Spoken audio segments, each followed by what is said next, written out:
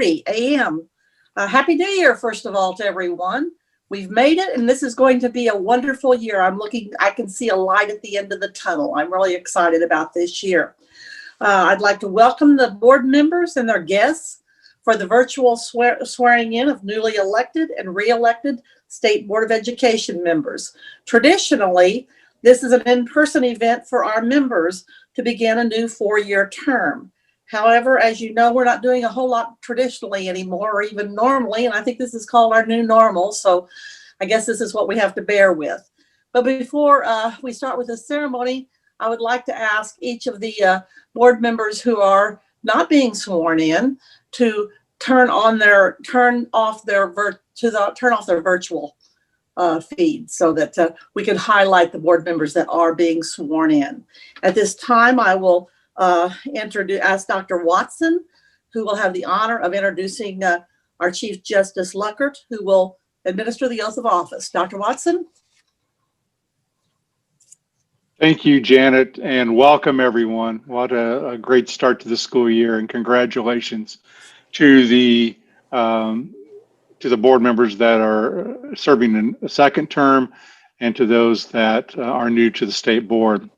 It's my pleasure to introduce to you the Chief Justice of the Kansas Supreme Court, Marla Luckert, who has graciously agreed to conduct the swearing in ceremony for all 5 of our Board of Education members. Chief Justice Luckert is a 4th-generation native of Sherman County in Kansas. After growing up on the western border of our state and graduating from Goodland High School, she moved to Topeka for college and law school at Washburn University, and she spent her professional career here in the capital city. She was appointed to the Supreme Court in 2002 by then Governor Bill Graves and has held the state's highest court position as Chief Justice since 2019. Thank you, Your Honor, for confirming today Melanie Haas, Ann Ma, Dina Horst, Betty Arnold, and Jim McNeese to the Kansas State Board of Education. Thank you for that kind introduction. It is indeed my great honor to be able to be with you today to administer the oath of office. I will do so by position number, introducing each of you and giving you the oath. After I read the oath, if you could just respond with "I do," assuming that you do wish to affirm your oath, as I'm confident you all do. So I will begin with position number 2. Melanie Haas will be taking the oath of office. Congratulations to her. If you would please raise your right hand.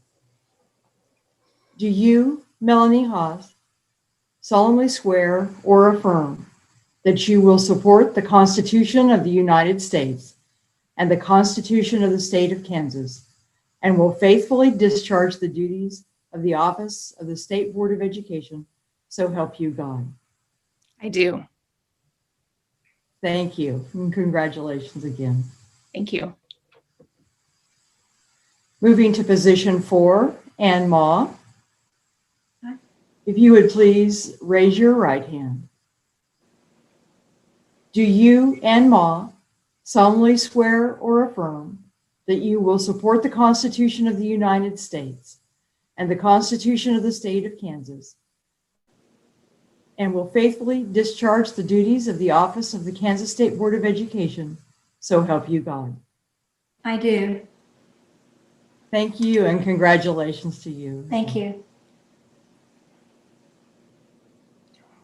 Dina Horst is District 6.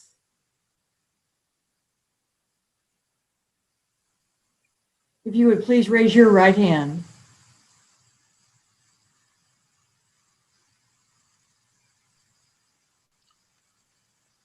I believe, Chief Justice, that Ms. Horst is having some internet problems, and so maybe we could go on and then catch her at the back end, if that would work for you. It works well for me, no problem at all. That moves us to District 8, Betty Arnold. Congratulations to you as well. If you could raise your right hand. Do you, Betty Arnold, solemnly swear or affirm that you will support the Constitution of the United States and the Constitution of the State of Kansas, and will faithfully discharge the duties of the office of the Kansas State Board of Education, so help you God. I do.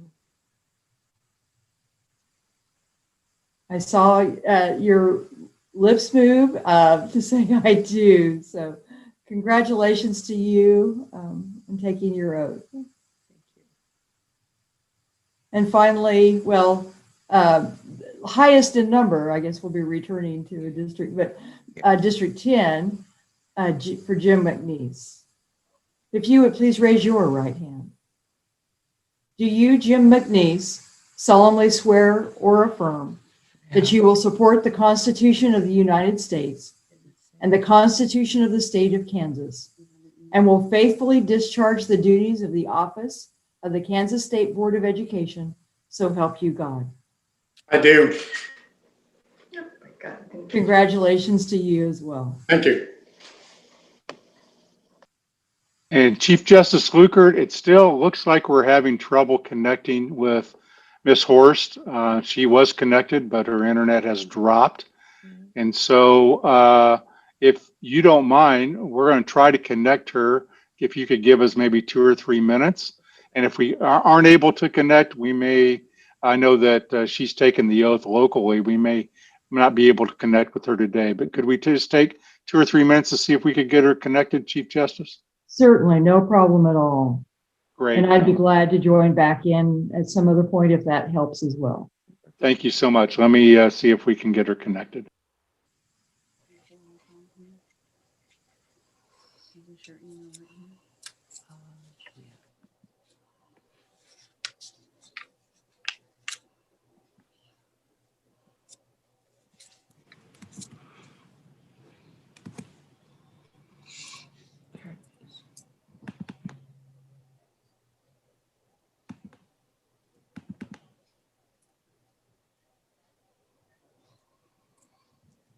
That's the one I want.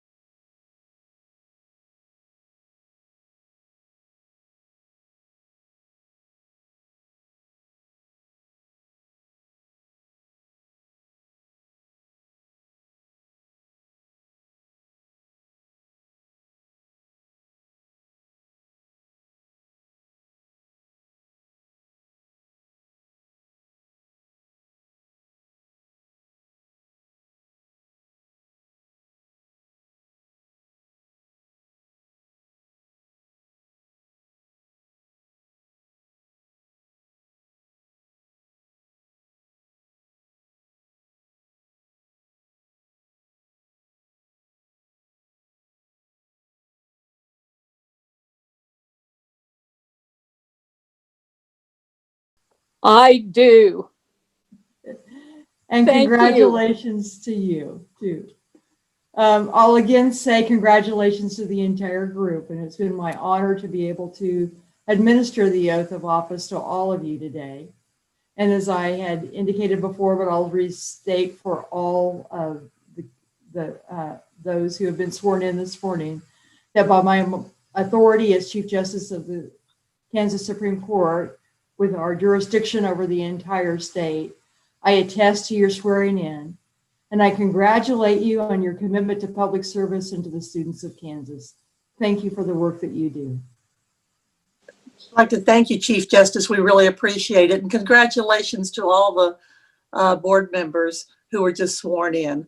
We're looking forward to working with you. At this time, we will take a break. And so I would simply ask that each of you turn off your video, and apparently it will be shown to the public as we're having a muted break. And so make sure you're back on at 9 o'clock, because that's when the fun begins. Best of luck to all of you. Thank you again. 9 o'clock.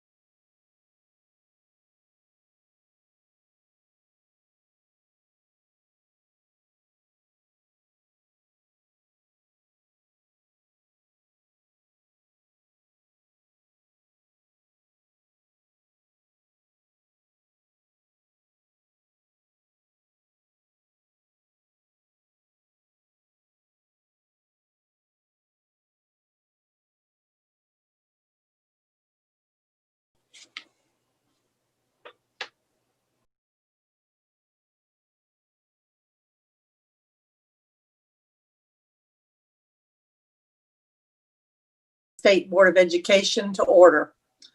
Our meeting is being conducted virtually through Zoom while complying with county restrictions for mass gatherings. The public may observe and listen to the meeting through the live broadcast online. I believe all board members are present. Is Dina able to hear us, or Randy, do you know? Yes, You can? Okay, good. Dina, good. We can't see yeah, you, but we can hear you. I'm That's on. good. You maybe can't see me, but I'm on.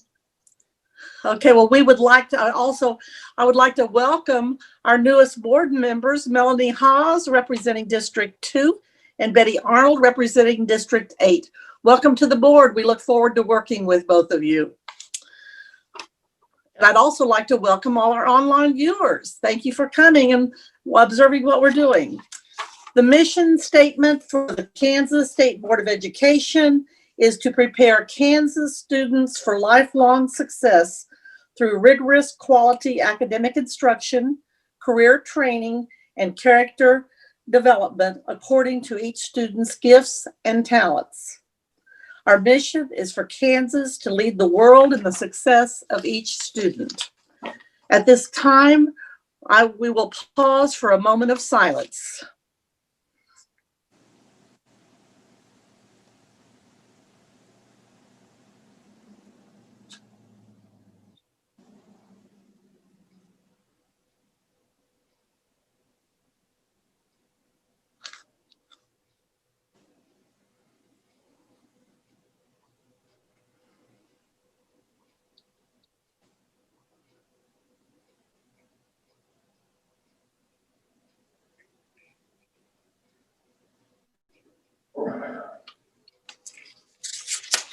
Please join me as we recite the Pledge of Allegiance.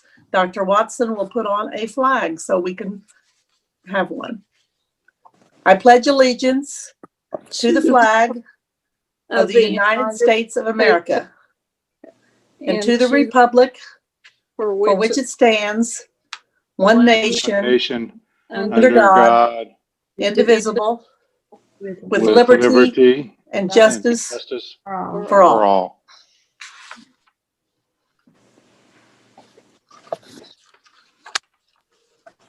You all have copies of the agenda. Are there any changes? If not, may I have a motion for approval of this is for today's meeting. This is Dina, Yes, and I move that we approve the agenda as presented. thank you, Dina. Do we have a second? Jim McNeese, second. We have a motion by Dina Horst and a second by Jim McNeese to approve the agenda as presented. Is there any discussion? All those in favor, raise your right hand. All those opposed? I believe that was 10-0. If it wasn't, please tell me. Okay, you have copies of the minutes of the December meeting. Are there any additions or corrections to the minutes? If not, may I have a motion to approve? I move that we approve the minutes. Ben Jones? Is there a second? Second, Dina. Dina Horst. Ben Jones moved and Dina Horst seconded the motion to approve the minutes. All those in favor, or is there any discussion? All those in favor, raise your right hand. All those opposed? I believe that was a 10-0 also. Thank you so much. Board terms are for 4 years, but reorganization of the board takes place every 2 years. Part of this process involves electing board leadership. The first decision that we will make today is to elect a chair to serve for the next 2 years. I would like to ask for nominations for chair of the Kansas State Board of Education. Jim McNeese. Madam Chair, I would recognize and nominate Mr. Jim Porter for chair of the Kansas State Board of Education. Thank And you. then- This is Dina. I would like to second that nomination. Thank you, Dina. Jim McNeese made a motion and Dina Horst seconded the motion to nominate Jim Porter as chair. Are there other nominations? I'm going to say it one more time to be fair. Are there other nominations? If not, I declare nominations closed. So therefore, we're going to now vote for Jim Porter for chair. All those in favor, please raise your right hand. All those opposed, raise your right hand. I believe that's also a 10-0 vote.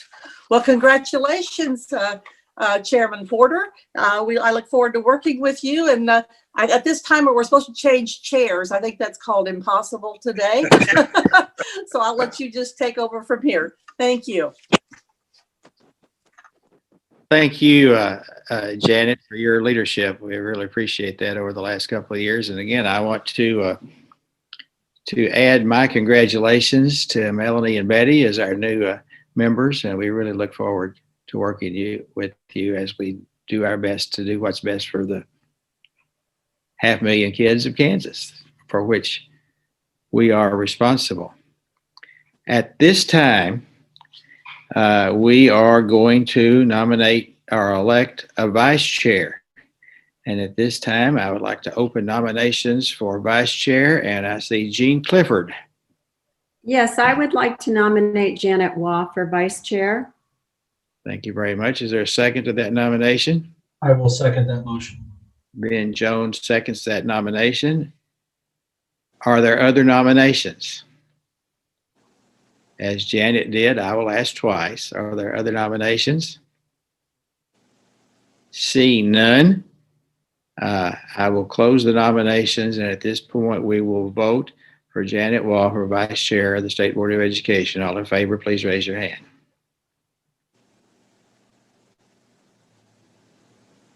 Is that a yes, Dina? Yes.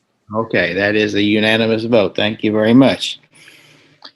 The next item of business is going to be to elect the legislative liaisons. We have 2 legislative liaisons. This year, that responsibility is going to be different, like everything else, because there is going to be less opportunity to actually wander the halls of the Capitol visiting with people. The current legislative liaisons are Dina Horst and me, and I can assure you that being in my position, being a legislative liaison was more stressful than being chairman. So I'm looking forward to not being that at this point. But at this time, nominations are in order for the legislative liaisons. Ben Jones. I'd like to renominate Dr. Dina Horst. Okay, there is a, is there a second to that nomination? Janet? Janet, we can't hear you. That's because I put myself on mute. I second the nomination.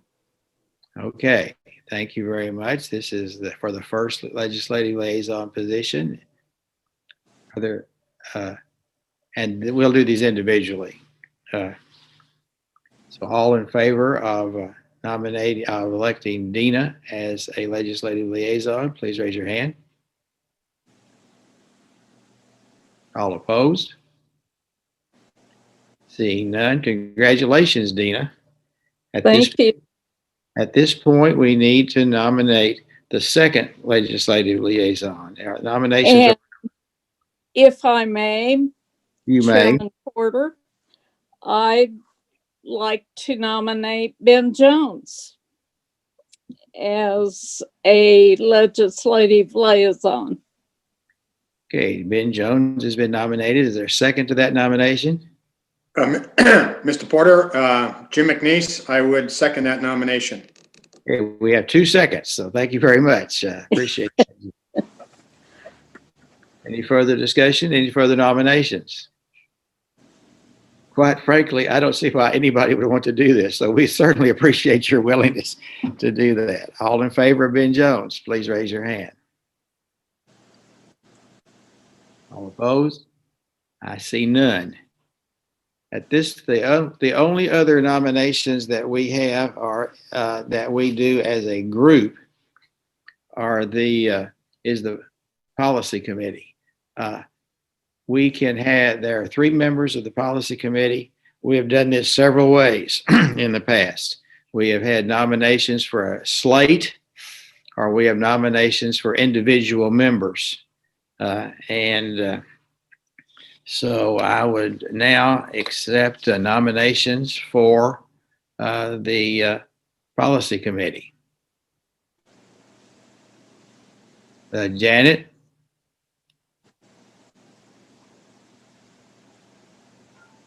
We still can't hear you, Janet.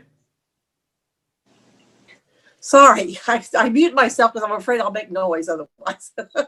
Okay, I would like to nominate a slate, and I would like to nominate Jean Clifford, Betty Arnold, and Dina Horst. Okay, that is a nomination for a slate for the policy committee. Is there a second to that nomination? Ann Ma seconds that nomination. This is another one of those things I was on at one time, and I can't imagine why anybody would want to do that, but I certainly appreciate. You notice that I did not nominate myself. Well, you were chair for 100 years, so. I know. Are there other nominations for the policy committee? Thank you very much. If not, all in favor, please raise your hand. All opposed? Thank you. And Jean Clifford, you will be chair of that policy committee at this point. Thank you so much. Now it's going to take me a while to get my act together here. I believe, correct me if I'm wrong, Peggy, that it's time for the open forum. I think so. And I'll open the open forum, but at the present time, I don't believe we received anything, but we'll go through the process. State Board of Education provides this opportunity for citizens to share views about topics of interest or issues currently being considered by the State Board of Education. Only written comments were accepted for the January State Board meeting. The public had opportunities to submit written comments by January the 8th to be provided for the virtual meeting. At this time, my note says that none have been received. Has there been since that time, Peggy? Yeah, you're muted. You're correct. There are no submissions. And because of that, then I will close the open forum.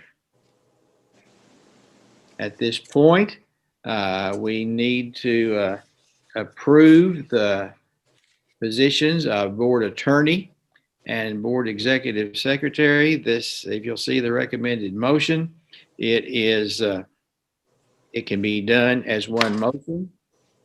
And at this point, nominations are in order, and I call on Jim McNeese. Mr. Chair, I nominate for board attorney, Mark Ferguson, and for our board secretary, Peggy Hill. Is there a second to that nomination? Dina Horst, second. Okay, Ben beat you. So Ben made the. Appreciate that. We had a fighting. Peggy, they're fighting over you.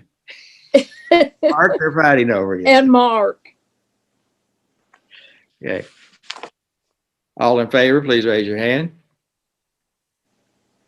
All opposed? Motion carries. It appears to be unanimous. Thank you.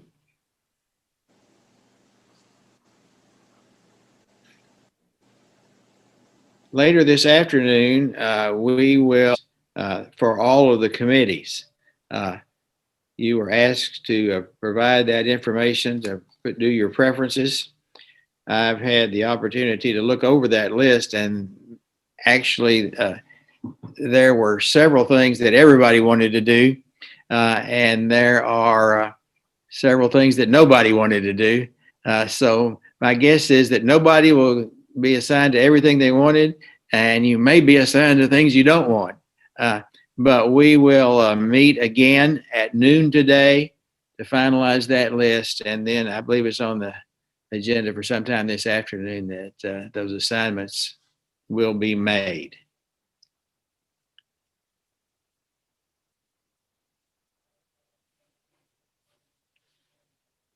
And now we're going to act on recommendations from the Kansas English Language Proficiency Assessment Performance Levels and Cut Scores.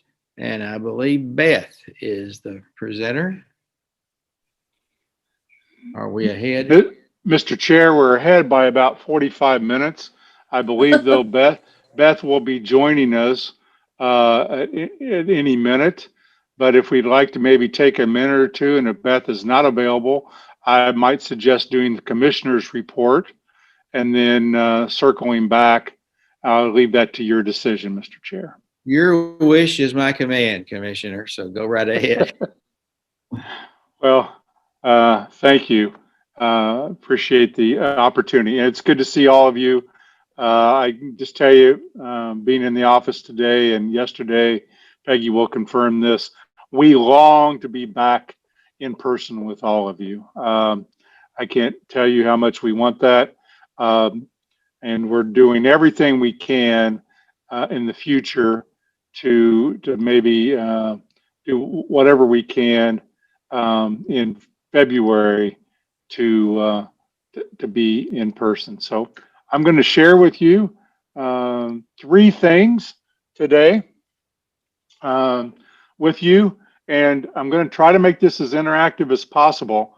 I got the great privilege yesterday of spending time with student teachers and interns from Emporia State, about 120 of them that are in various stages of doing their student teaching.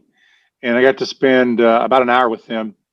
And I just wish, as you know, Dina, I understand you've been doing quite a bit of subbing, so you'll know this. That interaction, that feed you get off of when you're really with people is really hard. But I'm going to try to jump between the PowerPoint today and coming back and looking at all of you, and maybe even asking some things that you could jump in the chat or take notes.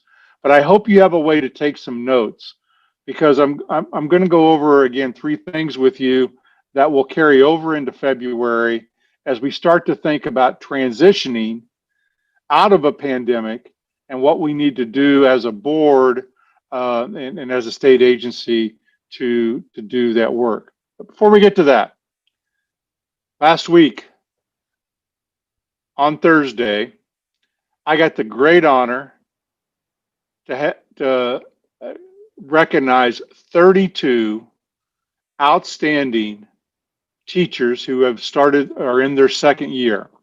We call those Horizon Award winners. For those of you that don't know, they're people that completed their 1st year of teaching last year, and they're currently in their 2nd year. And we recognize 32 of them. This year, usually I do it just by conference call, but since everyone's knowing how to do Zoom and Skype, and we did it by Zoom, and so it's actually really, really cool. But I know many of you have seen the social media about that. This is a big deal. This is right up there with our Teacher of the Year recognition.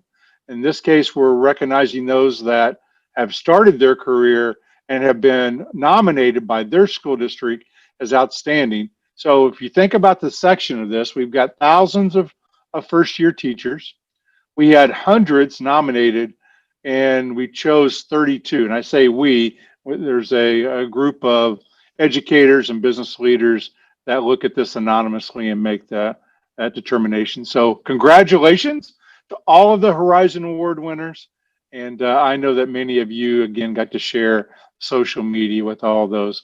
They ranged from Norton, Kansas, all the way to Kansas City, Kansas. That's a pretty good spread. It's not quite border to border, but it's pretty darn close. So again, congratulations. Janet and Peggy earlier on talked about waking up in the middle of the night thinking about the board agenda. before we had our ceremonial swearing in. I did too. I can just tell you it was 2:28 because I looked at the clock and was thinking about the board agenda. And then very quickly, as often it does, I think about this vision statement all the time. And Mr. Chair, you mentioned the 500,000 kids that we have in Kansas. We have a terrific obligation to do everything we can to assist local boards and local school districts to meet this vision. As you know, we don't control all the aspects of this, but we can influence, we can certainly engage, and we can hold accountable as we try to do this work. And I'm going to walk you through, both from an equity standpoint and just from the board goal standpoint, of really what we should be looking at as we come out of the pandemic and start to think about the things that are going to be important. And as I go through this today, what I'd like for you to think about, you're going to hear about accreditation. We're going to be talking about what the Accreditation Review Council looks at. We're going to be talking throughout the day about over the next 2 days about work-based learning and individual plans of study. And I want to tell you how all this works into it. But if you want to know what drives us, it's this chart for every single school district, public and private. And it's a simple chart that is packed full of information that I again want to walk you through, because I think it's still not widely understood, and I know you get asked about it. And I'm even going to give you 3 or 4 examples. This chart is available for every school district, public and private, in the state of Kansas, and it's by school district, even though it represents kind of the high school look at it. The first thing you're going to notice is that this chart is up to date. It is a specific school district. This is public information. Anyone can get this data, and of course we give it to you every year for your specific area, but you can look up any of these areas. It's always a 5-year look, so that's important. Why 5 years? Because the median size school district in Kansas is 500 students, meaning we have a lot of small school districts. Many of you represent some really small school districts, and if you only look at 1 year, you can get a difference, and because of small graduating classes. So we look at 5 years. You can see a 5-year span here for this school district. The second thing that's really important is, why is it only as recent as 2018, since we're setting in the early month of 2021? Here's the reason. That blue line that you see is a snapshot of students in a particular school district that graduated high school and went on to some sort of post-secondary education. So if you look at the class of 2018, for example, and here you see 46%, that means in this school district, the class of 18, 2 years later, in the summer of 2020, when we looked at that class, 46% of that class had graduated high school and gone on to earn a certificate, had gone to a tech school, had gone on to a community college, or gone on to a 4-year college. That's why it's always 2 years in arrear and 5 years. Now, I'm going to walk you through, and then I'm going to ask you to engage the next 3 or 4 so that you could help school districts understand this. This doesn't tell you so much how a district got there. That comes through accreditation. This tells you the end goal that you have set forth by what you have done. So the first thing you should always look at, and this is the equity lens. This is so important. You look at what is the state predicted effective rate. And again, I want to mention to you, the effective rate is the number of kids that have graduated and that have gone on to some kind of post-secondary education 2 years out of high school. All right, you can see that in this school district, we would predict that school district to be at their effective rate somewhere between 35 and 39%. Now, why? Is that high? Is that low? It's fairly low. So here's your first clue. This is why you look at this first.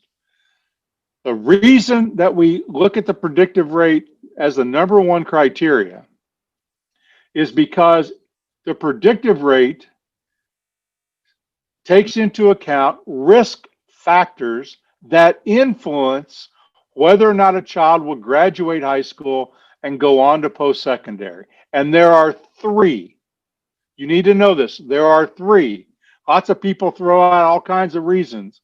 There are three statistically that our researchers say impact it. Number one, poverty. Poverty. And when we talk about poverty, we're talking about free lunch, not free and reduced. Please understand that reduced free lunch kids represent a different level of poverty than reduced. So for every year a student is on free lunch, they get a calculation of 1 point. So if you've been on free lunch for 7 years in a school district, that weights more than a student that was on it for 1 year. Hope that makes sense to you. That's called generational poverty. That is by far the most predictive factor to whether a student graduates high school and goes on, excuse me, and goes on to post-secondary education of any type.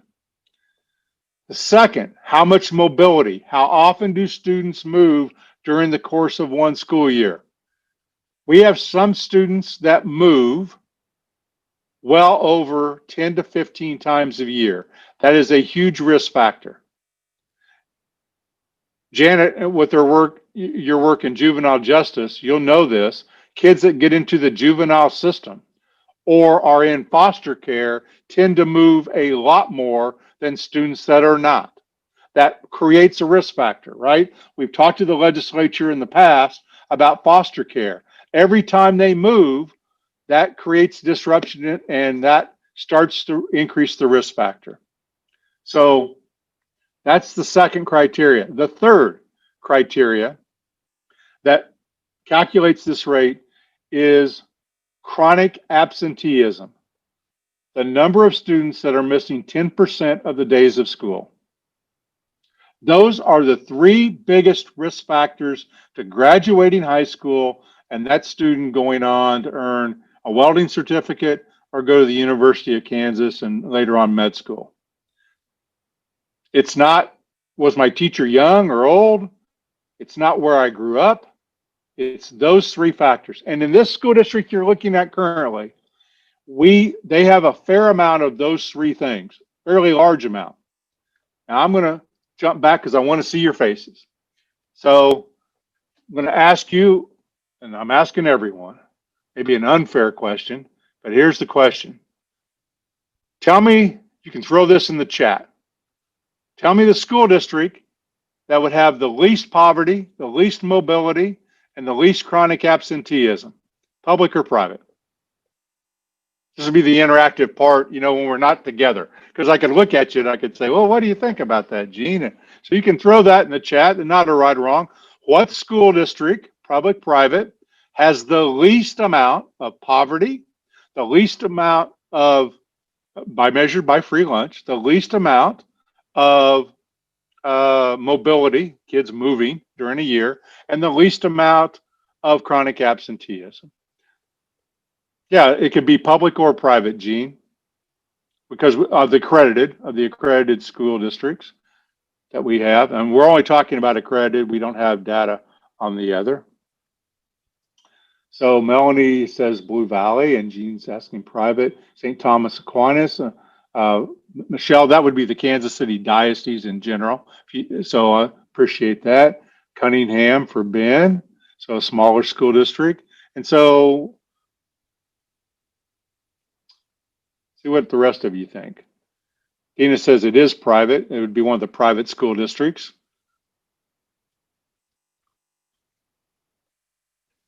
Silver Lake, Betty says a private. Wichita Collegiate for Jim Porter. The Blue Valley or the Diocese of Wichita. So great. So we need to know this, right? And we'll talk about, so there are three, and they are within 0.5% of each other. The Kansas City Diocese, so Michelle, you were correct, St. Thomas Aquinas, followed by the Wichita Catholic Diocese, followed by Blue Valley School District. And they are, in essence, statistically almost the same, but not quite. So those would be the three. So as you look at this, we're probably not talking about any of those three school districts or dioceses, because we're predicting this rate to be very low.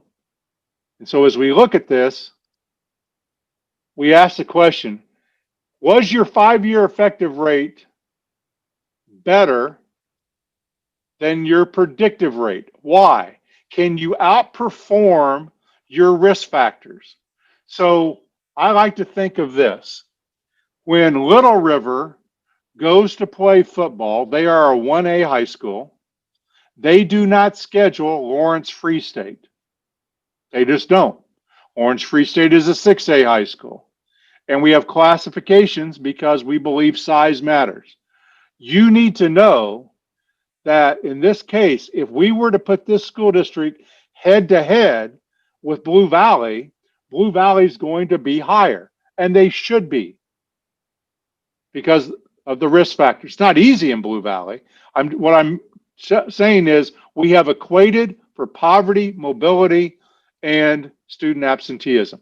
This school district at 41% is outperforming statistically what we would predict given their own risk factors. The second thing we want to look at is the static level. You have set as a goal for every school district a 95% graduation rate and a 70 to 75% effective rate.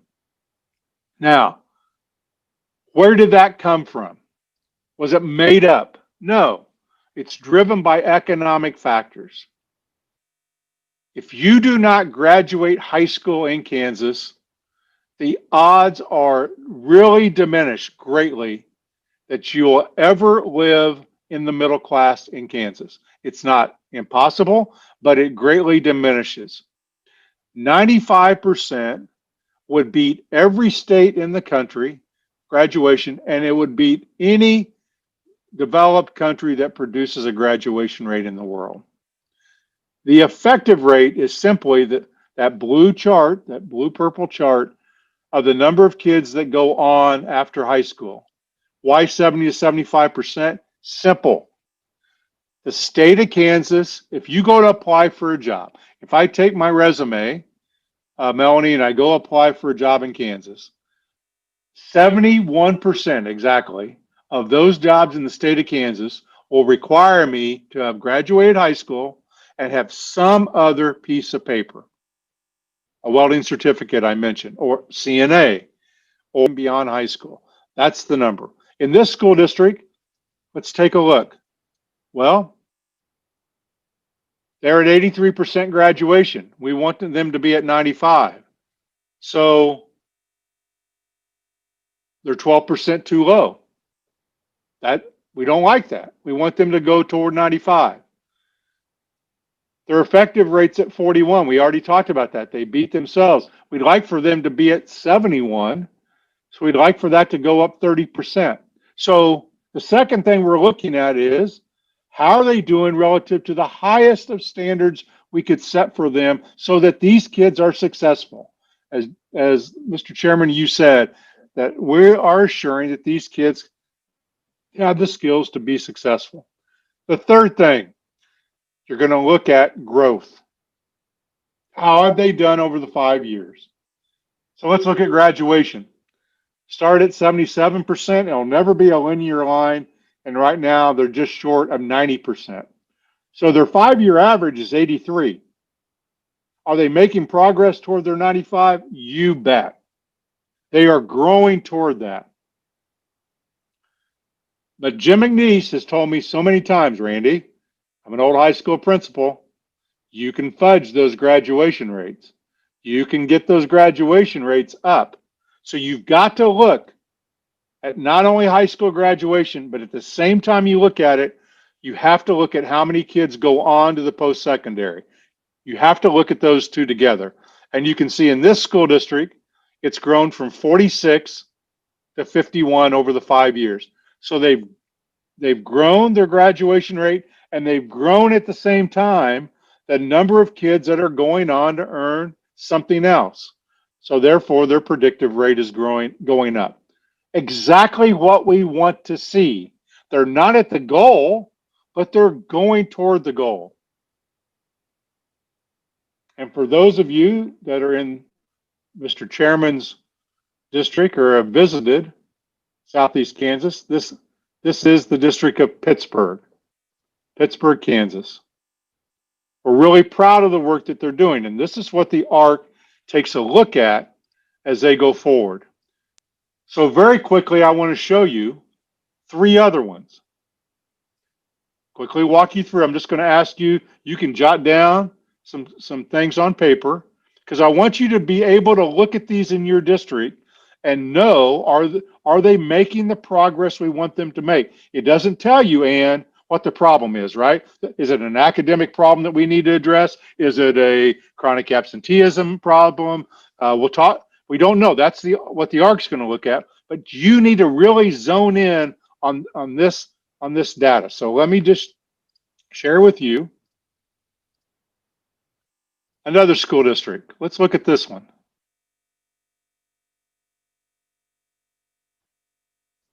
It has a higher predictive rate. What does that tell you? Less poverty than Pittsburgh, but it's not at the top. It's hovering between 45 and 48%. That's their predictive value. It's not Pittsburgh's. It's not Blue Valley's. It's not the Wichita Diocese. It's not McPherson's. It's not Satanas. This is their, guys. This is their number. Again, are they outperforming themselves? Are they beating the equity portion of this? The answer is yes. We get excited about that. We get really excited about that. Are they meeting your goal of 95%? No, they're at 90. Are they meeting your goal of 70 to 75? No, they've got 20% going on. Now, think back to this. Their graduation rate is within 5%. Their post-secondary rate's within 20%. That's an indication that we may want to think about rigor with this school district so that kids can go on to post-secondary in greater numbers. Is there growth? Yes, you can see the growth in graduation. Is there growth in the kids going on? Yes. We like those things. So this is an example in Gene's district. This is the school district of Lakin, a smaller school district, but the same look with different numbers because Lakin is different than Pittsburgh. So quickly, I'm going to give you another one. Now look at this post-secondary data. That's a district that has less poverty, less mobility, less chronic absenteeism than either Lakin or Pittsburgh. And how are they doing relative to their risk factors? How's their equity? Really good. Right within the range, right at the top end of their range. Really good. How are they doing against your goals? Look at their graduation rate. 4-year, 96%. They're meeting your goal. They're about 6% short of meeting your goal on post-secondary effective. So, well, if you look over the 5 years, they had 100% back in 14, but they've been running in the mid-90s, so they've been fairly steady there. But they're really high. We wouldn't expect much growth, especially if this is a smaller school district. But how about the number of kids going on? Look at that growth pattern. The number of kids going on to post-secondary, while their graduation rate stayed pretty stable. Remarkable results. And you'll probably recognize this. Again, very different, right, than the District of Lakin. And finally, I want to take you through one more. Look at this. This is one of our highest predictive effective rate. We're now well into the mid-60s for this school district. So this is a fairly low poverty, low mobility, low chronic absenteeism school district. But look what they're doing. They're outperforming, meaning even though they don't have as much poverty as Pittsburgh, they're outperforming what we would predict. Again, you want to look at that from an equity lens. How about static? They're 97% graduation rate. Outstanding. How about post-secondary effective? Spot on, 70%. Let's look at growth. Pretty static, but you're averaging 97% over those 4 years. You're talking a handful of kids, right? What about their kids that go on? Slightly going up. You can see that the last 2 years have been in the low 70s, where they were in the high 60s in the earlier. Great growth. Great growth. And Michelle and Melanie, Janet, and kind of all three of the metro area. This is the school district of DeSoto. I share that with you because oftentimes we don't take into account the poverty that we have, the mobility, and the chronic absenteeism. Now I ask you, tell me which had the least. I'd like for you to tell me which school district, and this is not even close, I want you to know that, has the most poverty, has the most mobility in any given year, and has the most chronic absenteeism. You can throw that in the chat. What school district in Kansas? And I told you there were three kind of at the top of the other one. There's not three. It's not a tie. It's not close. There's one school district. Highest poverty, highest mobility, highest chronic absenteeism. So therefore, it's our most, I guess you could call, urban area. We've got Wichita and Kansas City, Kansas coming up. It is Kansas City, Kansas, by far. Wichita is second, but it's a distant second. And I mean, relative to how deep that is in Kansas City, Kansas. So it's the difficulties that Kansas City, Kansas has are different than the difficulties DeSoto has. They both have difficulties, but they're different. They're different as we go forward. And so I hope that you look at that and say, we need to make sure as we look at that data that we know what it's telling us, and the ARC is looking at it. Now, the ARC is also looking at the other thing. So look at the bottom two, high school graduation, post-secondary, we've been talking about. The ARC's also saying, because we know if kids have a strong individual plan of study, they will do better. They will, if they have strong social emotional skills, interpersonal, cognitive, they will do better. If we can bring kids early on, ready to learn, they will do better. And then remember your definition. Very clearly, to be successful in post-secondary education, you need a combination of these 5 skills as we've been talking about. And this chart doesn't tell you whether they're civically engaged or whether they have the cognitive. That's what the ARC does by looking at the data, and that's what local school boards do. We can report it, but that's what local, or why are we moving to where we are? Mr. Chairman, I've got just one other thing I want to go over with everyone, but I want to pause because we're going to shift a little bit and start showing you what's happened during the pandemic to see if anyone has any questions about what we call the post-secondary effective charts.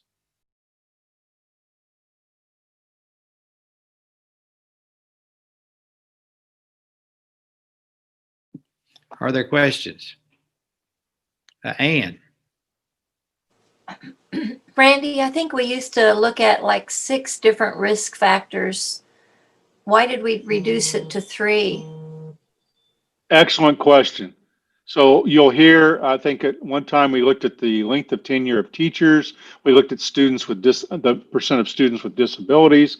We looked at race. We looked at, in fact, our researchers continue to look at and 25, 30 factors, right? But we had 6 initially because we found that they do not correlate to what we just talked about. They are not as predictive as those 3. Those first 3 are so powerful, they overshadow any other risk factors. They are insignificant how you look at it. And poverty is by far, again, we're talking chronic or poverty. So again, the number of years a student is on free lunch times the number of kids in that district, that's the biggest one. Does that help, Ann?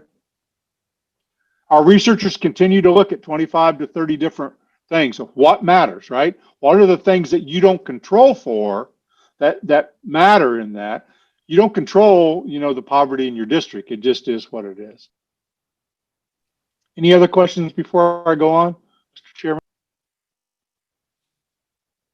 I don't believe I see any.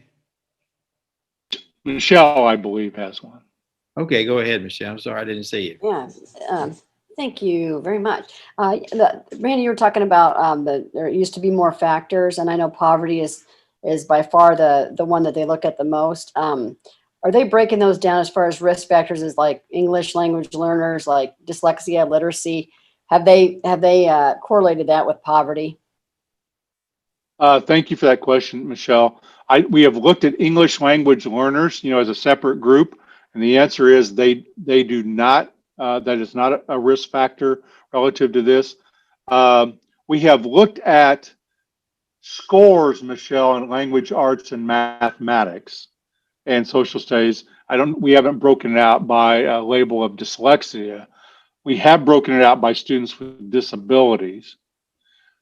What is impactful is whether they're in poverty. Now, if you layer, so a student with disability, for example, Michelle, that's not a risk factor by itself, but if they're in poverty, then that is a risk factor.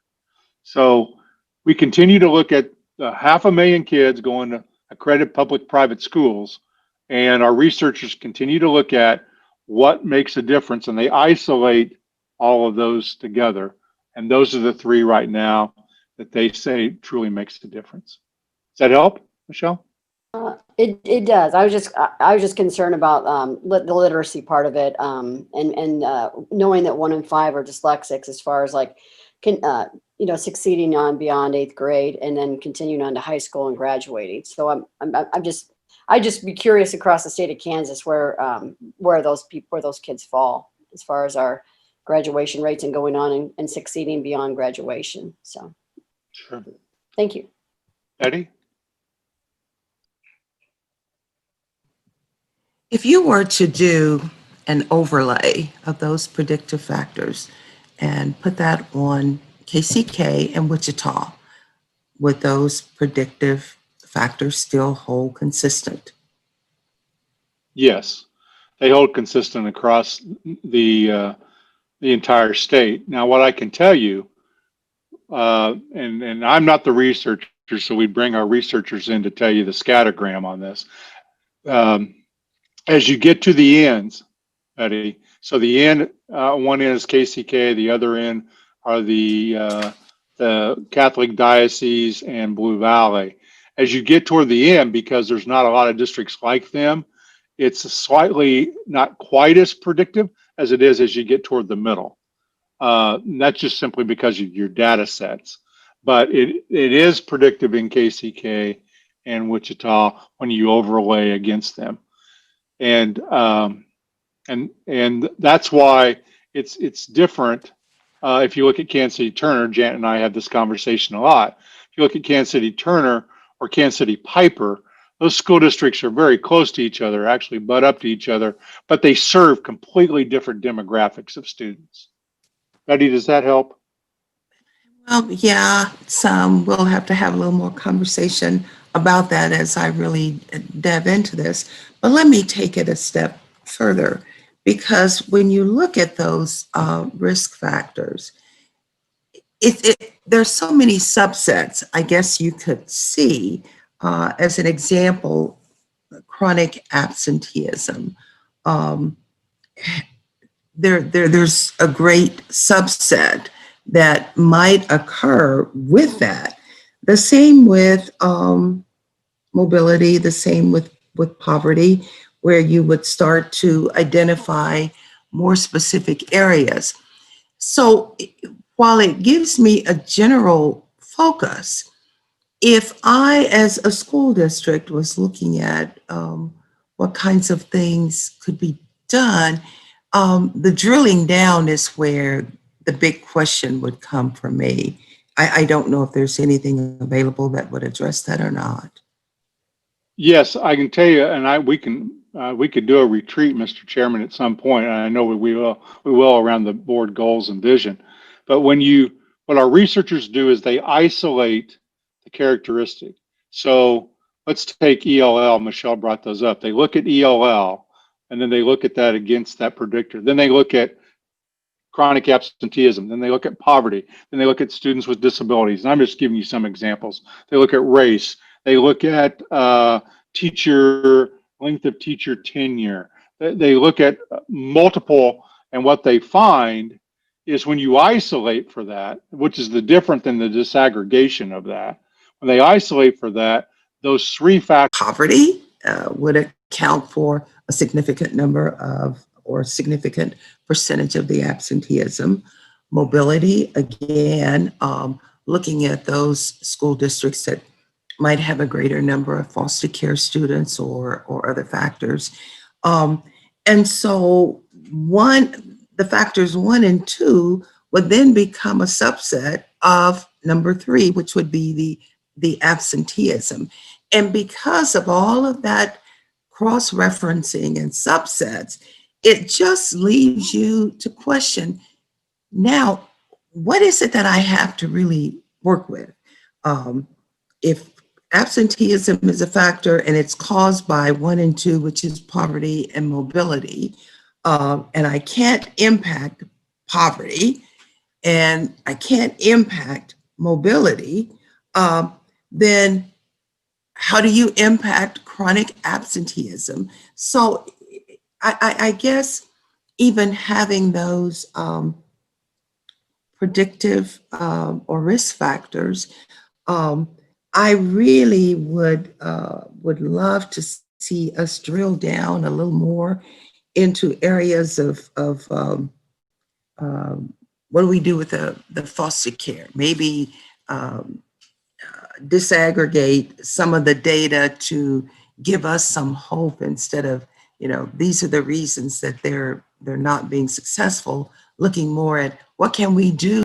What we've worked with the foster care system, and they've worked with us, is we try to keep kids in a school. So even when they move to another family, whenever possible, we try to keep them in the same school that they're at, because that helps. And that's an example of where policy can be impacted. Now, that's not always possible, but that's an example because we know that mobility starts to create more risk.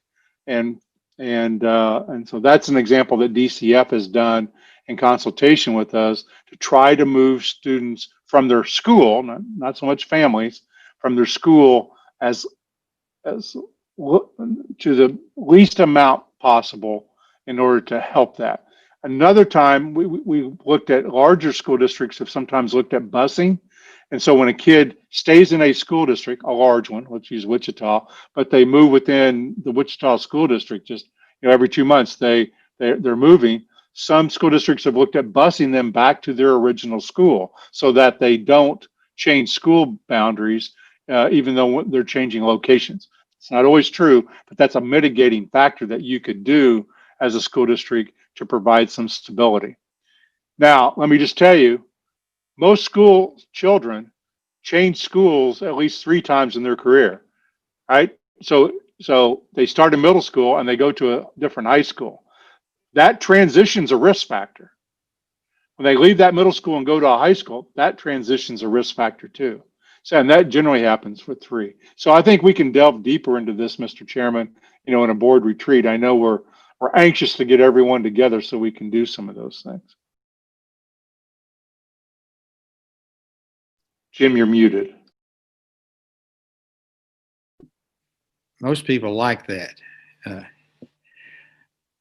I want to follow up on that because I can see, I know that basically many of us have things that we'd like to discuss. And those of you that have been on the board a while know that I've been somewhat critical of the fact that we have to get out of here at noon on Wednesday, and sometimes don't have the depth of discussions that I think we have. Randy indicated that we need to review, and we do revisit our vision and goals. But I would also like I know that each board member or most board members also have things that they would like for us to at least consider. And, at the end of each board meeting, we say, do you have any future agenda items? And so we do that, and it's quick and it's at the end and everybody's tired. I'd like to also have a retreat at some time when we can get together and actually look at each other across the table and talk about, these are the things that maybe we needed to add to our list of things to discuss. And Betty brought up some good ideas that we do need a deeper dive into some of those things so we can start knowing how to address them. So I see maybe numerous workshops over the next few months when we can get together to actually address some of the things that are concerned to board members that we may not have had time in the past to discuss. But at this point, Commissioner, let's move on. Thank you, Mr. Chairman. So in February, I'm going to bring you for possible adoption by you some suggestions, guidelines for how do school districts come out of the pandemic and return to normal. We've got people working on this right now, educators, just like we've done with continuous learning, navigating change, working on this. What are the things we need to do as we go forward and take a look at that? I'm going to share with you some information that's starting to come to us that will help formulate that. Now, Ann, I'm already thinking of you when I say that. This is going to raise a lot more questions than we have answers for today. All right, because the data is not going to be perfect in a pandemic. And it's I don't know if it's ever perfect, but it's certainly not perfect in a pandemic. So I'm going to share with you the interim state assessments, which are free, and walk you through just a subsection of that data, which is some of what we're starting to see across Kansas. And is there learning loss? What's the extent of learning loss? And then, that's going to lead us to inform what should occur later on. So let me share this with you. Excuse me. The number of students tested, these are state assessments interim, and this is a voluntary assessment system. It doesn't cost school districts anything. They can do it 3 times a year. It gives prediction to the state assessment, but some school districts don't do it. Last year, 56,000 students did it. This year, 44, meaning 12,000 less students took the exam this fall. So this is the fall look. We're in the process of doing the winter one right now. This is the fall look. All right, this is if we take out Wichita and Kansas City. You can see we still lost 10,000. But this is what's interesting. In Wichita, they did not participate much last year. They participated a fair amount this year. Kansas City, Kansas, just the opposite. They participated a lot last year and not so much this year. And I just wanted you to be aware of that because someone's going to ask, well, isn't our data set a little off here? Yes, I'm trying to give you some data because people are asking, what is the data and what are you finding? This is one little piece of that. So when we look by the school district, remember that poverty? Here's districts that have less than 25% free and reduced lunch. At the top end, here are districts that have more than 75%. And here's the percent tested. So you can see in the fall of 19, we tested 6% of the number of kids tested came from low poverty school districts. We lost half of those. We're not testing them. We're testing percent-wise, actually a greater percent of the poverty school district or school children, but it's about the same number. And most of our testing occurred then in the mid-range school districts this fall. Here's where they tested. The interims, we could test at home because we're not asking it to be reliable and valid. It's too dumb predictive. And you can see about 20% of kids tested at home this year. Most did test at school. That's this year. And finally, here's the data that you're going, wow. By the way, you'll all get this PowerPoint. Here's the mean average score of the fall test, and you can see the numbers of kids that took it. And you can see in general, scores went down. Not always. This is language arts. Shall ask about that. And you can see there is some slight loss with the exception of 3rd grade and 7th grade. And there is some loss with the exception in mathematics with the exception of 3rd grade. And it's equal at the 8th grade level. There's no data at the high school this year. We're starting to get some data information, both social, emotionally, and academically. This is what we have access to. It's not every school district by far.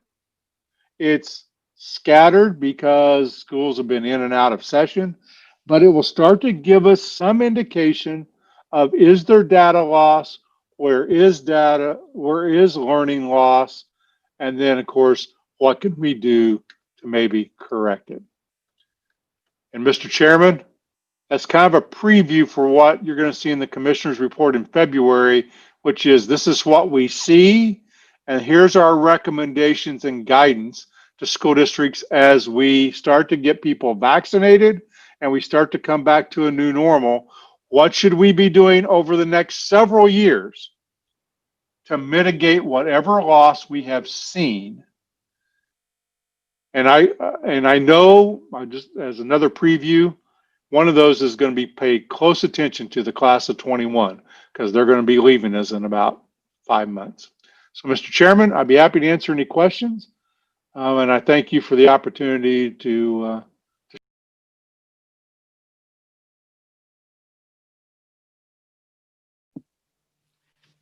Thank you very much. You've given us a great deal to think about, and I'm looking forward to those recommendations coming about how we're going to mitigate those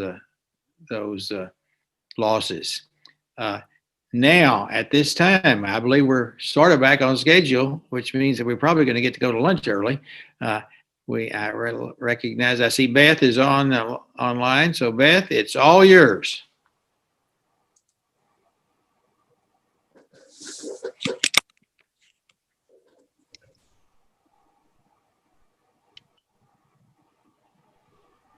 Okay, so I think my video has been stopped, so maybe Peggy can.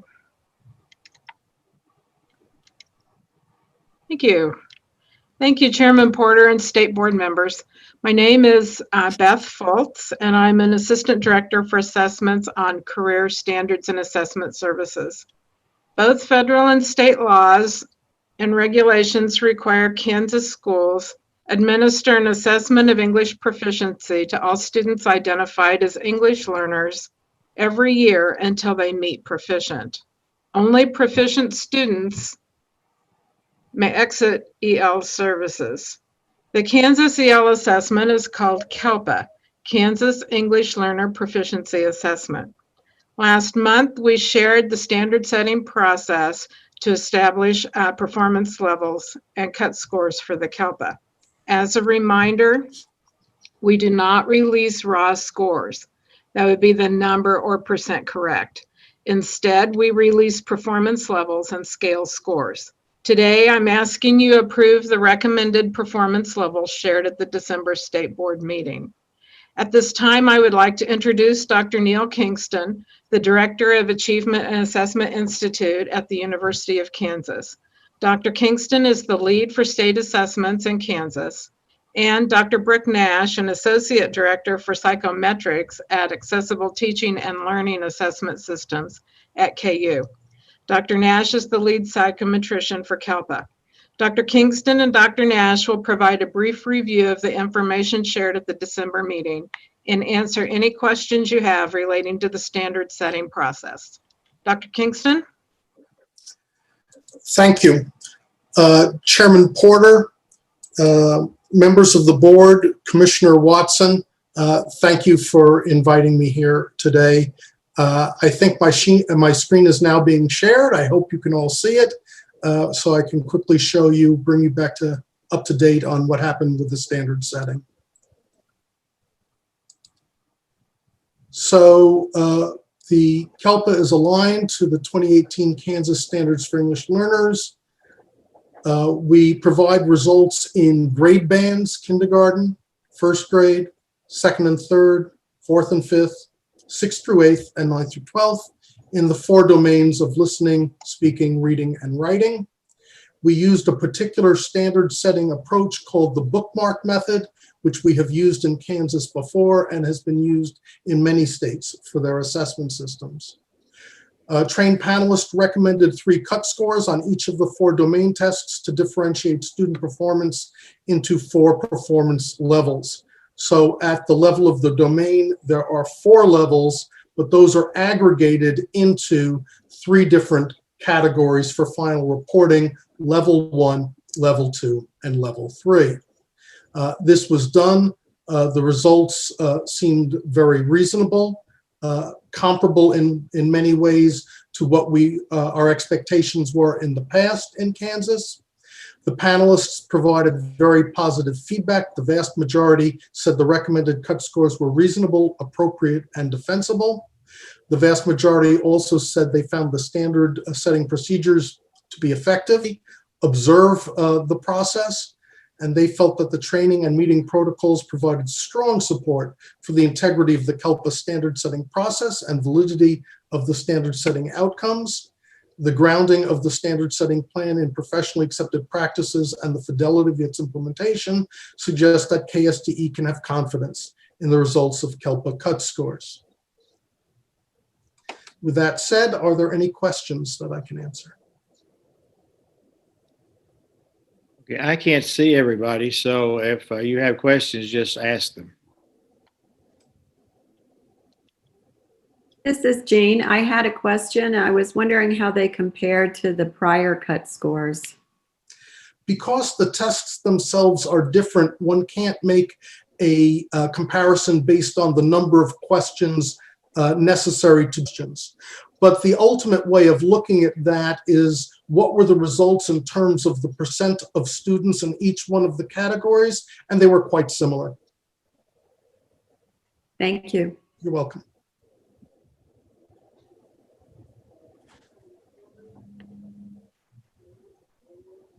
Seeing no others, move right ahead, please, sir.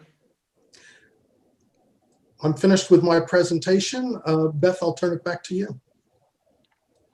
Sure. I think we would ask that you approve the recommendations coming from the teacher panel and presented by the University of Kansas. Okay, the recommended motion is on page 31 of our packet. It is, Dina, are you raising your hand?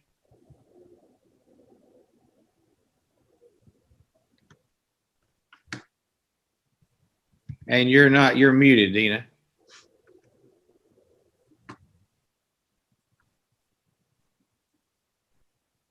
Okay, does anybody else want to make a motion?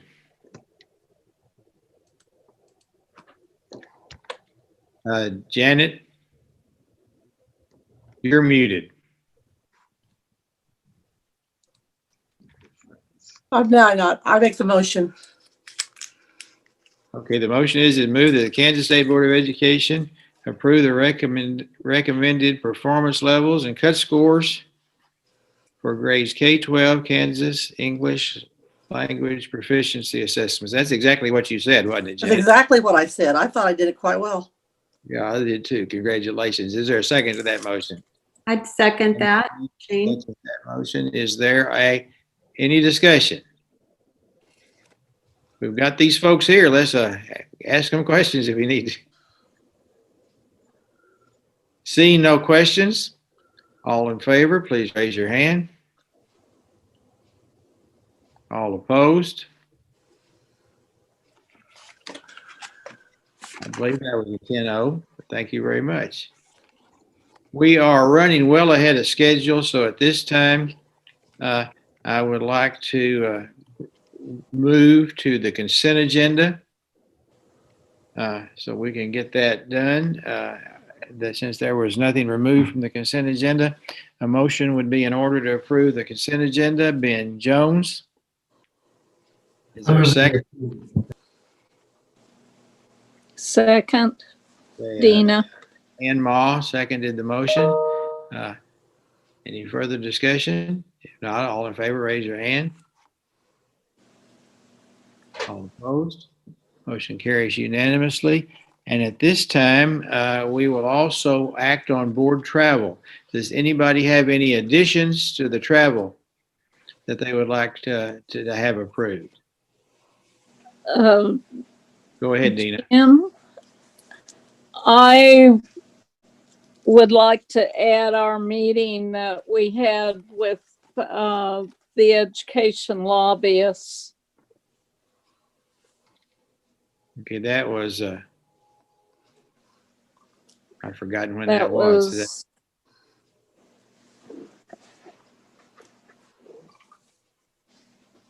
Last Friday, wasn't it?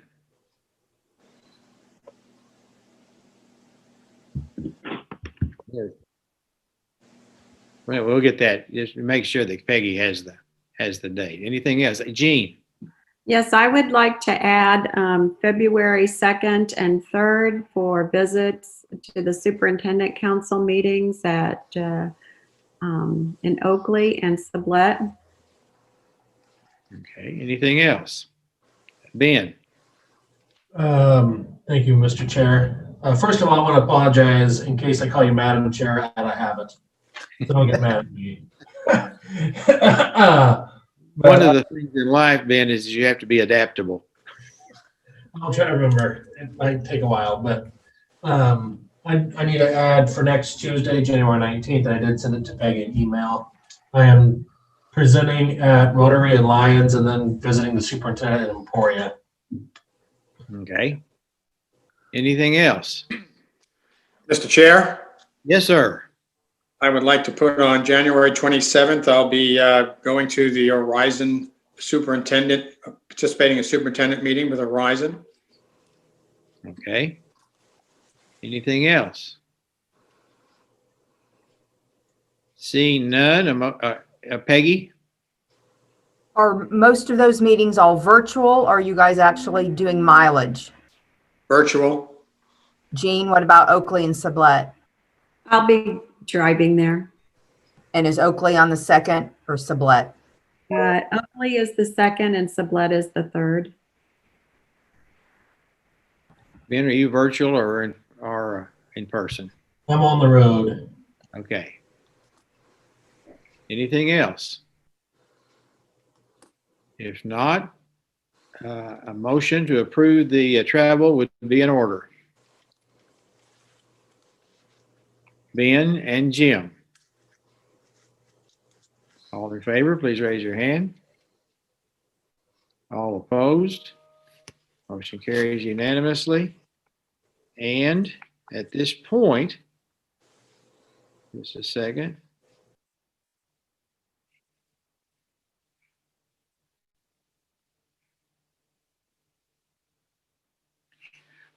We will be in recess until 1:15.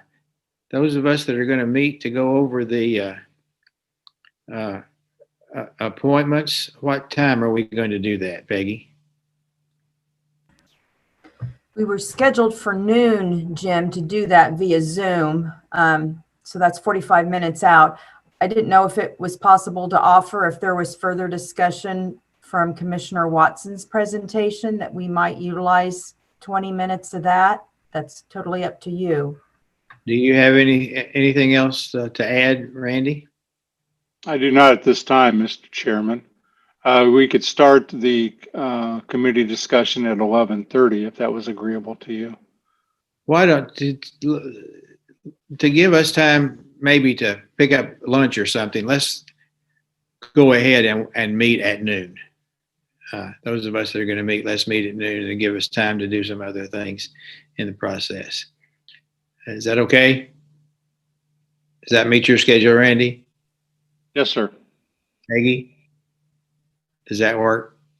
Janet? Fine with Okay. me. Okay, then we will reconvene at 1:15. Have a good lunch, and this is a very extremely unusual occurrence. Don't get used to it.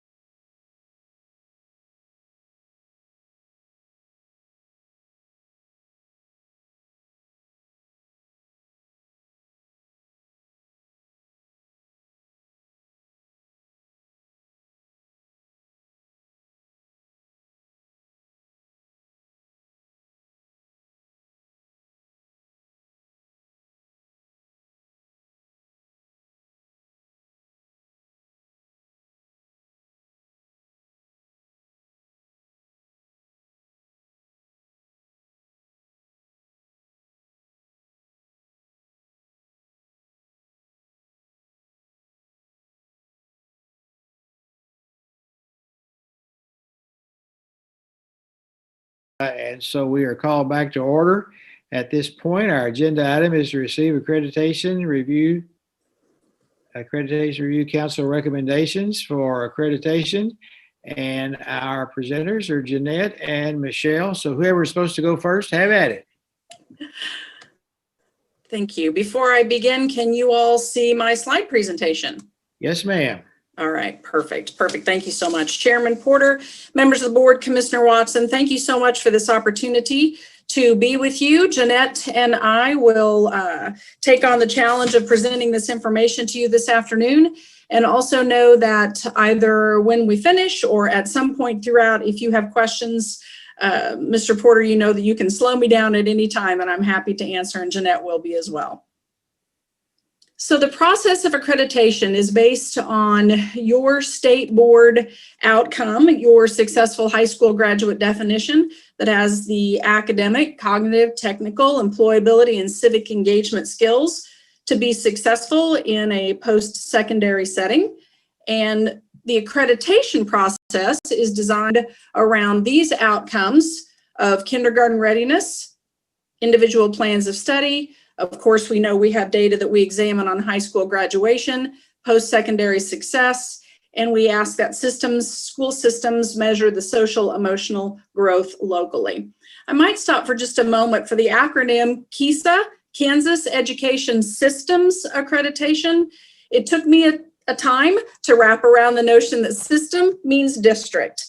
The state went through a process of accreditation that was at the specific building level to now where we are looking at the system as a whole. For example, in my home of Dodge City, they are a system of a bunch of buildings, but each of those buildings work to meet the needs of the overall system to lead the world in the success of every student. So no longer do we accredit at the building level, but we accredit at the system level.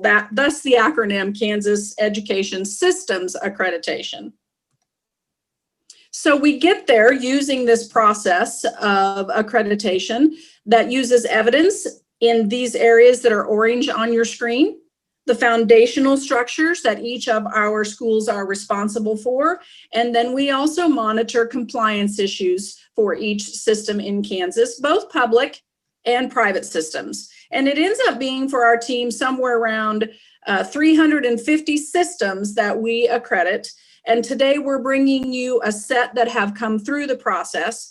And the goal of these first few slides is to acclimate those of you who are new a bit to the process, but I'm under no delusion that Jeanette or I, either one, will leave you here today with all of your questions around accreditation answered. So know that we are available at any point to reach out and to help answer those questions. So the framework itself is about continuous improvement that supports your state board vision, leading the success of each student in Kansas.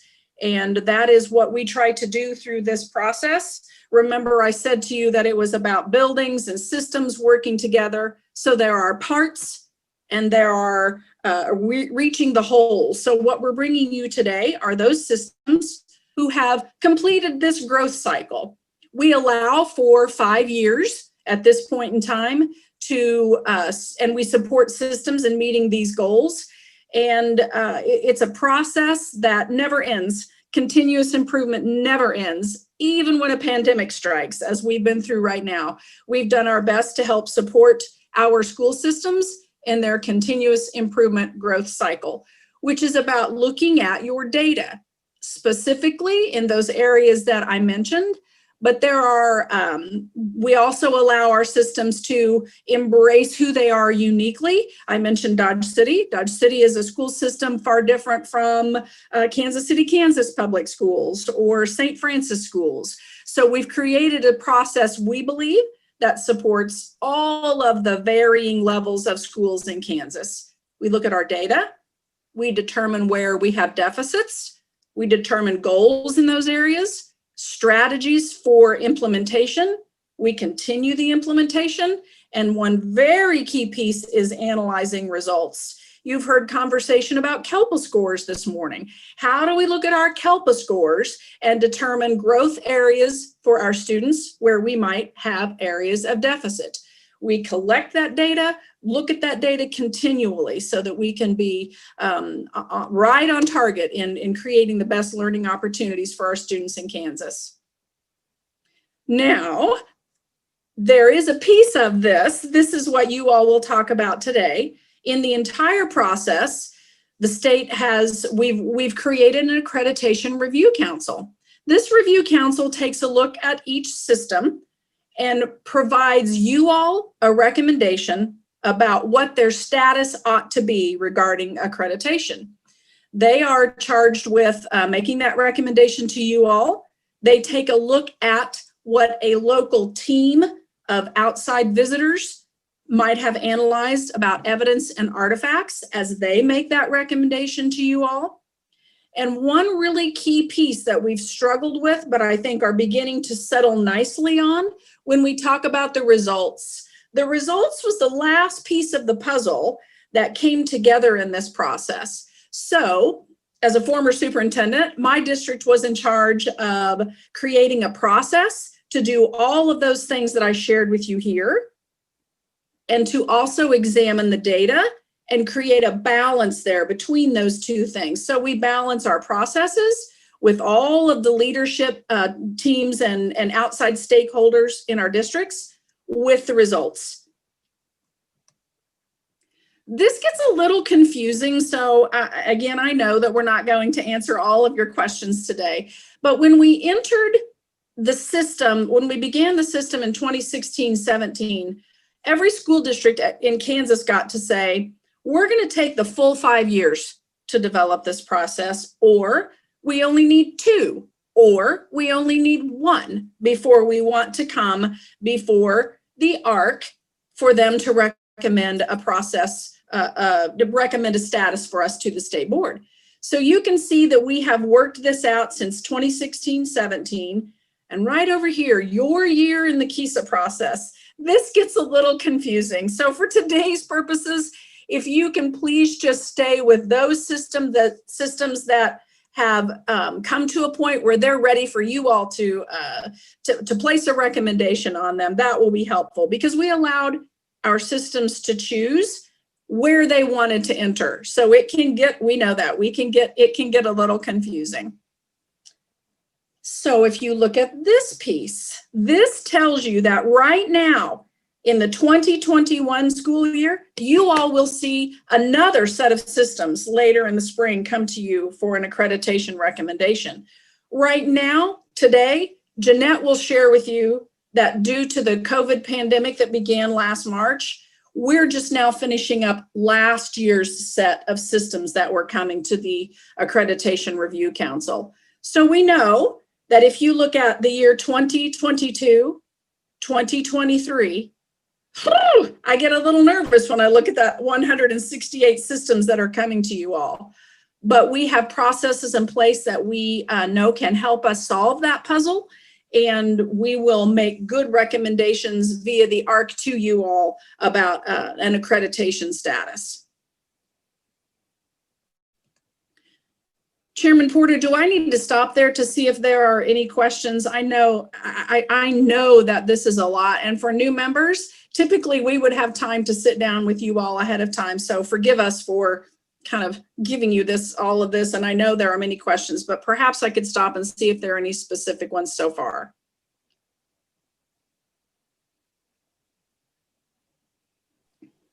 I'm sorry. Jim, you're muted. Thank you, Michelle. Let's go on, because some of our presentations later on have to be at specific times and as much as possible. So let's finish all the presentation, and then hopefully we'll have time for questions. Thank you.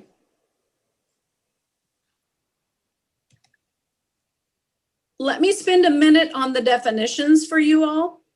Accredited means that a school system has met all areas of compliance that the state board has requested. They've provided conclusive evidence of growth in the student performance areas I visited with you about previously, and they've indicated that they have an intentional quality growth process in place. Next, you all have an option of conditionally accredited. Again, still accredited. The system is in good standing with their compliance issues, but it's possible that they did not provide conclusive evidence of growth in student performance areas or an intentional quality growth process. Remember, I talked about a balance of both. So the ARC wants to see that a school system has a balance of both. You also have the option of not accrediting a school system. This means any one of these three things: that the system is not in compliance. For example, food service issues. Perhaps they're not meeting the needs of the federal school CERT lunch program. It's possible that there are issues there, or that they were totally oblivious to the evidence of student growth, or didn't look wide enough and deep enough at all of the options for student growth, or that they had no process for monitoring all of these things in place. Any one of those three things would allow the Accreditation Review Council to recommend to you all a status of not accredited. So this is where I will stop and ask my friend Jeanette to go on and talk with you again. What I shared with you was that these systems you're seeing today are wrapping up the 1920 school year accreditation process. Jeanette, I'll click for you if you tell me when. Thank you, Michelle. So if you look at that staggered implementation approach that Michelle showed earlier, these are the systems that entered KISA in year 3 of their process. These systems came into the system for accreditation last year. Due to the pandemic, they were not able to finish their process, and we allowed for them to be able to complete their process into this school year. So all of these systems finished in September for their accreditation review.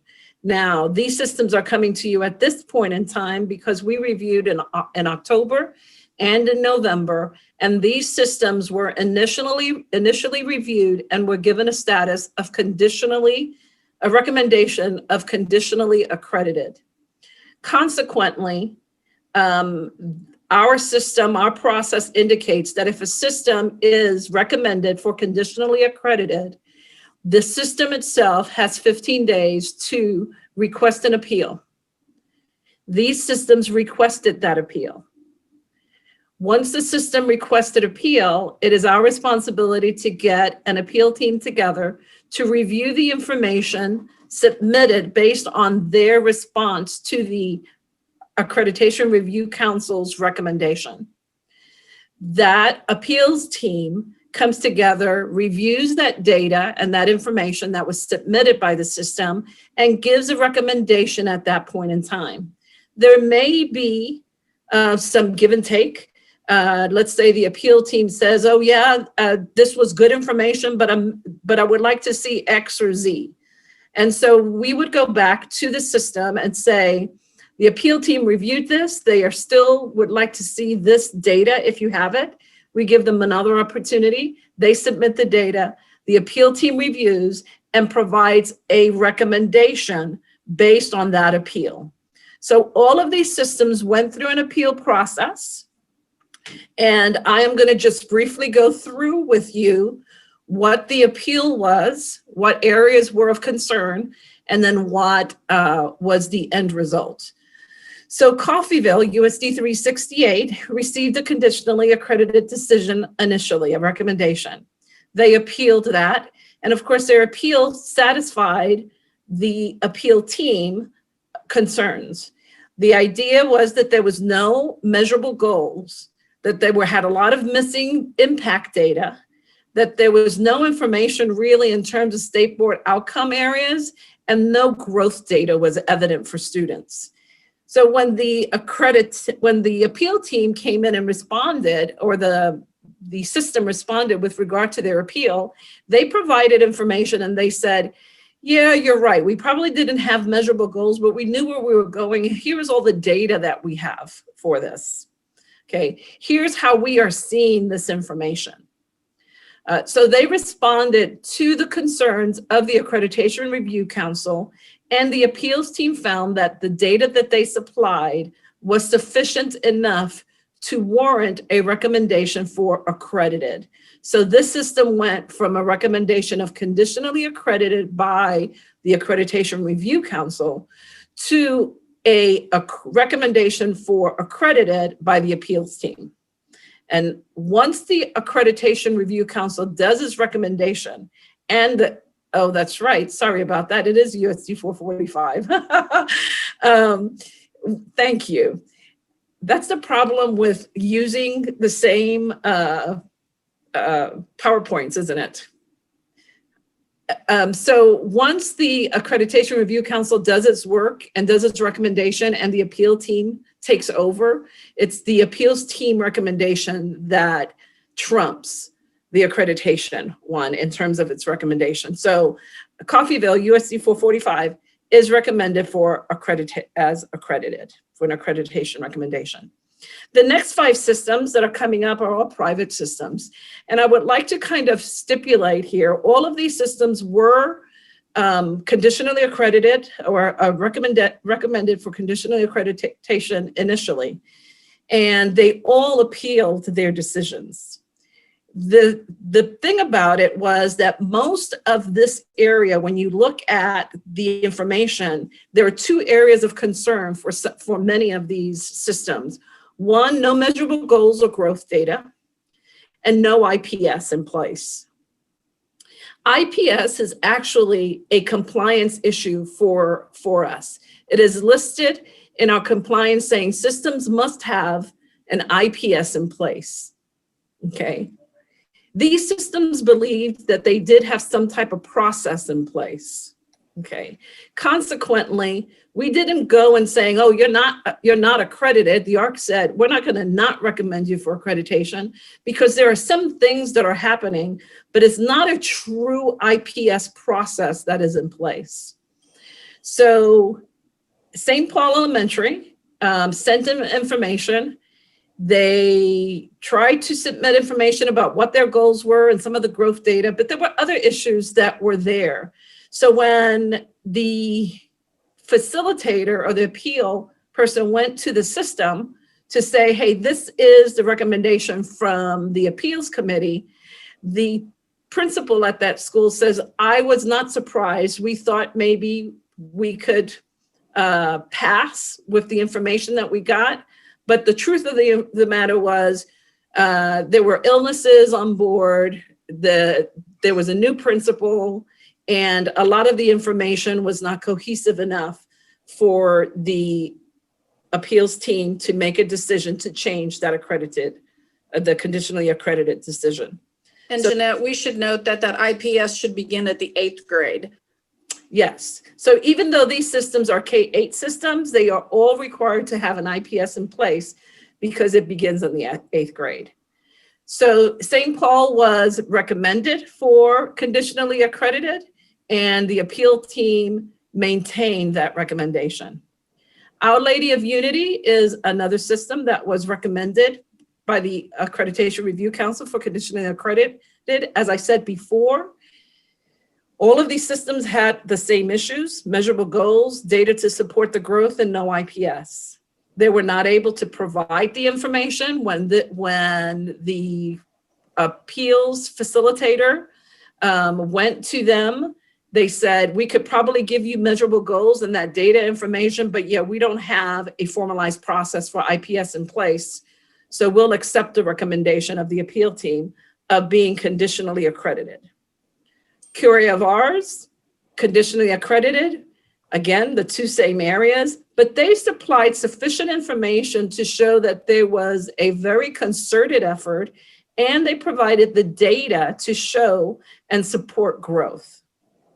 So that recommendation was changed from a recommendation for conditionally accredited to a recommendation of accredited. The next one is St. Thomas Aquinas. This was kind of an interesting process. There was a lot of give and take on this one. It was not the first time around, it did not satisfy the IPS concerns.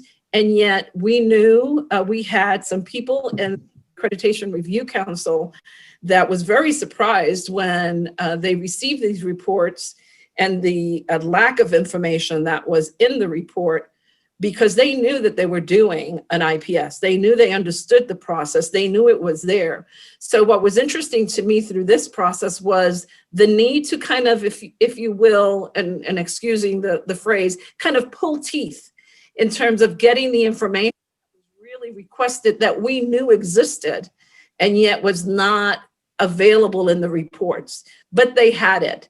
What I love about this process is you pretty much know when systems have the information and they don't, because when you request it, you get it back immediately. Other times it's, oh, well, hold on, I'll just wait, we'll give it to you at some point. So deadlines are important at this stage of the game as well. John Paul II was another one that was conditionally accredited as a tiny school. It also did not have or report anything on social emotional process to support students. But when they received their appeal, they were able to respond to all of these issues without any concern. As a matter of fact, I remember the appeal team saying that their process for IPS was something that maybe these Catholic schools in the Kansas City Diocese may want to take a look at for those systems that are struggling on how you put this in place. So they were very, very satisfied with the information, and they were also recommended for accredited. I don't want to confuse the issue, but I'd be remiss if I didn't indicate that these private systems are doing a dual accreditation process. And when I say that, they're doing a global national accreditation process through Cognia. And so their visiting team are nationally external folks who come in to their process to take a look at stuff. And sometimes the information that is required that's specific to Kansas sometimes does not show up in those reports. And I think that is why we're really seeing a lot of these conditionally accredited schools, because of the way the reports are done. We have corrected that information. We have tried to correct that. We have also worked with the Kansas City Diocese contact person for the IPS issue. And I think that we might have resolved some of those pieces for this cycle coming up next on those systems that you're going to get this year. Chairman Porter, if I might for a moment to piggyback a bit on what Jeanette shared. As a KESA accreditation team, it is a priority goal for us to work more fully with our private systems. We have staff members in place that will reach out to these systems with much more intention and help and support them in developing measuring goals, implementing that individual plan of study process, any help that we can provide on the social emotional process, student supports as well. To do that for these systems.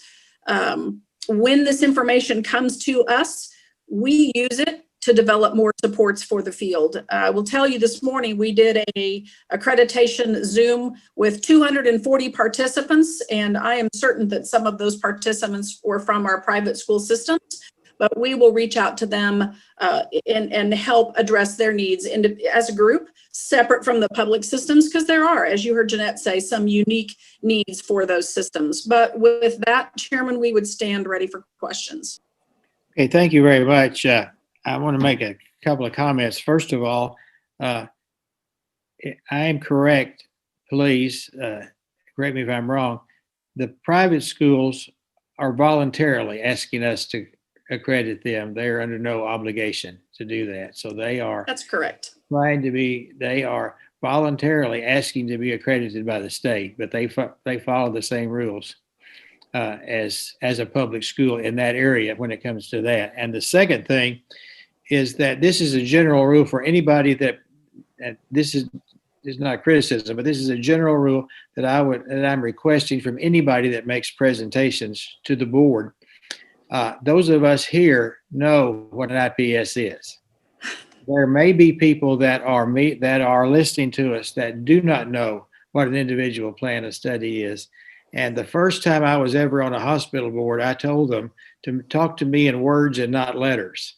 So I would think in the future, if as much as possible, for everybody that participates with us, remembering that the audience is much larger than the 10 of us, to actually, if we're using letters, to actually explain what they are, so that the people, because there may be 3 people listening to us, there may be 5,000. I have no idea, but likely somebody out there didn't know what an IPS was, and so that's not a criticism. That's just kind of what I'm going to ask people that present to us in the future to be aware of that and make sure that we speak in language that a layman can understand.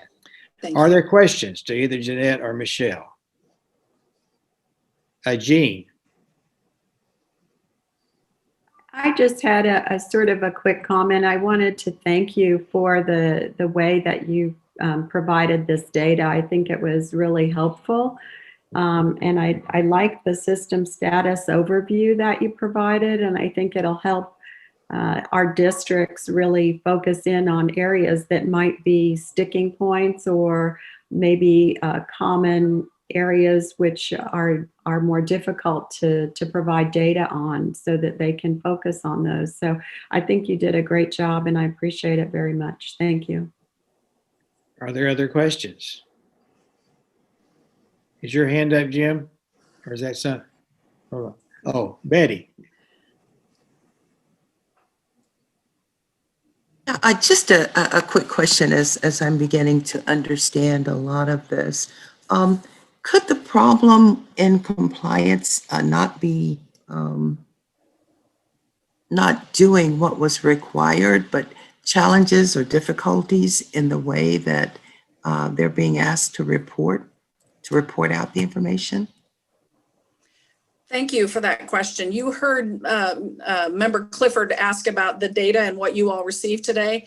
Thanks to a couple of members that are sitting on this board now, we have refined that process over time and really work to meet the challenges of reporting data to your question. And anytime we hear that, we do our very best to meet those challenges of reporting, if those are the things that are impeding someone from providing us that data. Jeanette, any more you would add? Yeah, with the private systems, I will tell you, it has been a unique situation because, as Mr. Porter said, these systems are voluntary. A lot of the information about the requirements for KESA did not come into them early enough. And so they had a longer time.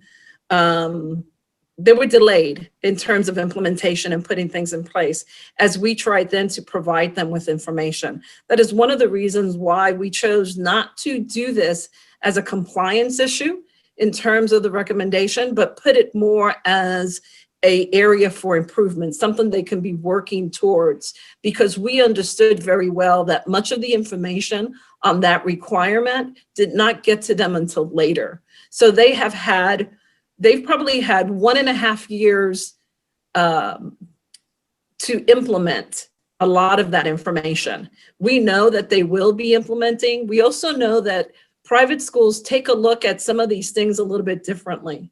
The individual plans of study, as well as social emotional growth in these private schools, are very much religious based.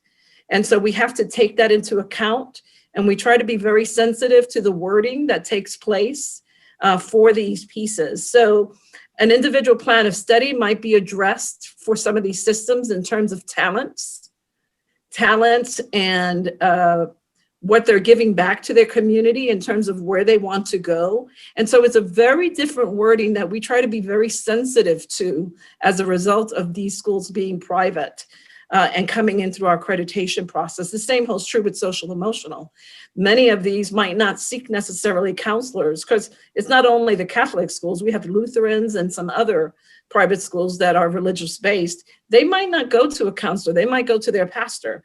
And so we have to be very aware that their processes look different. It's another reason why we have hired somebody to be attentive to these and really know the idiosyncrasies that exist in these private schools, so that we're not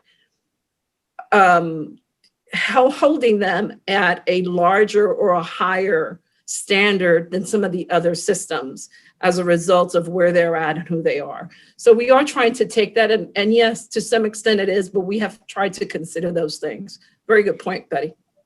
I appreciate your answer and your presentation on that, and I look forward to learning a little more about this. And I Now, apologize for the Betty bad habit of mine. well, I tend to be too informal myself, so I call everybody by their first name. So you get a pass. Thank you.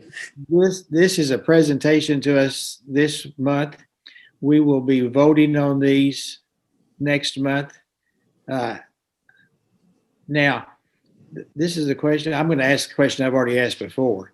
Accreditation is for 5 years, but the people that are conditionally accredited are not going to be conditionally accredited for 5 years. They have the opportunity very quickly, if they meet the conditions of concern, to become accredited relatively soon.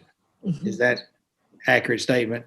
That is correct. As a matter of fact, if we are able to get some of our Accreditation Review Council to review some reports, we might have a system that was conditionally accredited coming back to you next month for a change in status, if that's what the Accreditation Review Council so chooses.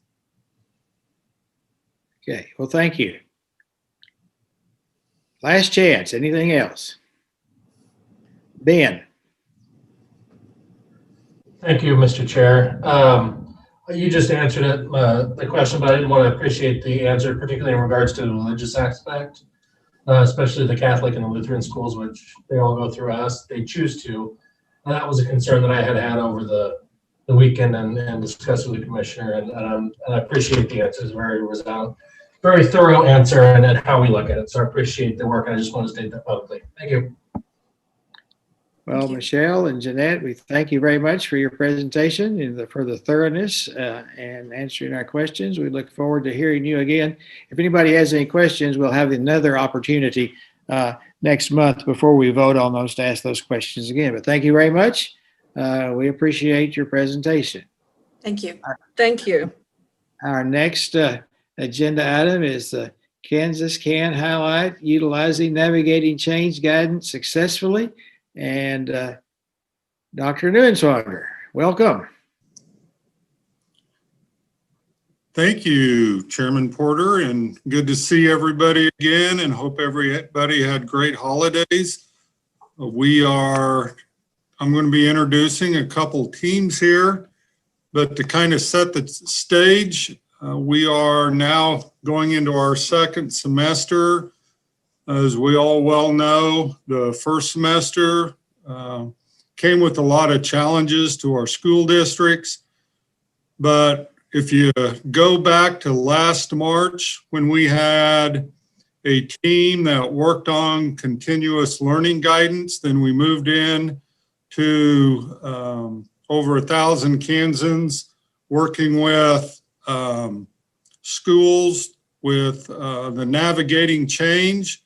And then we went into August and school districts started meeting with their staff and preparing for this upcoming school year using the navigating change guidance document. So we wanted to invite several or a couple of those districts just to share with you an update on how their year has gone, how the navigating change guidance that the board approved last summer helped them. And so the first one I'd like to introduce is the superintendent of schools from Buhler, Cindy Couchman.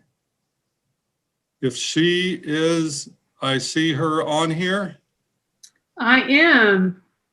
Thank you, Brad. I don't know if I need to start my video. It says that the host has disabled it. So if that's important, I've tried, but I can't. So I have some slides to share also. Would it be possible to share my screen?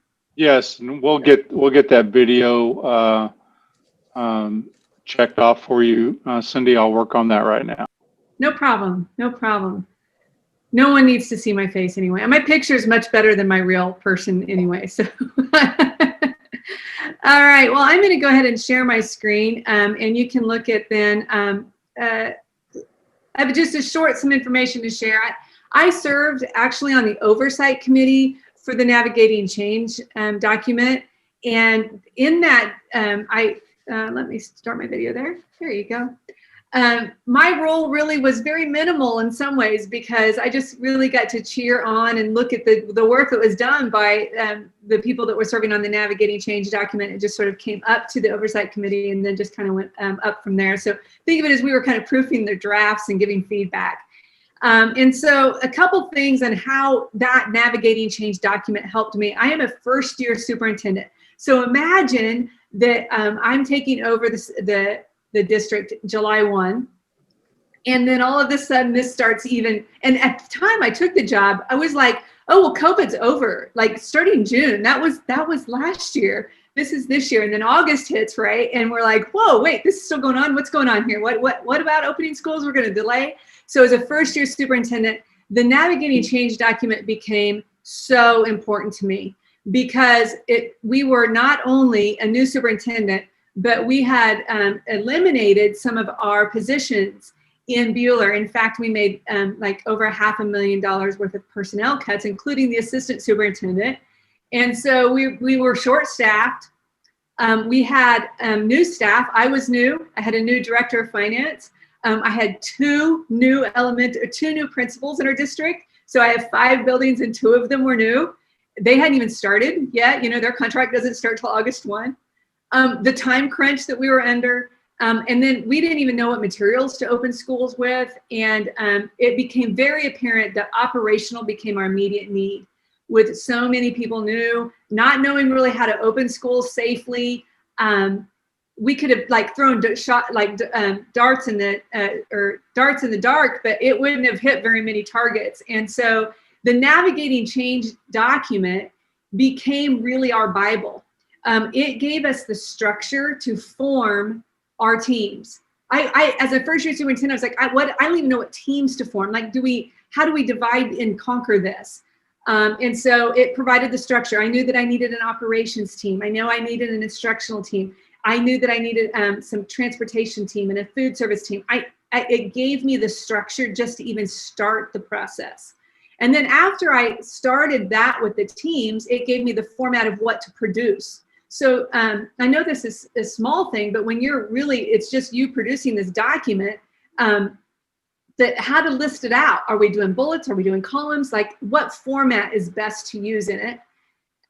Probably the area that we spent the most time in is just the safety, the operational part of this, because our immediate need became, how do we get schools open safely? How do we get kids in the building safely? And so that fell under the operation part of the Navigating Change document. That tended to be where our focus was at the beginning. It shifted then as the year went on. We brought our teams back together and say, like it became sort of Maslow's hierarchy of needs, right? What has to come first? Then it became the medical guidance on quarantines and who's close contacts. And all of that has, we adopted basically without change because we really relied on the doctors in that working group for opening schools of the set of doctors that KSC has worked closely with. And that was in the appendix of the Navigating Change. And it turns out that we spend a lot of time on the appendix on surveys to give and the quarantine rules and the medical rules. And that part of that was in the appendix part. And if you want to know the truth, we just basically adopted that without change. The amount of time and energy it saved me in our district I can't even put it into words how many hours it would have taken without this Navigating Change document. And we wouldn't have been able to open for sure.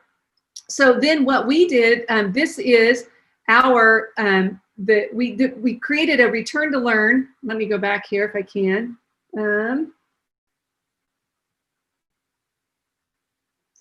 Let's see here. Are you guys looking at this? I want to make sure that I'm looking at the right page. Do you guys see the website landing page? Am I on the right page? Okay. Yeah, Cindy, you're in presenter view, so. Oh, you know why? Is because, you know, that's what you get when you try to manage technology with 3 screens, right? Like you don't know which screen you're sharing. So let me do this. Let me see if I can't, let's stop share and share this one. Yes, thank you for pointing that out. Let's see if this helps. Now do you see it? Full screen? Nope. Nope. Well, let's see.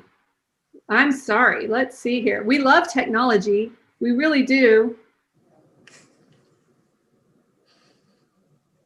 Okay, how about now? Do you see it now where it says website return to learn landing page?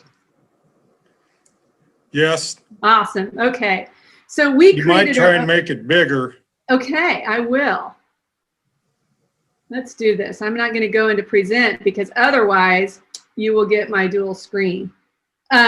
Okay, so what we did is we created our own website landing page. And we were actually, we got this sort of from other schools and working with them, and kind of Olathe had done one. And so we were kind of pulling different ideas off of it. And then also from the KSDE page. And we have what we call our landing page. We changed them. We had to Buellerize everything, you know, in Bueller, we have to Buellerize it. So although we adopted a lot of things as is, we did change some things. We called it our return to learn plan rather than navigating change, because we wanted a distinction between the state's document and our document. This is where our landing page is, including all things COVID. So our gating criteria, what we do in case of a COVID case, our flow chart for notifications, everything COVID related, including quarantine information. You can just scroll through it. There's a lot of COVID stuff here. And that gives us, it's also how we communicate with our public. And then up here is all of our plans. And so our navigating change document is all up here on this plan, including our family resources, our remote learning resources. And then we took and divided out the navigating change into elementary, middle, and high, because we found that some of the things for Bueller didn't work across all levels. We had to kind of individualize it for elementary, middle, and high. Our remote learning resources, the same thing. We had elementary, we have websites on how to connect to our learning platforms. Our family resources, which we took a lot right from the navigating change resources. And we just said, okay, these are great resources, plot them in, and what's useful for our Bueller group. We talked about the safety plans at a glance. I want to show this because this was really important to us as we really adapted it as the time went on. The navigating change document adapted to new protocols. And so this became very important, our safety protocols to open schools. And like I said, the operation is really where I started from, that became very important to us as we move forward. That is really a little bit an overview of how I think we use the navigating change document. We are very lucky that we had it in our state, and thank you to the State Department for being proactive about forming that, because being a first-year superintendent, it was a lifesaver for me. I wouldn't have been able to open schools in the manner and as safely as we did with all of our kids on site without it.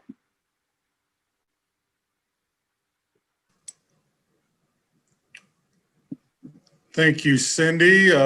Chairman Porter, I'll let you take over and then let me know when we want to move after questions, if you want any for Bueller before we move to Hutchinson.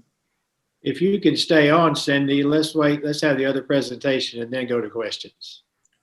Okay, great. So Rhonda Trimble is joining us here from the Hutchinson School District. And both of these were selected because a lot of our staff was engaged with them. So we were very familiar with a lot of the work that they were doing throughout their district. So Rhonda, I'm going to turn it over to you and let you share with the state board how Hutchinson utilize the navigating change this year. All right. Well, thank you, Brad. I am going to go ahead and share my screen also. But first, I'd like to just thank you for the opportunity to have this, opportunity to share what we're doing. We won't go into so much with navigating change, but we will talk more so about the competencies within navigating change. But I would like to introduce Crystal Young, and of course we're trying to follow protocol here. This is Crystal, and Crystal is our redesign specialist within our district here at 308. So we've been working on competencies and navigating change and redesign all together, and moving forward with professional learning for our staff. So I'll go ahead and share my screen. And can you guys see that okay? All right. Well, just briefly, we're a little bit bigger than Buhler. We've got, with our instructional facilities, we've got 13 different facilities, 2 early learning centers, 7 elementary schools, 2 middle schools, 1 high school alternative school, and a high school with a career in tech ed academy. Approximately 4,400 students from our pre-K through post-high. And I wanted to share that just to get the, talk about our district, but also the larger districts. It's been kind of a challenge on keeping track of where we are with competencies and implementing those within all of our buildings, and making sure that all of our staff feel strong in those areas when they're instructing our students. So it has been a challenge, but we've been creative on how we've kind of processed that and monitored it. We knew that there were some concerns with some areas in our district on student performance with, some things that we're doing. We've got 2 or 3 elementary schools on watch. We knew that there was a lot of room for growth in some specific areas, and we knew that if we continued doing everything like we had done within the traditional system, that we would continue to get the same results. So in utilizing the Navigating Change document and focusing on competency-based education and tying that all in with all of our schools eventually going into redesign, we knew that now was the time to make the change and have that expectation for all buildings to jump on the bandwagon with competencies. We did have some educators say, do you really think that during the pandemic, this is the right time to implement competencies? And our response to that was, there's going to be inevitable change with how we educate our students and the platforms that we utilize to educate our students and the professional learning that takes place to support our staff in doing so. So what better time to implement competencies and have that expectation all the way throughout our district in all of our buildings pre-K through 12. In this slide here, when we had 2 elementary schools, Wiley Elementary and Hutch STEM Magnet School at Allen, both have gone through the redesign launch presentation, and KSDE realized when they started talking about competencies and how that helped support them with their redesign process and what they were doing, educating their children. That's when KSDE reached out to us and, asked if we had that expectation for all buildings to take part in or implement competencies. And so we said that we would share the steps that we have gone through so far this first part of the year and the continual monitoring that we have. Now, I'm not going to go through, but there are 11 steps with our process that we've implemented. I'm not going to go through each of those on this sheet or this slide because I'm going to walk through each one with the other slides. But just know that if you guys have this and you want, a record of all 11, this slide is a good document. We utilize this with our staff with some of the training so we can keep track of what steps we are with certain buildings throughout our district.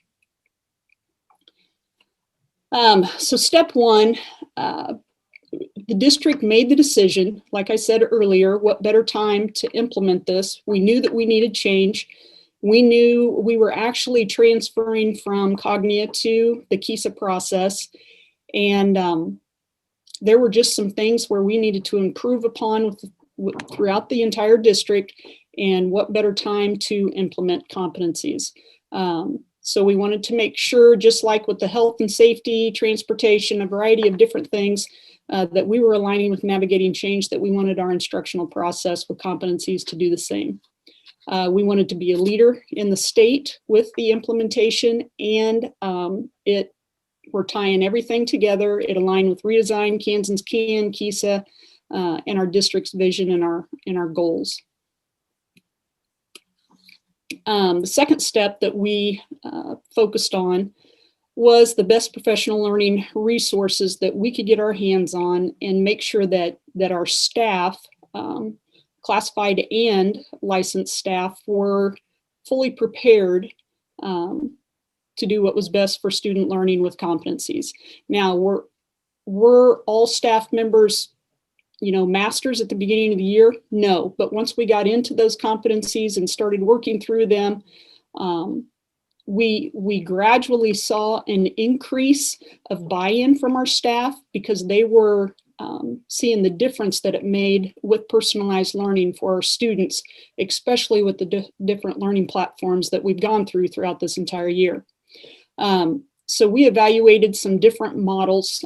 We utilized Greenbush's KSDE's pre-made training models or modules, and some buildings, for example, our high school, took those modules and would tweak things to meet the needs of their staff. And throughout our district, we also had some educators take part in the creation and of those competencies within navigating change. So we did have some experts in our district.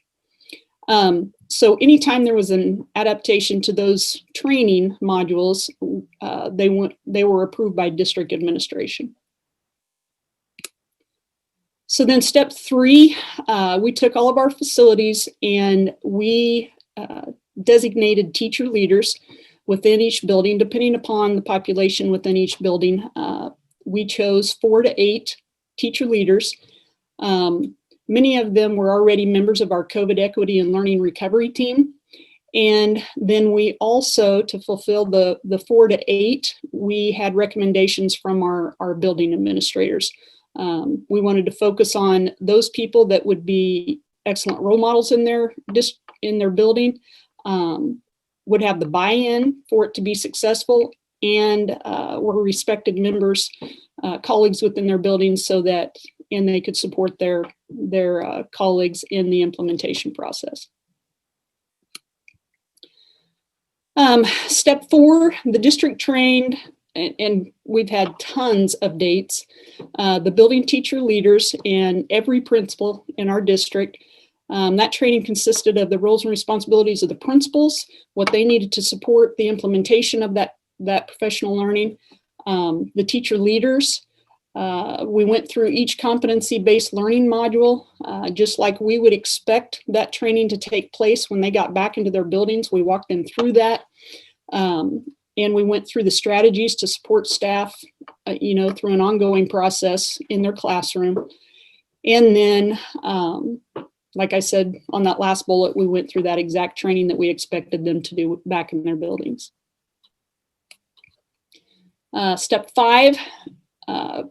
So with this, we had continuous meetings to train the teacher leaders and the building administrators. We implemented, I think we started school 13 days later, and we utilized a lot of that professional development time to address competencies. And we didn't get all of it in before school started, but we certainly got a great start to our school year, and we're continuing that process as we go along. And like I said, all classified and certified staff are taking part, instructional staff are taking part in that training. Here's just an example of what we did right before school started. And it's just, we actually have a PD calendar that goes throughout the year, and we're making sure that we're doing the initial training, but then we're following up and supporting individual buildings or subject areas or individual staff members based upon their needs and for what they need to, areas that they need to grow in within each of those modules. So here, just an example on step 6, we started, when we were training the trainers and the administrators, just like they were going back into their building, we started it off with the self-assessment on each of those training modules at each of the stages. So that's how we started. We could then look at our district information. We worked with Greenbush to get feedback on where our weakest areas were. We could see that per building, and we could see it per individual staff member. So it helped diagnose the support that was needed with the professional learning. Step 7, throughout this process, district admin and building admin have been highly involved with monitoring that training. And we also have our CIA, which is our curriculum instruction and assessment team, and district administration assigned to each building when they do those trainings, so that we can monitor and support and provide any feedback, answer questions, anything that they may need throughout that training process. And then we also coordinate follow-up presentations based upon the need.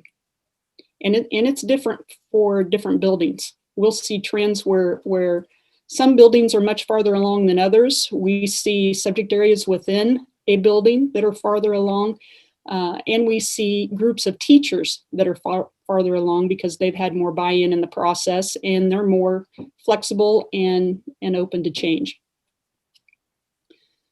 So then we monitor after each module throughout the training. Every individual staff member completes reflection feedback on Google Forms, and you can see how it's time-stamped with the name. And then there are just some questions.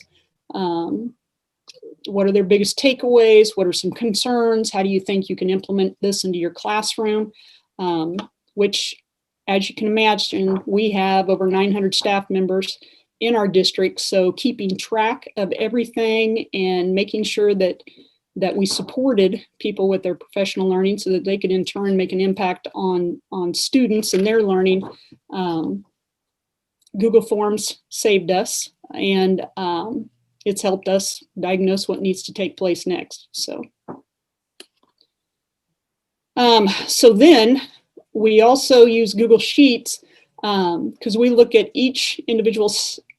Actually, this slide here, you can see this is one from the high school. So we go through each of those modules, each stage within the competency, and this is the subject area for high school. So we can see as a subject area in math, we know that they have completed 1 through 3 right now with equity, culture, and structure.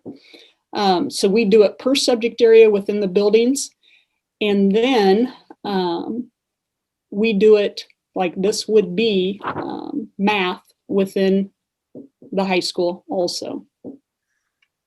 So it's per individual, so we can track, what subject areas, what buildings, and we do this in the elementary school, what buildings are ahead of others or where the support is needed. Step 10, district admin and building principals just continually monitor the instructional implementation process. With the competencies, we have conversations with students and educators. We're utilizing, again, our CIA department for professional development and monitoring. We work through educator goals, professional learning goals. We do it through walkthroughs, informal and formal observations, evaluations, and then performance feedback. and just helping our admin become better instructional leaders.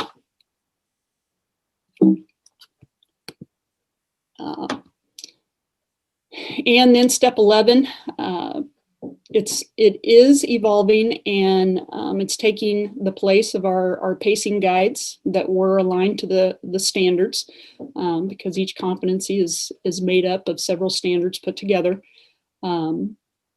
And it's helping us personalize learning for our students and to move forward to meet their needs. And this is just an example. We have some teachers, we're starting with K2 competencies. We have some teachers in our elementary buildings that are taking on, that is their class. It's not a first grade class, it's not a second grade class, but they have a K2 grade band class, and that's who they're teaching based upon the competencies. And they're doing that with their on-site and remote students also. And those are going extremely well.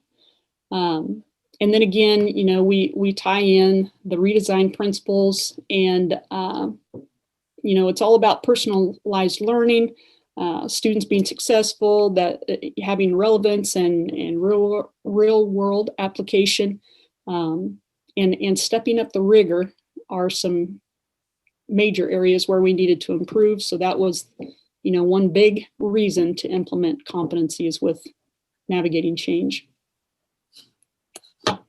And that is what we're doing in Hutch. So I would open it up for any questions also.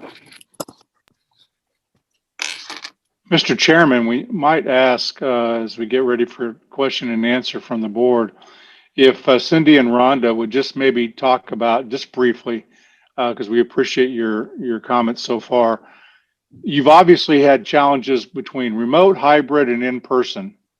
And how has this work helped or not helped as you've rolled in and out of those various stages? And maybe just a couple of minutes, because I know the board has faced, you know, districts with that challenge too. Cindy, would you like me to start, or would you like? That's fine. Go ahead. Okay. Well, for us in Hutch, we are continually hearing. We were just texting each other that. We are continually hearing more and more from our educators that they're so thankful that we have competencies in place, because it allows us within our distance learning platforms and our remote students on top of our on-site students, and we've been in the hybrid learning model for quite some time. It allows them to personalize learning and meet the individual needs of our students much better. We thought that we might see a bigger drop in our scores as we're monitoring progress at a variety, you know, at different levels. But we do think that the competencies and being to meet their individual needs it's allowed us to be more effective in the troubling times that we're going through right now. Yeah, I'm going to add just a little bit. I agree with Rhonda, with what you said too. I would add that, you know, when we started, we said as a district, looking back, you know, hindsight's 2020. Oh, hybrid's not for us. Like, that's too much to manage for our teachers. Our teachers aren't going to be able to manage hybrid.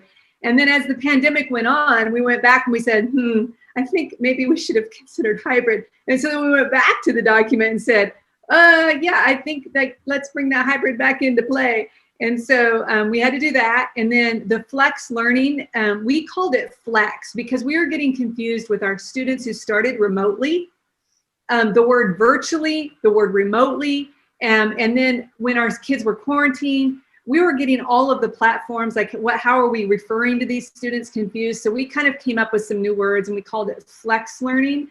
And our flex learning were kids who are getting quarantined and they were coming in and out, whereas our remote learners started the year remotely.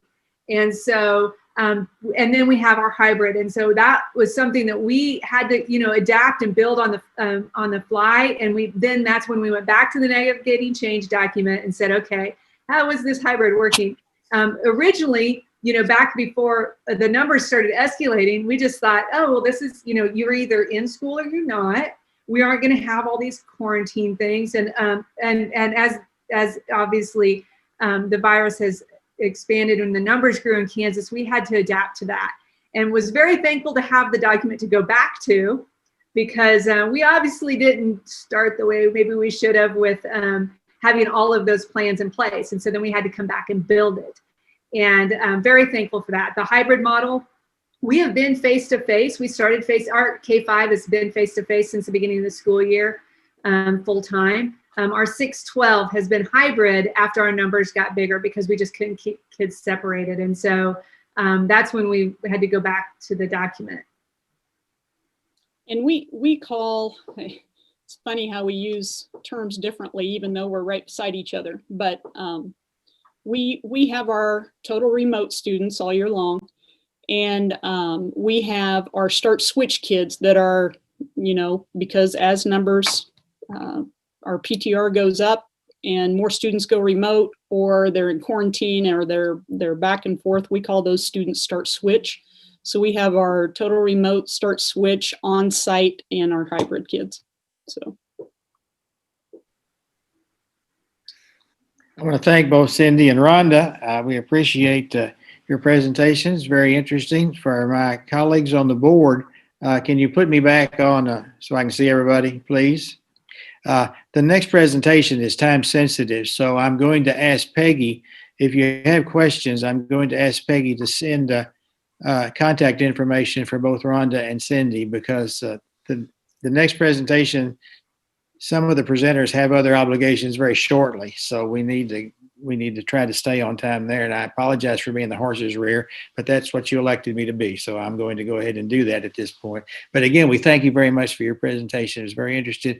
And it is an extreme challenge to be able to operate. I am so glad that you're there and I'm retired. Well, thank you all. It's good to see you all by Zoom. I hope to see you all face to face soon. And feel free to, I'm sure that you'll both feel free to answer questions if you're contacted by board members. Okay, at this time, we have a presentation from the recommendations for the Mental Health Advisory Council. Kathy, Myron, Carrie, and Kent. I assume, Kathy, you're starting?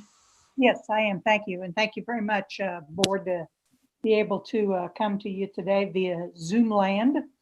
Last month, there was an agenda item on from the School Mental Health Advisory Council on this particular agenda item, where we presented the document that the School Mental Health Advisory Council has been working on and presented regarding the implementation of the bullying task force recommendations. I'm just going to take a few minutes and give you a little bit of history of kind of where we've been with this. Just a refresher for some of you, but some new information for others. As I'm sure you all know, social emotional growth is one of the 5 goals of the Board of Education, State Board of Education. And so in July of 2017, the State Board did make a decision to establish a Kansas School Mental Health Advisory Council, which would directly advise the State Board of Education regarding issues of school mental health support. There were 3 purposes for this council, and I'll read those to you. One was to advise the Kansas State Board of Education of unmet needs within the state in the area of school mental health, and then to coordinate with legislators, stakeholders to address relevant issues effectively to best meet the needs of students. And then the third was to coordinate statewide collaborative social emotional character development partnerships with stakeholders that will benefit students. So the School Mental Health Advisory Council started at that time. I was on that council and have been since its inception. And then in March of 2019, the commissioner established at the state board meeting that March, established a blue ribbon task force on bullying. And his intent with that task force was that they would research and identify current bullying trends, data, prevention measures, that kind of information that are occurring across the state to better understand how to combat this problem. The co-chairs of that Blue Ribbon Task Force were Rick Ginsburg, who's the Dean of KU School of Education, and Mr. James Regier, who's the Superintendent in Whitewater Remington School District. There were about 35 members on that council, including parents, state board members, legislators, educators, all sorts of folks. Some folks represented groups that are disproportionately impacted by bullying. And what those folks did, they started, and I think Jean Clifford, you were the board representative on that particular council. That Blue Ribbon Task Force started their work in April of 2019 and met regularly, actually throughout the state. They had meetings from various locations throughout the state. And then they brought that information back to the state board in December of 2019. At that point in time, that particular report was then from the Bullying Task Force was referred to the School Mental Health Advisory Council to take a look at those 7 recommendations from the Bullying Task Force and figure out how to best implement those recommendations. So the report that we gave to you last month was a report on how to implement those recommendations. What we have done since then, first of all, I wanted to give you a little history, but also the leadership team put together an executive summary on that task force. So that's kind of a 2-pager. And you have that document. And I believe Myron, I think you're going to, there I see you. Myron is going to go over that, and then we can take any questions that you may have. So Myron, I'll turn it over to you. Okay, thanks, Kathy. Good afternoon. I'm Myron Melton. I am the coordinator with the Kansas Education Systems Accreditation Team, the KESA team, and it's a pleasure to be with you today. I'm going to share my screen here if I can. Make sure you guys have access to this document. Okay, are we all seeing the advisory council document? Great. So I'm going to walk through this very quickly and just share kind of a summary of the implementation guidance that's in this document that aligns with the recommendations from the Bullying Task Force. First off, number 1, local boards adopt strong prevention policies.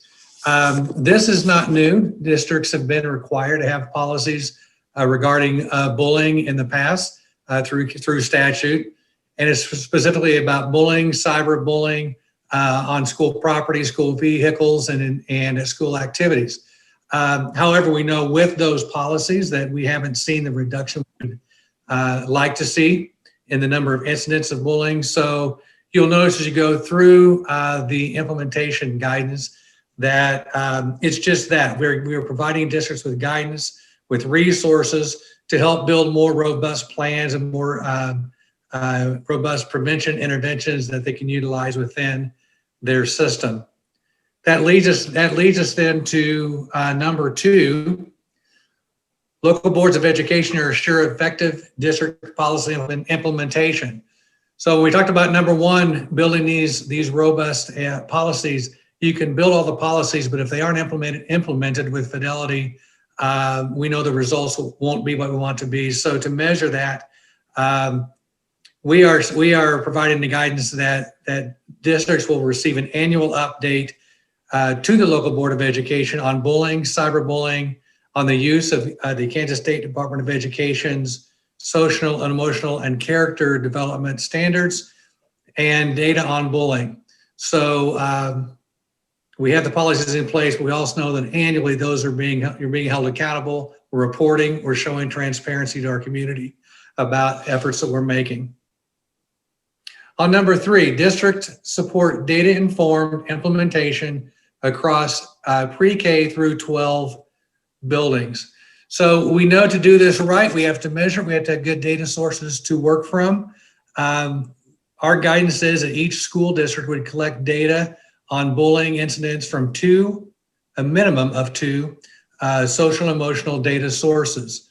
One that you see mentioned here that we've talked about and that was supported by the task force and also supported by the School Mental Health Advisory Council was a recommendation of using the Kansas Communities of Care Survey. sometimes referred to as a CTC survey. It's a very high quality climate and culture survey. It's done statewide, provides very good information to schools. We also wanted to highlight that districts are required to track incidences and report them to KSD as part of their discipline data collection. You can see here that they report that based on physical bullying, cyberbullying, verbal bullying, relational bullying. So that's another source where we can collect data both individually from the districts as well as collecting that statewide. On number 4, districts adopt prevention-focused evidence-based practices. This is one that I think we're really excited about because we're getting into that prevention piece.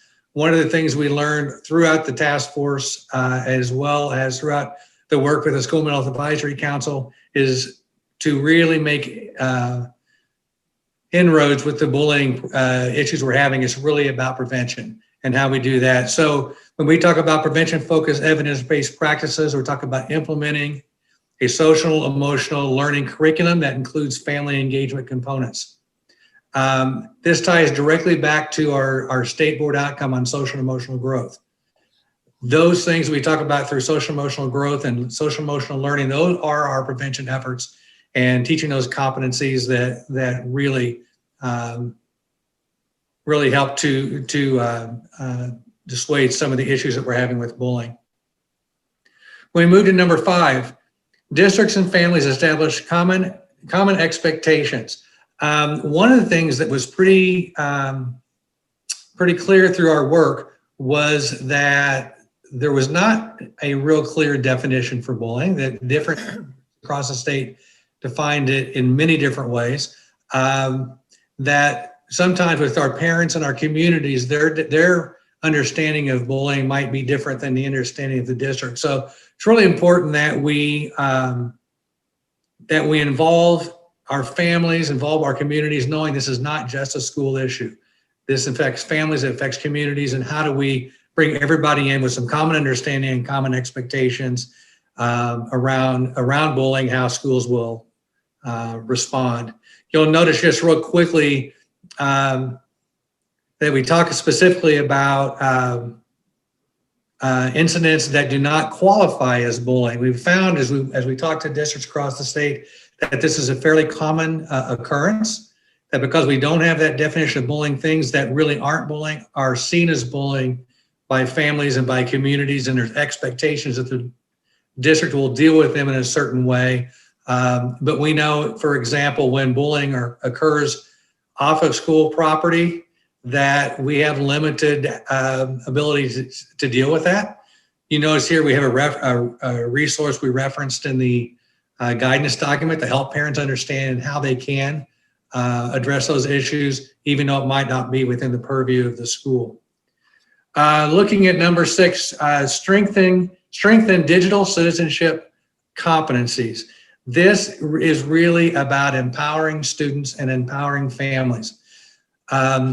Bullying, as we know, continues to be a problem. We also know that cyberbullying tends to be increasing, and it's the way students are choosing to bully one another is digitally. So we are really recommending that districts look at competencies for students and to educate families about how they can be proactive in limiting bullying that occurs online.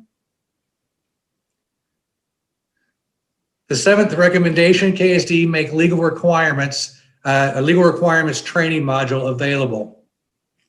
This is actually started, it's in process right now of putting this together. One of the things that we noted is that we have a lot of resources for districts that we have on our website from a variety of different places, but KSD as an agency, we felt like it was important that we put together this module that would go to districts that would really walk them through those legal requirements, expectations, some of the guidance and implementation that we're recommending to accompany this document, so that if you go to any district across the state, there will be a common expectation, common understanding of what they need to do to meet these legal requirements. On number 8, pre-K through 12 district plan result in effective bullying prevention. So if you go into the document, and here you see it's referenced in Appendix C, we really wanted to be explicit in how we could support districts in putting together a comprehensive, a robust plan. So there is, in essence, a matrix in this document that districts can go through and make sure that they're attending to all the important elements of a good comprehensive bullying plan. You can see what those are: developing a plan to address bullying, building adult capacity to change climate and culture, curriculum and instructional resources, and resources on measuring social emotional growth locally. So this plan that's there walks them through that process of things they need to consider to adopt, as well as aligning resources with those. Lastly, KSDE supports align with bullying prevention toolkit components. We talked about this a little bit at the last board meeting, but we really want to look at this as an aligned process. We talk all the time about getting rid of siloed initiatives. We have so many initiatives that we have in place that could be part of this prevention process. It could be our Kansas MTSS and alignment. It could be the Kansas CAN competencies, school mental health initiatives. These professional development groups who are providing professional development on a lot of the things that we were discussing and talking about, but we're not making those explicit connections. So we really want to work with those groups to make sure we are providing a holistic approach to this. So those are the recommendations from our task force and our brief explanation of our response to that in the implementation and guidance document. And I know we have Carrie and Kent, Carrie Haig and Kent Reed on with us, as well as Kathy Bush. So we would be willing to take any questions you might have. Okay, could you please put us back on, take the shared screen off so I can see whether or not there are questions. All right, there you go. Okay, Betty.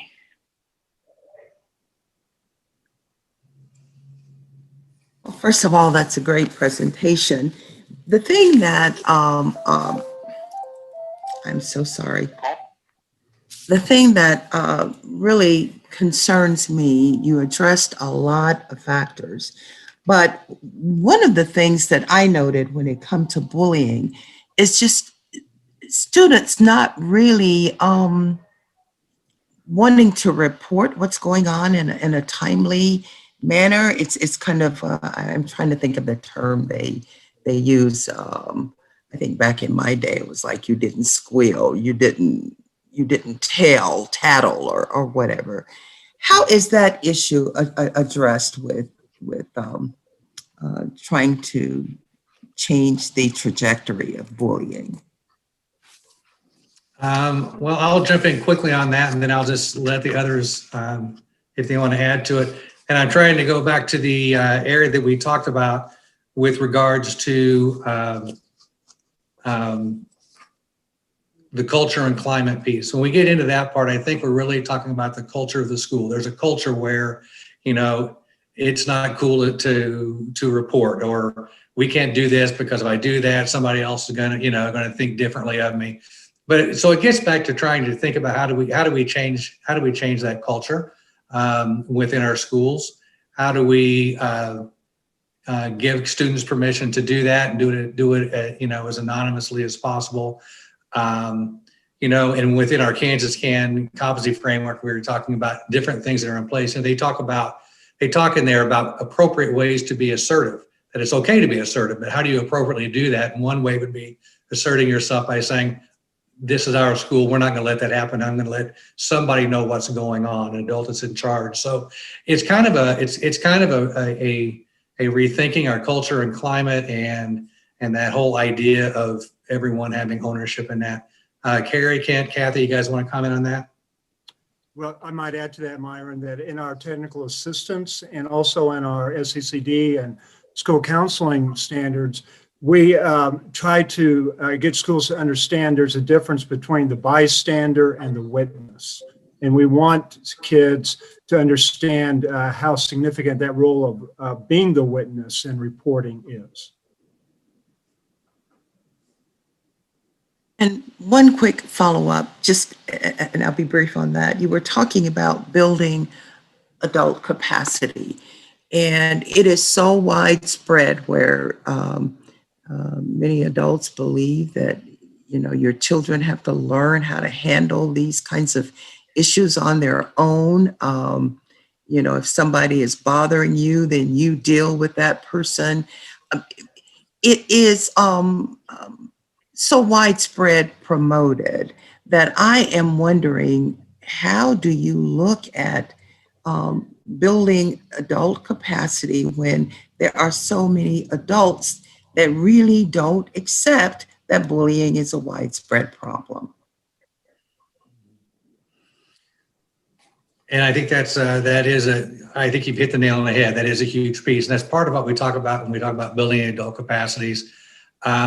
We also talk about building adult capacities to understand the needs of kids, to understand, for example, I mean, bullying for the victims is a traumatic experience. Do we understand the impact of trauma on students? Do we understand how that then impacts other things, school attendance, and how does that impact their ability to learn? And so when we talk about building adult capacities, a lot of times we're talking about their ability to appropriately respond and to appropriately intervene and to build those social emotional capacities in kids that makes them resilient if they happen to be in a situation where they've been victimized, but also empowers them in those situations, like you mentioned earlier, where they can speak up and you know, be that witness that Kent talked about. But those are all important capacities, but we have to build the adults' knowledge and skill to be able to pass that along to the students.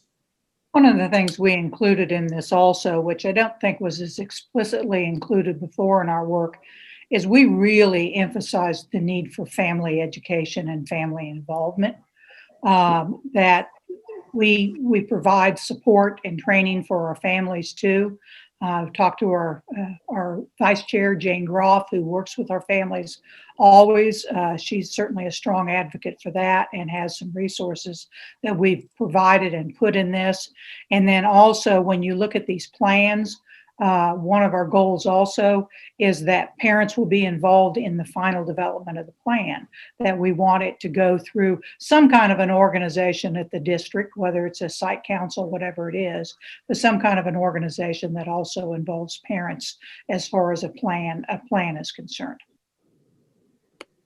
And I would add one more quick thing is, in teaching prevention, you know, we want to define it, we want to provide examples, but here's where the adult piece comes into play. We want to role model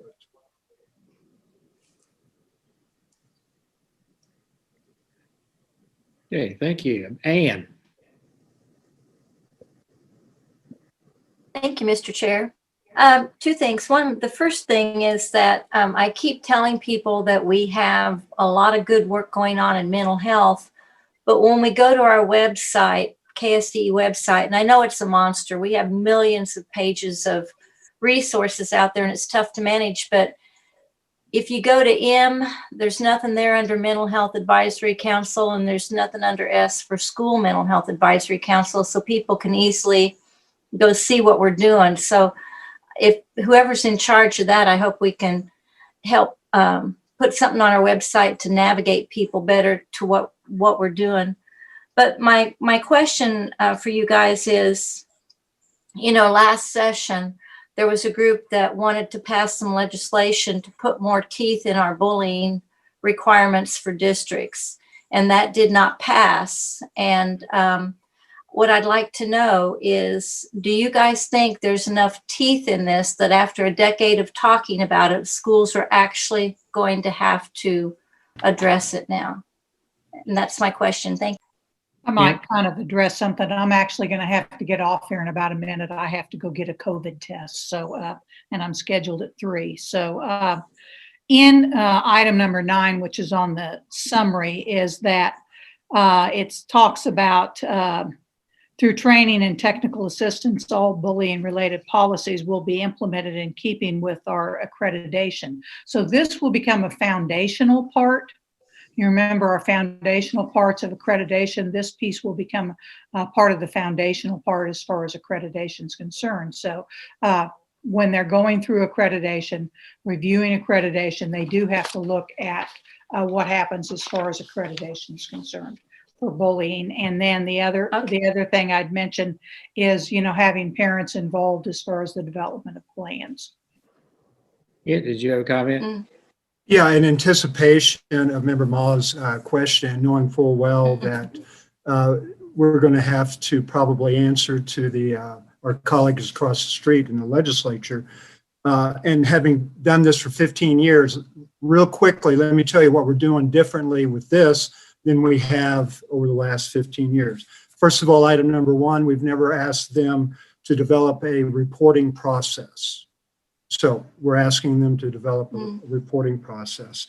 In item number two, policy implementation, we're asking them to make an annual update report to their local board. Never done that before. Item number three, we're asking for 2 data sources, and we've never asked for that. And we've also, for the first time, actually come out and officially endorsed the Communities That Care survey. When I say endorse, I mean recommend that schools and districts utilize that, okay? Under item number 5, I agree with what Kathy has said, and most assuredly, we've tried to focus on building better relationships between schools and families, but that whole idea of a common expectation of what bullying is, we've never really clearly defined that. And then, as I mentioned last month, that toolkit is the best that we've ever done. It's based on what we've learned over the last 15 years and what's available in the literature, in the research today. And the Blue Ribbon Panel's report is the best research on bullying in Kansas that we've ever done. And if there's anything out there that rivals that, please bring it forward to us. We want to take a look at it, but it's the best that we've ever done. Very good. Thank you. Thank you. Any other questions? Hi, Michelle. Thank you, Mr. Chair. I appreciate this. There was a lot to read. First off, I don't condone bullying, nor do I condone any violence at any time. And I do appreciate those that worked on this report. I've talked about this at length last year, even last month at the board, as far as different ways that we can maybe accomplish and tackle bullying, whether it be a buddy system at the school. I heard from one senator that said that was done at multiple schools throughout the state of Kansas, and it worked well. It gives someone a little bit of confidence, somebody that they can go to and they can trust in the school. Because my problem is the data on this, the data collection. I talked about this, I think last March. I don't think it's done in real time. I think that some of the people that are being bullied, we're missing the boat on those as far as those who have to take the survey, or maybe there's another means of if they can't read it or can't focus, how are we reaching those kids? I discussed that last year. So I'm really concerned about the data and what we're doing with that data on these children. As far as implementation of this, I'm concerned about some of the adults in the schools that are staff, personnel, higher ups. I'm concerned about those people implementing that and how they're going to do that when some of the children, some of them are bullied by their own staff. So I'm concerned about. I like parts of this. Parts of it I don't agree with. I feel like we need to be kind. We need to ask, is it helpful? Is it true? Is it factual? We need to get back to asking more questions so the kids can learn from that. Because if the kids are walking into a school on eggshells, wondering if they're going to maybe use the wrong pronoun, maybe use the wrong wording, offend somebody politically. We have censorship going on in the United States right now that's not acceptable. I'm a little concerned about this implementing this at this time. Or at least voting on the entire part of it. I know there's several steps to it. It has a lot of good parts to it. a lot of moving parts. We have kids that cyberbullying's up because that's their only means of communication right now in my area. They're not in school. And the intent behind a text, that may not come across how it would if you were in person with someone. So kids are taking things out of context. Suicides and attempts are up. There's school boards that have been hearing from folks and kids, and they're still being ignored, and they're still not in person. So I just want to let the public know that I'm not going to support the entire thing, so therefore I can't support the whole thing today. Thank you for your time. Great, thank you, Michelle. Anybody else? Jean. Yes, I just wanted to say I really appreciate all the work of the School Mental Health Advisory Council on trying to implement the bullying task force recommendations. I did have a question about the implementation. I realize that it's going to be looked at from in accreditation, but so many of these items really should be implemented immediately. Is there any way that we can encourage districts to really get involved with this and get started on looking at these guidelines and putting them into practice in their area? Basically, I'm curious about the timeline. I think waiting till someone comes up for accreditation seems a little bit long. No, but we talk about tying it to the accreditation process. We want to make sure that the expectations within this document are aligned with those expectations, and keeping in mind that districts, they do yearly updates, through KESA and areas of foundational structures, areas of compliance, which bullying is an area of compliance. Those things are annual. So this is not something that has to wait until the end of an accreditation cycle. Right now, the things we referred to that are in Kansas statute right now, though, they are required to be doing that. I don't feel like, and I don't think our task force felt like we were doing a good enough job of providing guidance and resources and help to districts to do that, which is where this comes in. And we could share this information, as soon as far as I know, and you can correct me if I'm wrong. We could do that as soon as it's approved, but we for sure want to have the training module ready for next fall, because a lot of schools will do their mandatory trainings in the fall, but have those things ready to go. But no, as far as we're concerned, we would like to see them hit the ground running with this. Thank you. And Yeah, typically we wait until the board approves our recommendations, and then we act upon them almost immediately through our listservs and our technical assistants, our conferences. I've already booked a couple of different conference presentations around the recommendations, but we always want to wait until the board has the opportunity to digest all of the recommendations and then approve it. Now, there are some things that are in place that we're utilizing right now, whether it be through the work that Myron does with KESA, or whether it's the work that I do with school counselors and the social emotional, and that would be that toolkit. That toolkit is a great resource, and we're already sharing that. And also the things that we've done in terms of measurements. We're rolling out a measuring social emotional growth toolkit. We kept these recommendations in mind when we did that, so we'll be utilizing that immediately. Thank you. Jim. Thank you, Chairman Porter. I want to thank you guys for your report. It's encouraging always to see that bullying is being addressed, and we're coming at it from a mental health and social emotional. But I'm going to say two things that might seem a little contradictory. Number one, if there's a school administrator or a school board in the state of Kansas that hasn't had bullying at one of the top priority lists, we're missing something. We've been talking about this directly by policy and by practice for over 20 years. You know, now, on the other hand, we're not going to legislate the end of bullying. In fact, we can't be a bully forcing them to be anti-bully. Sounds kind of contradictory.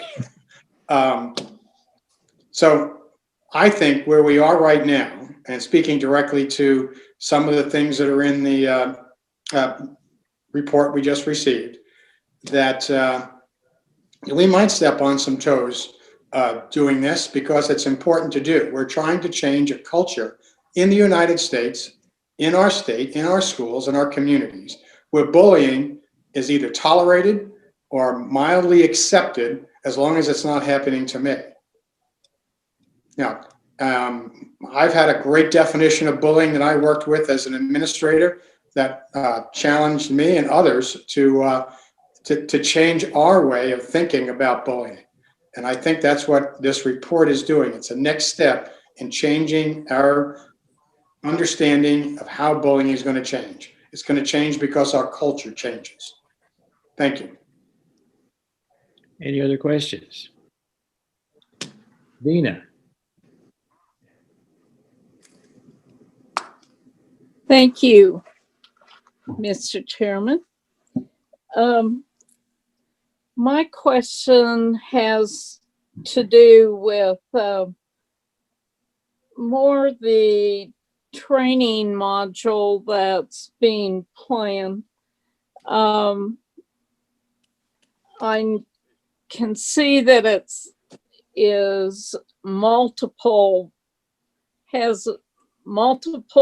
of entities involved, staff members, students, and families. Could you kind of address what your thought pattern is in how that will be delivered? I'm pretty sure I know how staff members will receive it, but how will we, and probably students, but how will we ensure that families are being trained? You know, Dina, I don't know if I have an answer for you on the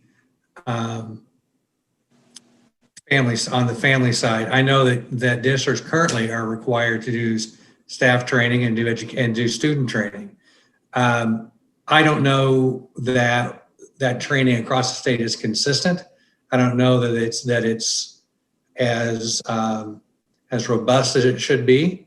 So I think, you know, we want to make sure that from the state level that our messaging is consistent, that regardless of where you're at in Kansas, what community you're in, what school you go to, you're receiving a consistent message from us on those expectations about, you know, and the guidance implementation that we are offering.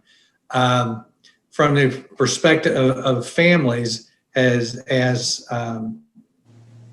they talked to about earlier, as you read through the document, we really brought the family component into that. And Jane Groff with the Kansas Parent Information Resource Center really held our feet to the fire. And anytime that wasn't there, she was the first one to say, "Where's families in this document?" So when we added that into this area, we didn't want to lose that. We didn't want to lose that impetus that this is about families, not just about students, not just about schools. The measurement aspect of that, I don't think I have a real clear answer for you at this point. Ken, Carrie, would you have any other? Yeah, I have some things I'd like to add. One of the things that could happen if you play this out in terms of the toolkit and the components of that toolkit address to what degree have districts engaged families. And that toolkit is actually a guide to how you plan, and then it also includes the components of, well, how do you know if your plan's working? And as those components becomes part of that yearly report to their local boards. So that would be the feedback loop. that would happen if they played it out with that in terms of being able to reflect upon the degree to which their engagement of families was effective.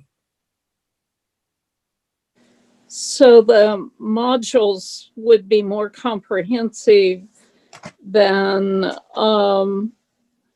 what I've experienced as a substitute teacher, and I know that's what the teachers receive too. And what may be shown to kids, that it's a video type module. And this sounds like you're intending it to be more of a discussion oriented, as in addition to that, when you talk, particularly when you talk about families, and instead of being just something that families should log on to and watch together, perhaps as a family, but it would be directed in some manner. So This so you would hope module would be direct. And the same ideas would evolve from it as far as bullying is concerned. Go ahead, Myron. Well, this module that we're referring to is really meant for district leaders, building leaders, to set that expectation, to say this is what not only are you required to do, but those areas of guidance and implementation. When it gets to that level of actually implementing this with families, with students, with educators, that implementation level goes back to the local level to do that implementation. And I like Carrie's point. That is, if you want to know if it's working, you go back to that annual update to the board to make sure it's being done with fidelity and we're seeing improvement. And that could also be a real viable role for their site councils within the buildings. And if they organize that across their district, could be a possible role for those site councils to assist with that. Okay, thank you. Melanie, and because we are running out of time, you'll be the last person to ask on this, then we'll have to go on from there. Thank you, Chairman Porter. I will try to be brief. As Mr. McNeese said, if there's a school administrator or a school board that wasn't already addressing bullying, there's a problem. But I can think of two noteworthy situations right here in my own district, in District 2, that involved a school administrator and a teacher in a school. And so my question is, there's a need for training, and then there's a need for more accountability. And so as I reference the document and I look at number 2 and we talk about the annual update, is that update going to be rigorous enough to truly hold administrators accountable for taking action? And as we go through this process of educating folks in the schools and families, what recourse do families have? Thank you. Well, certainly the focus of this work is on the prevention of bullying among student groups, and to have that mitigated against by improving the skills and competencies of the adults around them, so the adults understand better how to do conflict resolution and how to respond to that, factors within that. But the accountability piece for the adults is probably out of this arena somewhat. Kent, you want to have a comment? This is a slippery slope, but yeah. Remember that we're still a local option state. And when we get calls, like you just referred to, Melanie, what we encourage those parents to do is follow the local grievance procedure within their local board policy. And there are many former local board members on the state board. Every board that I'm aware of has that kind of grievance procedure. And the fact that we're asking them to report publicly to the local board data and progress means that it's now in the public forum. I don't know if that helps or not, but it certainly has helped those that have called us previously. I think also, Melanie, if I could, if we get a complaint that is an action that possibly could be criminal in nature, or then Scott Gordon would investigate that as it relates to removal of licensure. So if you're talking about an administrator or a teacher that does something that would be considered, again, something that would be egregious enough to revoke a license, we do investigate that. But I think as a typical answer, yes, they would need to go to their local board if they indeed thought, hey, my kid has been harmed physically or emotionally, at this level. They would contact us. And again, if we thought that was in our investigation, I say Scott Gordon would do that on your behalf. If that was at such a level, he would then bring it to the Professional Practices Board as a possible revoking someone's license. That would be the authority that you would have as a state board. Thank you.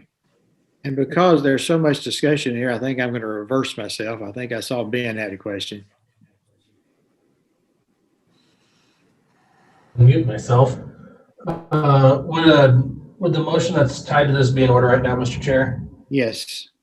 I move that the Kansas State Board of Education accept the report from the School Mental Health Advisory Council on the implementation of the bullying task force recommendations. That was the only reason I was wanting to be recognized. Is there a second to that motion? Jim McNeese seconds that motion. Any further discussion?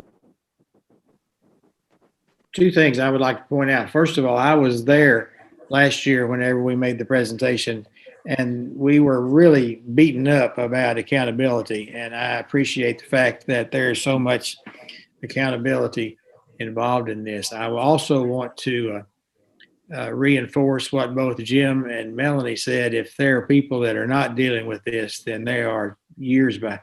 I didn't start my career until 52 years ago. And 52 years ago, we were talking about bullying. And so we are never going to get to where we're never going to come to a perfect situation. There's always going to be things that we don't anticipate. This is a step forward, and I appreciate what you've done to step forward. I got a call yesterday from a parent that if what they told me was true, and you always have to remember that you're only hearing one side of the story. A bus driver has been seriously bullying people. So I did what, that's not a licensure issue, but I did exactly what Kent recommended, and that is to go through the grievance procedure of that school district. That was my recommendation because, we can't as individual board members tell a school what to do, but we can help parents, guide parents in the direction they need to go to solve the problem and be supportive and listen and that sort of thing. So therefore, that being said, all in favor of the motion, please raise your hand.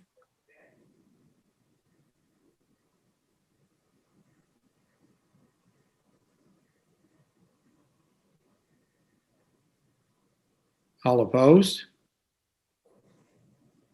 Okay, it's a 9-1 vote. Did you get that, Peggy? I want to thank you for your presentation. This will be, I'm sure, an ongoing discussion because I think it's a major step forward, but it's probably one of those places that we're always going to be on the road and never quite arrive where we want to be. Thank you so much. Appreciate it. Thank you for your time. Okay, I want to get credit for the fact that we were real early this morning, but I want to blame somebody else for being real late now. We're going to get recommendations from the Professional Practices Commission. There are two motions. One of them deals with a censure, and one of them deals with somebody that didn't show up, so a revocation of a license. Jennifer, are you here? I am. Well, good. So do we need to talk to you or do we need to talk to Scott? his head no. So I guess that's you, Jennifer. Number 18A is looks like a censure. Anything we need to know about that? So if you look at the summary on page 141, that gives you the main gist of what you need to know. This is a good example of why we don't have black and white rules, why we have a commission. So when we sat down, this was a pretty long one, and we had very lengthy discussion, and we heard all the background and the context. And we decided we were comfortable with that teacher continuing to be a certified teacher. And it was a 7-1 vote. Okay, thank you. And for those of you, for our new members, we actually do some of this every month, and you'll notice the names are blacked out. Up until recently, the names were all there, and we decided that we didn't need to know who they were. That we wanted to deal with the issues and not to the personality. So we ask for the names not to be there. So that, because there's a possibility in a small state that somebody would know somebody, and we need to make decisions based on facts and that sort of thing. So are there questions on 18A? Scott, tell us what the censure means. We've asked this question a time. Sure. We're going to ask it again. Censure is essentially an acknowledgement by the Kansas State Board of Education that misconduct did occur, that you do not condone the misconduct, but it was not severe enough to take away someone's ability to teach in the state of Kansas. It is permanent. It's not like a sticker or anything on a license. It is literally, this action is really the only official notification of it. We do post it on the agency website in case anybody ever wants to go look. Okay, and if I recall, in my superintendent's days, we got, whenever somebody had a license suspended or did not, we got a kind of a monthly report. Does this come out on that? This does come out on this, and it is reported to the National Clearinghouse, informing other states that this individual was censured, and they have a copy of the final record, assuming that you adopt the recommendation. So every school district in the state is informed? Hopefully, yes. Okay, thank you. Is there a motion? Dina? I move that the Kansas State Board of Education issue a professional teaching license with public censure to applicant 19 PPC 23. Since your hand was up, are you seconding that, Ann? Since I saw your hand up, are you seconding that? Okay, Ann seconds that motion. I do. All in favor, raise your hand. 1, 2, 3, 4, 5, 6, 7, 8, 9, 10. Motion carries unanimously. Let's look now at 18A, 18B. The summary for this one's on 147. Okay, go right ahead. And this one was a default. So they had initially requested a hearing, but then they stopped participating. And so based on the information we had and based on their not participating in the hearing, we did not vote in favor of giving them a license. Or Okay. I think it was revoking their license. And typically, if they don't show up, they don't get approved. So you have to participate. You have to go to court to. Yeah, you have to come and give context. Okay, is there a motion? Dan?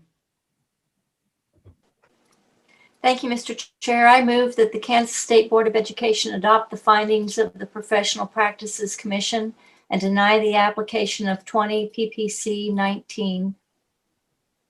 Thank you. Is there a second? Jim McNeese seconds the motion. All in favor, please raise your hand.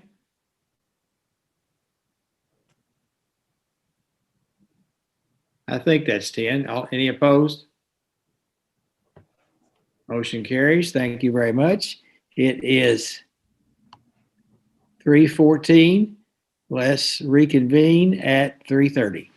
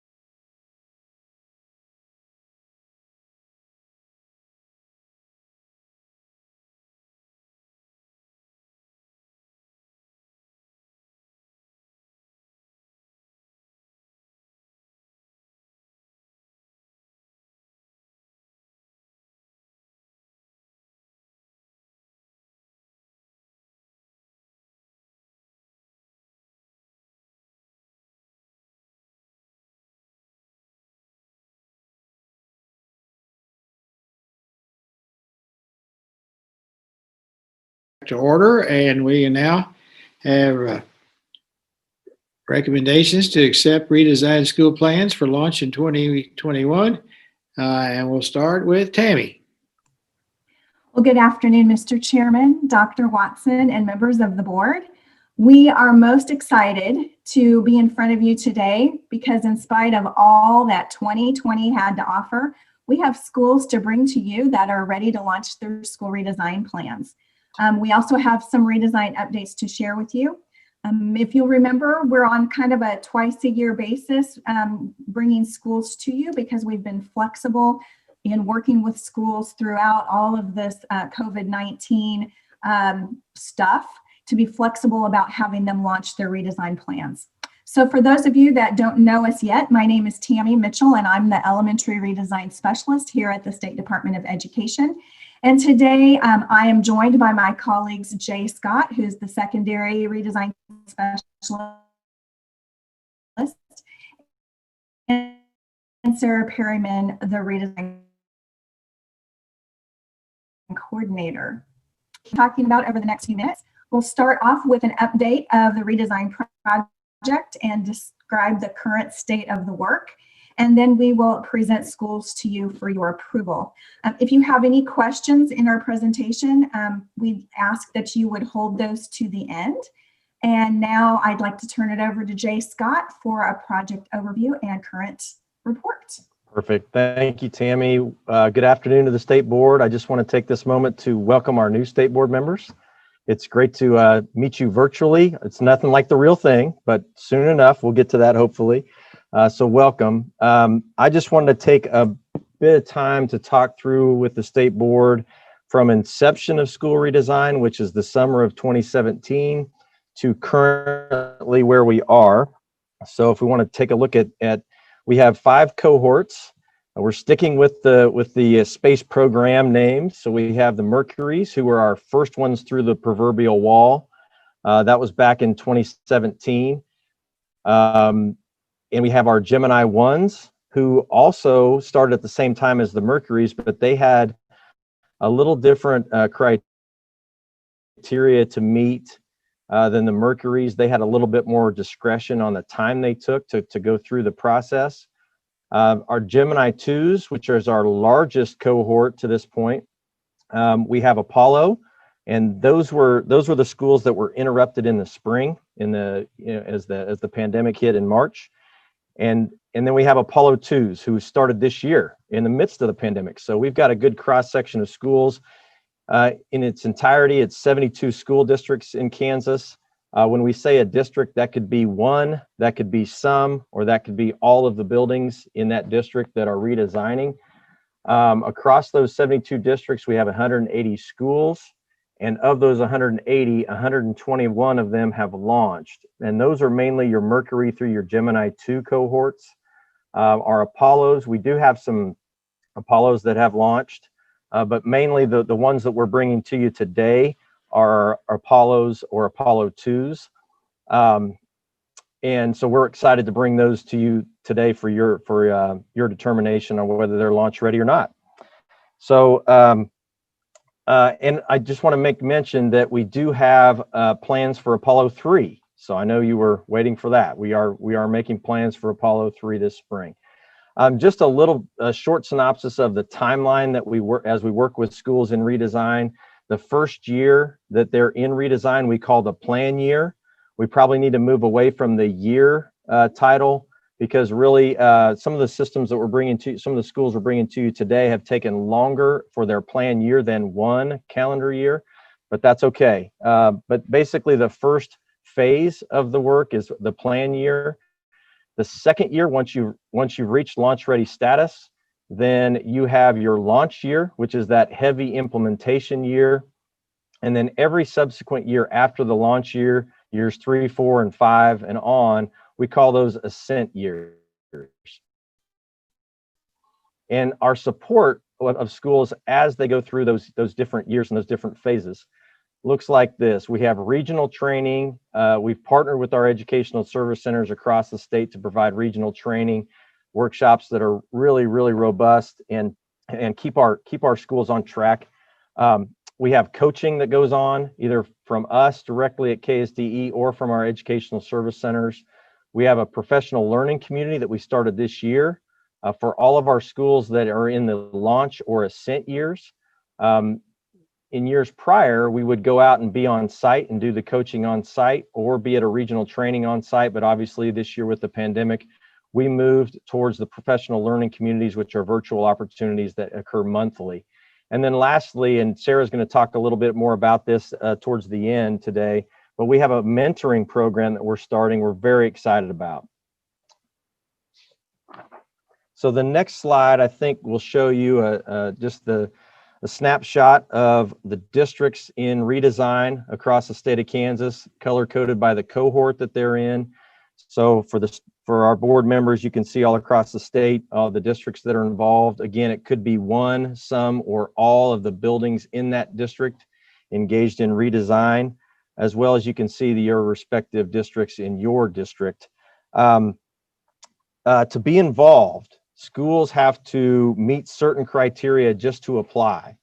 And those criteria, just as a reminder, are an 80% approval by the staff in that building to join into this voluntary process of redesign.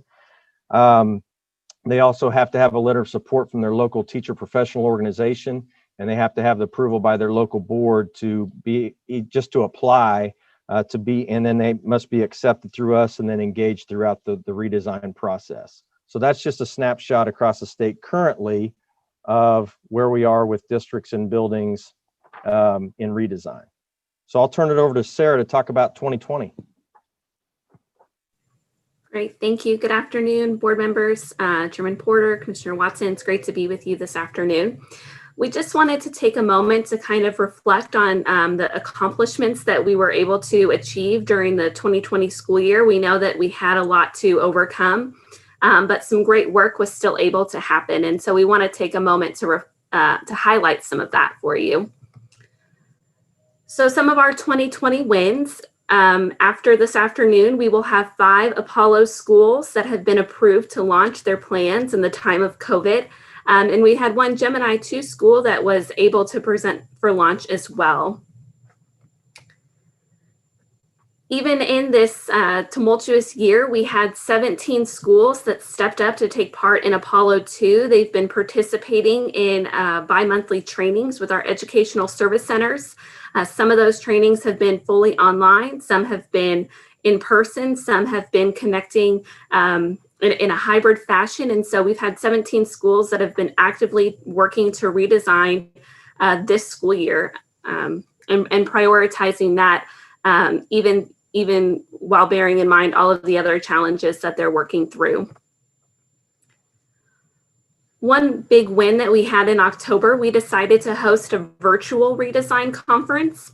And so throughout the month of October, we were able to promote various asynchronous learning opportunities, and we even had a live event. So during the month of October, we had a keynote speaker, Julia Fabris McBride from the Kansas Leadership Center, worked with Jay and Tammy to put together a coffee chat keynote for our schools. And that video during the month of October had over 250 views. We had a live event with author of The 4 Disciplines of Execution, Chris McChesney. He did a live webinar for us in the middle of October at the very end of the school day. And even then in the middle of October, at the end of a school day, we had over 200 attendees for that live webinar. And then we were able to curate 25 recorded videos that were on our webpage for individuals to access.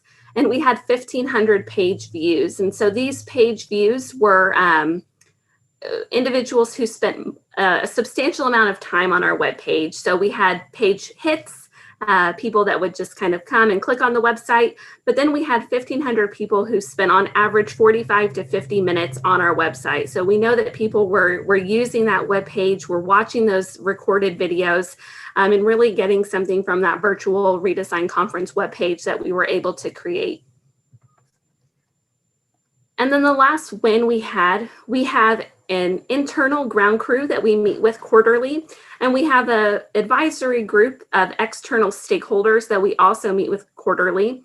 And we decided to engage those individuals into 3 work groups. And so those work groups included the creating of a redesigned success rubric, the refining and revision of our redesigned culture survey, and the development of a mentoring program. And so those were 3 pretty big projects that we worked on this last semester. And so we're going to take a few minutes to just really give you a nice picture of what those work groups were able to accomplish in really just 1 quarter's worth of time. So I'll turn it over to Jay, and he's going to give us a little bit of insight in our redesigned success rubric. Okay, thank you, Sarah. One of the first things that we take schools through as they begin the redesign process is setting a vision and also setting some really high-level goals, just as the state board did back in 2015 and 16 when we set the vision and the outcomes. We have schools follow a similar process to that. And that's really hard work. But once they've done that, that's when the real work begins of implementing and continuously improving innovative strategies, challenging the status quo, looking at our models and really rethinking everything that we do in education that leverage those goals and vision that they've set. And they do that as far as those strategies, they implement strategies that relate to those first 4 numbered items that you see there. Those are our redesign principles: personalized learning, student success skills, which are all the areas of the whole child as far as a skill set, real world application, and then family, business, and community partnerships. So they work hard to implement and innovate with new strategies in those related to those principles. All the while, they're trying to follow an iterative, continuous learning process, continuous improvement process, while making sure that the conditions are right for redesign as far as shared leadership, really empowering your teachers to think at the system level, and then making sure your culture is right and ripe for redesign. So before this year, we really didn't have much of a tool once a school had launched to help them progress monitor in these areas. So this year, starting in the spring, we built out, with the help of a lot of people, we built out this redesigned success rubric. It's a self-assessment tool for redesigned schools to evaluate their competence in those 6 areas. This is going to mimic the navigating change guidance. It's set up as a rubric style. It's based on competencies. I know the board has heard a lot today, and there's been mention of competencies a lot throughout this today. And we're going to continue with that with this redesigned success rubric. We are launching this tool on Wednesday, tomorrow, with all of our launch schools. We're very excited about that and feel like it's going to reignite some of that redesign growth mindset that they've got churning this year. So I'd like to thank the groups that drove the creation of this tool. Number 1, we have members of our Redesign Advisory Committee work group that took the time to help us with this rubric, the creation of it, our external partners. Doug Meckel and his role with our Regional Comprehensive Center have provided great resources for us. And then we had a handful of redesign schools in November last year step up and pilot this redesign rubric and really help us make it a useful and relevant tool as much as possible before we rolled it out. So I want to take a moment to thank them. And with that, I will turn it over to Tammy, talk about school culture. Thanks, Jay. So one of the things that we have done since the very beginning of redesign is we have provided a school culture survey for redesigned schools. This past year, we realized that we weren't asking some of the right questions. And so we wanted to go back and strengthen the school culture survey based off of some research that's listed at the bottom of this slide. And so in collaboration with the Redesign Advisory Council and the redesign crew, a new culture survey was created and piloted this last fall. It will be ready to roll out in its entirety to redesign schools in the spring of 2021. This survey includes items on the constructs of a shared vision, inquiry, innovation, and exploration, teacher collective efficacy, psychological safety, and modeling learning leadership. These constructs are based on the evidence of school culture regarding what is needed to have a positive learning culture that leads to positive student outcomes. We as a redesign team look at the data holistically across schools and districts to watch for increases or improvements in this type of school culture, because we believe that when schools are actively engaged in the process of redesign, it does improve the learning culture. And then a side benefit for schools is that they can receive their own individualized report so that they can look at these areas in the report and figure out what areas they need to strengthen. A companion piece to this school culture survey is a school culture toolkit that we will provide for schools as well. So if they needed to maybe strengthen this area of psychological safety, there would be activities and resources for them to use with their staff to strengthen any one of these areas. So it was a heavy lift. And again, I'd like to thank the advisory council and redesign crew and the schools that piloted this and gave us feedback to make this a tool that is not only helpful for us, but also valuable and helpful to them. And with that, I'll turn it back over to Sarah. Great, thank you. So the last project that we tackled this last semester was the creation of a redesign mentoring program. And so we had 9 individuals on this work group that represented private industry, the Kansas Board of Regents, the Teachers Association, higher education, and then KSD staff from various departments within the agency. And this group worked to create a project plan for mentoring. So as part of that project plan, we crafted a definition. What does it mean to be a mentor and a mentee in this particular program's context? What are the expectations or competencies that we want to see our mentors develop? And then what are the requirements and structure for the relationship? And how are we going to collect evidence and data that the program is impactful and effective? And so this work group was able to create all of those items that go into this project plan. We're launching a pilot cohort of the Redesign Mentoring Program this spring semester. And so in this pilot cohort, we have 7 mentors and 5 mentee schools. So we have 2 schools, 2 mentee schools that will be receiving 2 mentors. So we have a principal and pilot from one school, principal and pilot from another that we're pairing with a school. So we're trying a few different approaches to this mentoring relationship to really see what works and what's effective in fostering reciprocal beneficial relationships between our mentors and our mentees. We also want to make sure that we honor the time that our mentors are spending and engaging in these relationships. And so we wanted to make sure that there was a benefit for them, a professional benefit for them. So mentors will be able to receive professional development points that will go toward relicensure by participating in this mentoring program. And we've also partnered with Fort Hays State University to offer 1 graduate credit as credit for prior learning to our mentors for engaging in the mentoring relationship throughout this spring semester. We've also worked with Title Services and our leadership at KSDE to provide our mentors with a stipend. So we were really proud that we're able to offer not just that professional benefit, but that courtesy stipend to our mentors for giving their time and their knowledge and wisdom to these mentee schools. And we really have 2 goals with this program. We want to build leadership capacity. We know that once you are able to do something well, you reach that next phase of growth when you're able to really teach it and to guide others through it.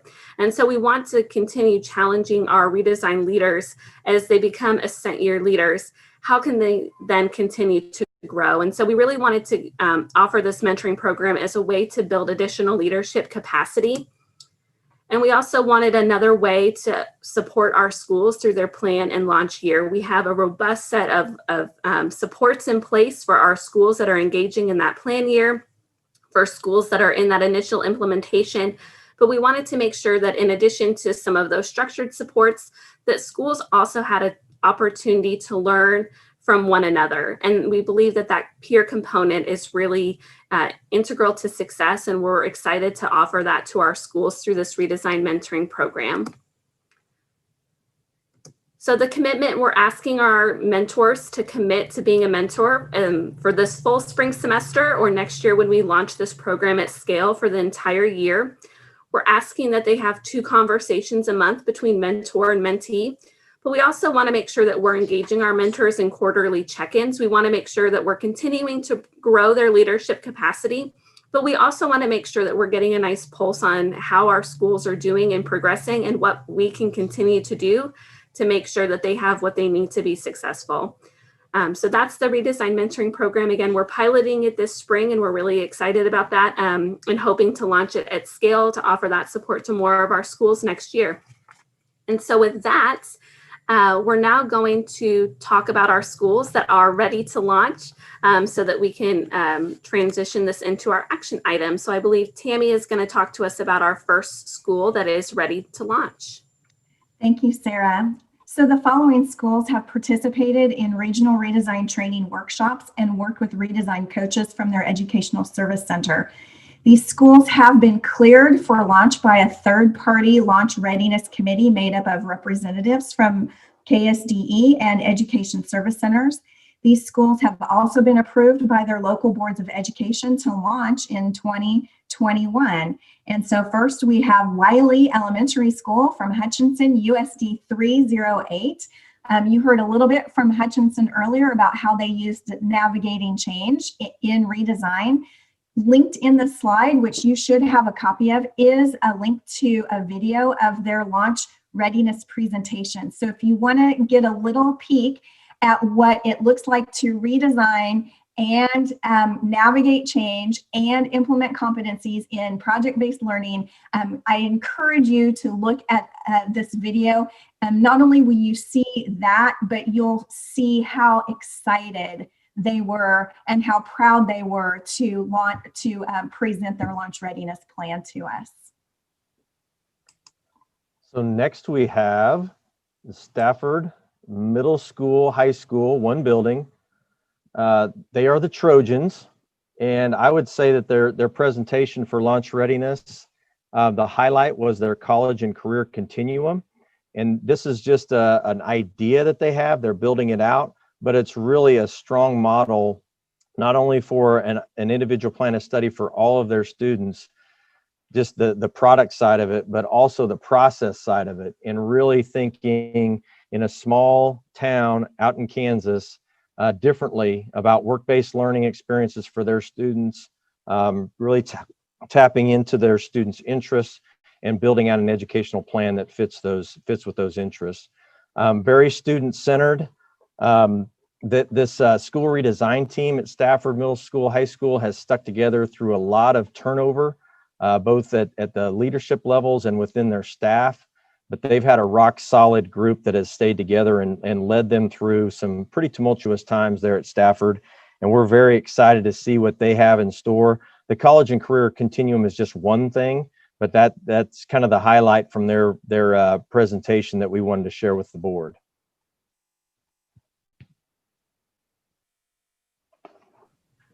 The third school that we're bringing to you today is STEM Magnet at Allen. This is another one of the elementary schools in Hutchinson. Again, with this school, you're able to view their launch readiness presentation by clicking on the link on the slide in the slide deck that you should have. One highlight from their presentation was really the unity of the school and the team. One thing that stuck out to me was their passion for STEM, and they said that, you know, over the last few years, STEM was something that they did, but now they've put it back as who they are. And so really using redesign as the vehicle for how they've been able to navigate COVID and change, and really embracing that design thinking process to pivot and adjust as needed. And again, really embracing that STEM as being who they are, embracing those projects that you got to hear a little bit about earlier. And even adjusting their professional learning experiences for teachers to always incorporate some sort of STEM challenge. That was a mouthful. But again, really trying to get back at the heart of who they are, and redesign really helped them do that and has been that vehicle for them to continue their growth, even in a year where a lot of people feel like growth is stymied. So that was a highlight from STEM Magnet at Allen. And next we have El Saline Elementary School, USD 307. We do not have a recording of their launch readiness presentation. However, a couple of highlights from their presentation are that during their pilot, they wanted to intentionally engage families and caregivers in the learning process, especially through school closures and remote and then coming back. And to do this, they used the platform called Seesaw to send home learning challenges to be completed by students with their families. They saw an increase in communication between caregivers and teachers and increased student engagement due to the interactive nature of these learning tasks. This was a successful pilot with their 6th grade, and now they are going to scale it across the school. Another noteworthy part of the redesign is that in order to cultivate interpersonal skills, they implemented a full year of counseling with their students with an emphasis on growing interpersonal skills. And so El Saline is a small town sandwiched between Salina and Ellsworth. And when they are talking about family engagement and community engagement and then business engagement, they have a few businesses in their district, but they're also reaching out to their neighbors in Salina and in Ellsworth to try to really bring in that piece. And so they're very excited to be able to launch to scale strategies in all 4 redesign principles, but that was their highlight of their presentation. And with that, we would entertain any questions about any of this content or whatever you would like to talk about for the remaining time.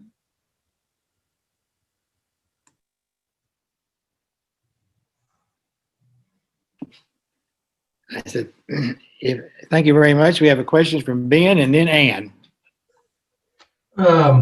First, I want to say I'm always excited about this work. This is my favorite presentations every time it comes up. It's just always exciting. And we got to see earlier what Hutchinson was doing, really in depth, not only just in those 2 buildings, but district-wide. And living really close to there, it's really nice to see all that.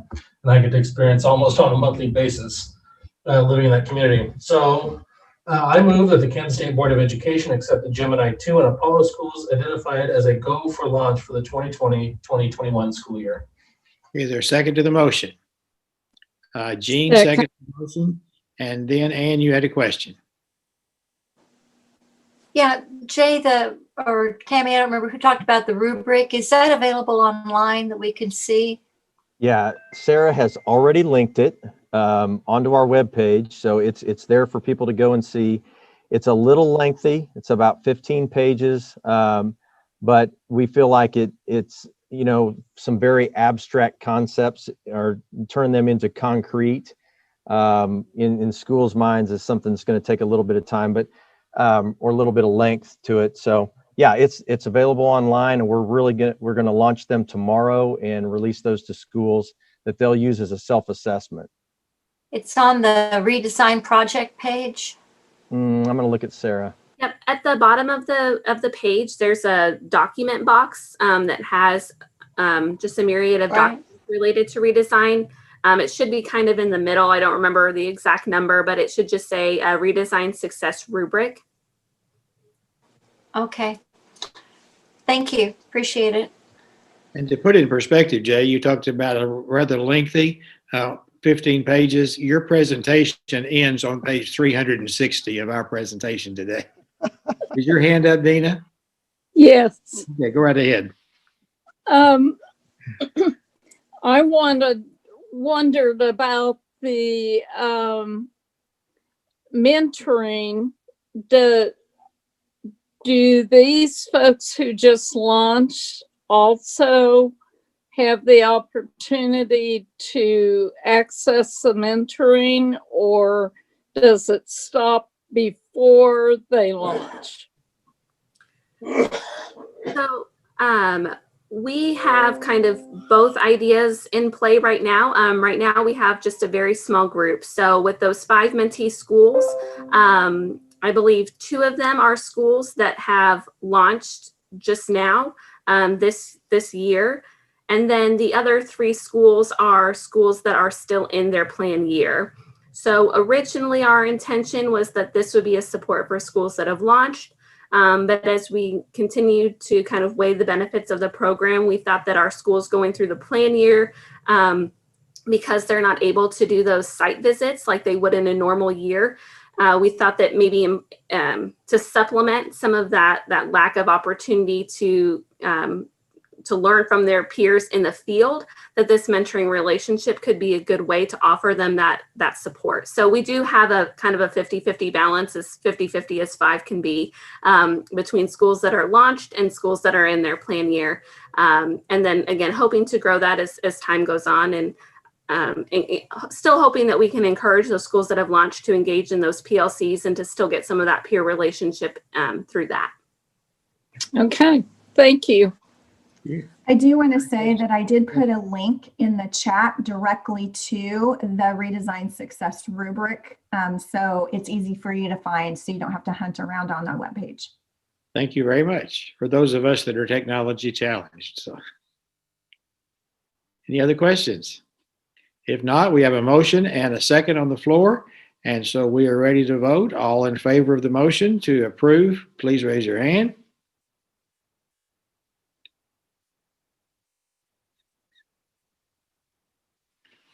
And that's a unanimous vote. Thank you very much. We appreciate the presentation. This is always, to follow up on what Ben says, this is always very exciting to see people really moving ahead to redesign. And we appreciate that. Thank you very much. Thank you for your time. Thank you for your time. Thank you. The next item is the consent agenda, which we have already done. So moving to 21. We're going to discuss the work-based learning and individual plans of study connection with Stacy Smith and Natalie Clark. And I don't see. And we're looking for Stacy and Natalie, so we'll see if they're in the virtual waiting room, waiting to get in. There we go. There's Natalie and Stacy.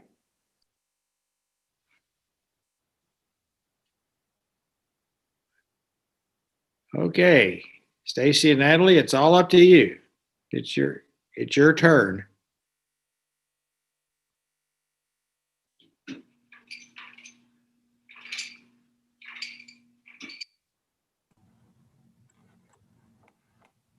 Okay, Stacy or Natalie, whichever one is supposed to go first, have at it. Okay, Chair Porter, I was watching via YouTube and there's a significant lag. So this all happened pretty quickly for me.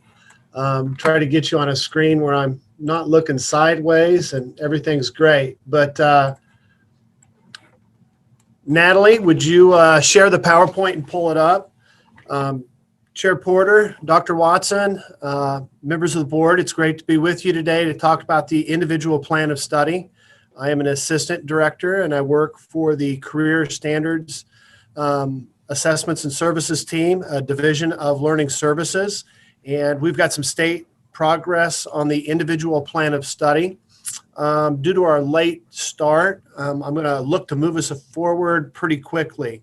I would highlight to you that in February, we've got our annual CTE conference, and we have a slew of IPS sessions with best practices that districts are engaged in that are good examples of what schools are doing. And we're going to be able to get you access to that virtual content in February to learn more about the steps in the individual plan of study.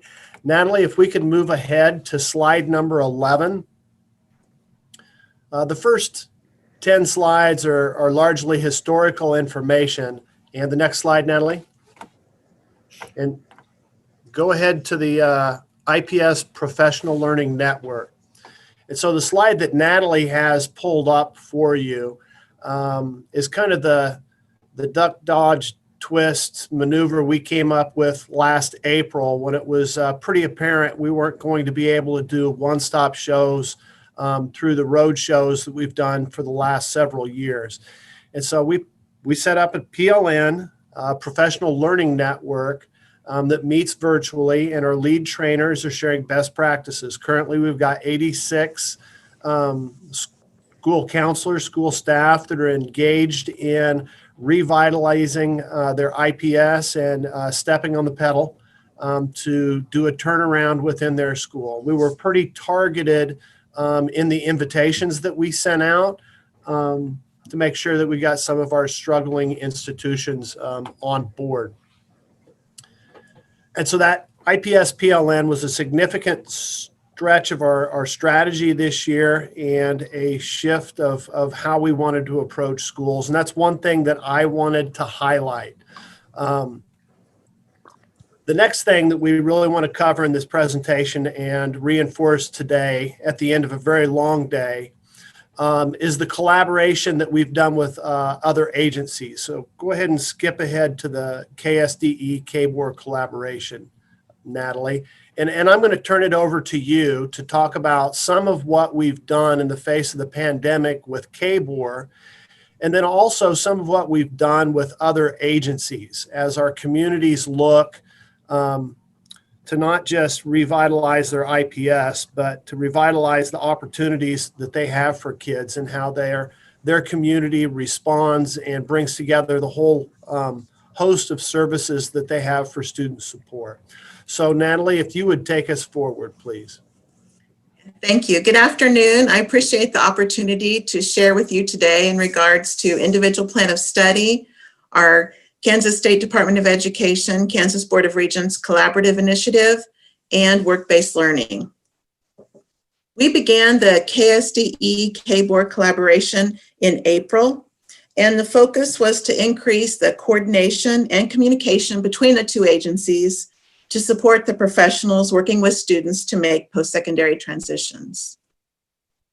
And within your packet today, you have a copy of the PowerPoint so that you can go to the recorded webinars as well as the documents that I'm referring to. But I wanted to share with you what we have done up until this point. We began in April. There was a lot of questions from counselors, parents, and students in regards to college admissions and financial aid in times of COVID. So we had a joint webinar, a college admissions webinar on April 27th. We had 113 participants. We asked participants to submit questions ahead of time for a panel, and this was recorded for those that couldn't attend. We were fortunate to have panelists that included representatives from college admissions from McPherson College, Wichita State, Emporia State, Fort Hays State, University of Kansas, Pittsburgh State, Kansas State, Colby Community College, Salina Area Technical College, and Washburn University. Following the webinar, a college admissions Q&A document was created by the KBOR team that included Diane Lindeman and Aaron Wolfram. And so these two resources, the recording as well as the Q&A document, were sent out to those who could not attend on the KSDE listservs. The very next day, April 28th, a student financial aid webinar was conducted with 79 participants. Once again, questions were submitted in advance, but participants also had time to ask questions following those pre-submitted questions. We had a different set of panelists, those focusing on financial aid at the universities, consisting of Friends University, Southwestern College, Emporia State, Fort Hays State, University of Kansas, Pittsburgh State, Wichita State University, Kansas State, Diane Lindeman, the Director of Student Financial Assistance at the Kansas Board of Regents, Pratt Community College, North Central Kansas Tech, and Washburn University. Again, a webinar Q&A document was created by Diane Lindeman and Aaron Wolfram at KBOR. Those two resources were sent out to those who couldn't attend via the KSDE listservs. It was then decided that it would be helpful to develop a college admissions among COVID-19 resource. This resource is posted on the KSDE webpage, and it is linked here to help 2020 graduates make post-secondary decisions. In the summer of 2020, we decided to transition that resource into a more permanent Kansas Post-Secondary Exploration Guide. And this resource is posted on the IPS page. and it's a resource to help Kansas high school students make post-secondary decisions. A webinar was held in September, and this webinar was Carla Wiscombe from Kansas Board of Regents and myself. It was during the Hot Topics webinar. We've had about 257 views on this particular webinar. I wanted to show you a little bit about what this guide includes. Again, it is linked in post so that you can look at it in more detail, but it has links to all of the public universities in Kansas, their admissions department, their financial aid department, as well as a link to new student information. That same information and those links are available for the public, community, and technical colleges, as well as the independent colleges and universities. At the bottom of this document, there are several exploratory resources. And during the webinar, we went through several of those. The first being the Kansas Public Higher Education and Training Program Tool. I went briefly through the Kansas Department of Labor labor market information. I would like to thank the Kansas Department of Labor. They have created downloadable files for educators, families, and students that depict high-wage, high-demand occupations, sortable by career clusters, statewide, as well as in each of the 5 workforce regions. We reviewed Kansas Degree Stats, Career Navigator, and Transfer Kansas. Carla Wiscombe went over Transfer Kansas. It's a great tool to inform students and educators of courses that are transferable to any Kansas public secondary institution as long as they have that equivalent course. So that's just a short look into what's included in that Kansas Post-Secondary Exploration Guide. And again, it is recorded and the link is posted here. On October 20th, 2020, a qualified admissions webinar was held. We had approximately 350 participants. Tara Labar from the Kansas Board of Regents, as well as admissions representatives from Kansas University and Kansas State University, gave updates and answered questions on qualified admissions due to the changes for the senior class of 2021. Flyers for distribution and the FAQ page were also shared. In November, the Kansas Association of Student Financial Aid and Administrators hosted an event for counselors, and this was sent out on the listserv regarding unique student situations in the FAFSA. As part of this KSDE KBOR Collaborative project, 2 work groups have been formed. One, the Individual Plan of Study Coordinating Work Group, and we have met 3 times in October, November, and December. We have given this work group an overview of the IPS, and we have had presentations from counselors and students in regards to what their IPS process looks like in the district. And we also have a coordinating advisory council, and we have met in November and December, and actually earlier this week. This is a graphic created by Tara at KBOR to show that these 2 work groups will give feedback to the coordinating council, and members of the IPS coordinating work group include high school counselors, academic advisors, university and college admissions representatives, a Greenbush Service Center CTE coordinator, as well as KBOR and KSDE staff. We're asking them to brainstorm and give us recommendations and suggestions on integrating the IPS into the post-secondary transition. And that second coordinating advisory committee, we're asking them to help us plan and design webinars. We would like for them to give us professional development opportunity ideas that would support counselors and identify different ways to communicate and coordinate between K-12 and higher education. And as you can see on that coordinating advisory committee, we have high school counselors, we have university admissions representatives, community college admissions representatives, we have technical college admission representative, and we have a senior diversity officer, as well as KBOR and KSDE staff. And these 2 work groups are co-led by Tara Labar at KBOR and myself, KSDE. As part of this initiative and what came out of this brainstorming session was the need for a lesson so that students and educators as well as families can learn more about the Kansas Degree Stats program.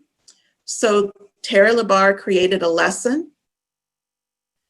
And the second item, there was a need for financial aid resources as well as timeline and FAFSA resources. So prior to the holiday, I wanted to show you just a little bit about what this Degree Stat lesson looks like.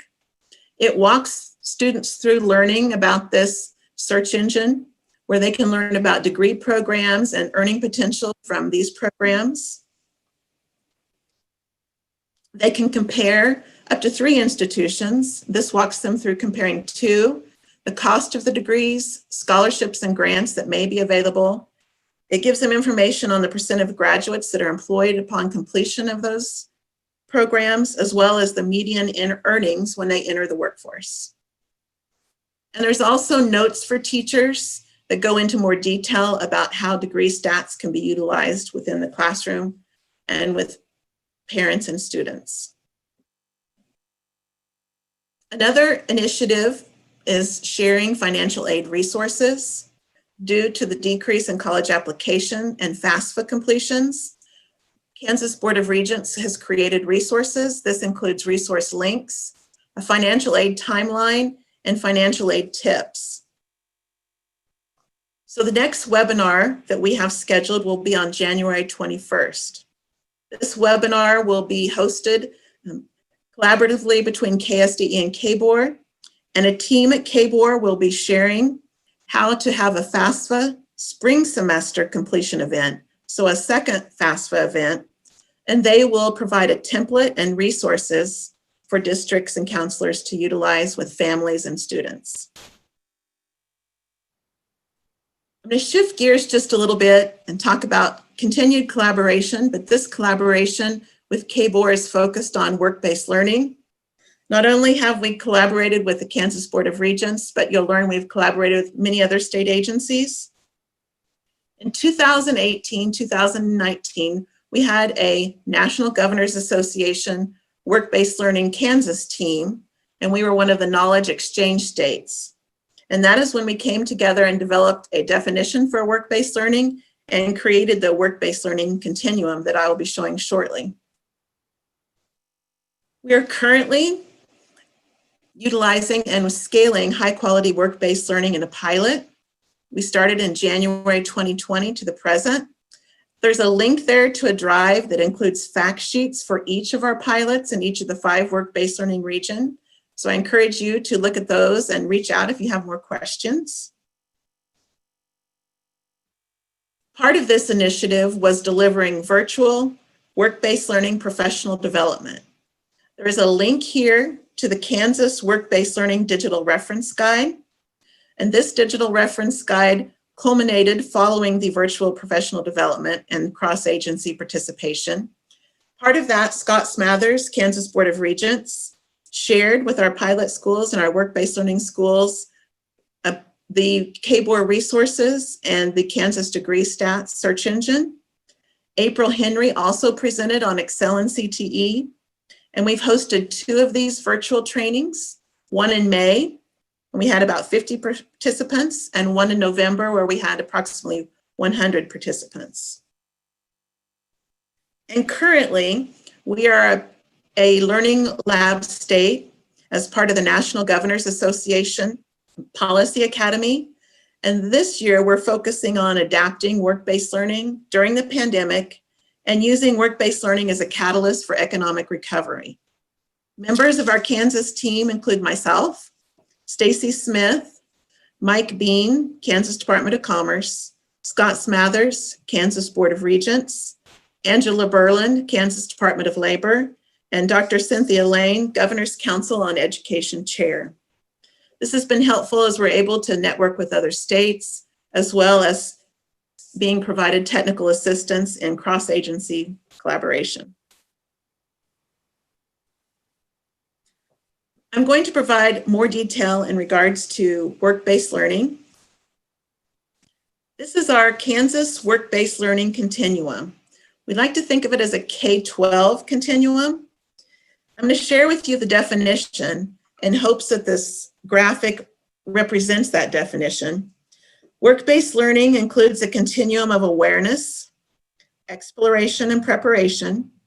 It combines an individual's career goals, structured learning, and authentic work experiences, implemented through a sustained partnership with Kansas business and industry.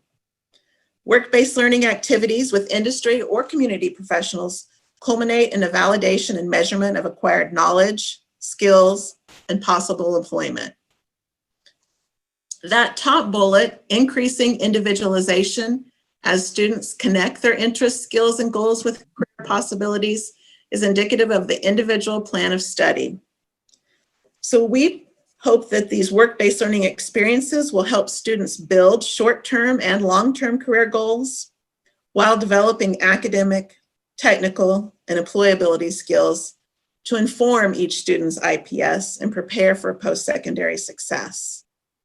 So we're hoping career awareness at the elementary school, career exploration at the middle school, and those high-quality career preparations at the high school will be possible if students have more of these experiences early, and perhaps those short-term goals would lead to internships, college credit, or industry-recognized credentials during high school that would be indicative and would help students with their long-term career goals. And please notice the bottom bullet, career and technical student organizations. You'll have the opportunity to hear from some of those organizations tomorrow, but we feel that those organizations also allow students to demonstrate academic, career, technical, and employability skills. In December, Scott Stump, the Assistant Secretary for Career and Technical Education at the U.S. Department of Education, put out a call to action.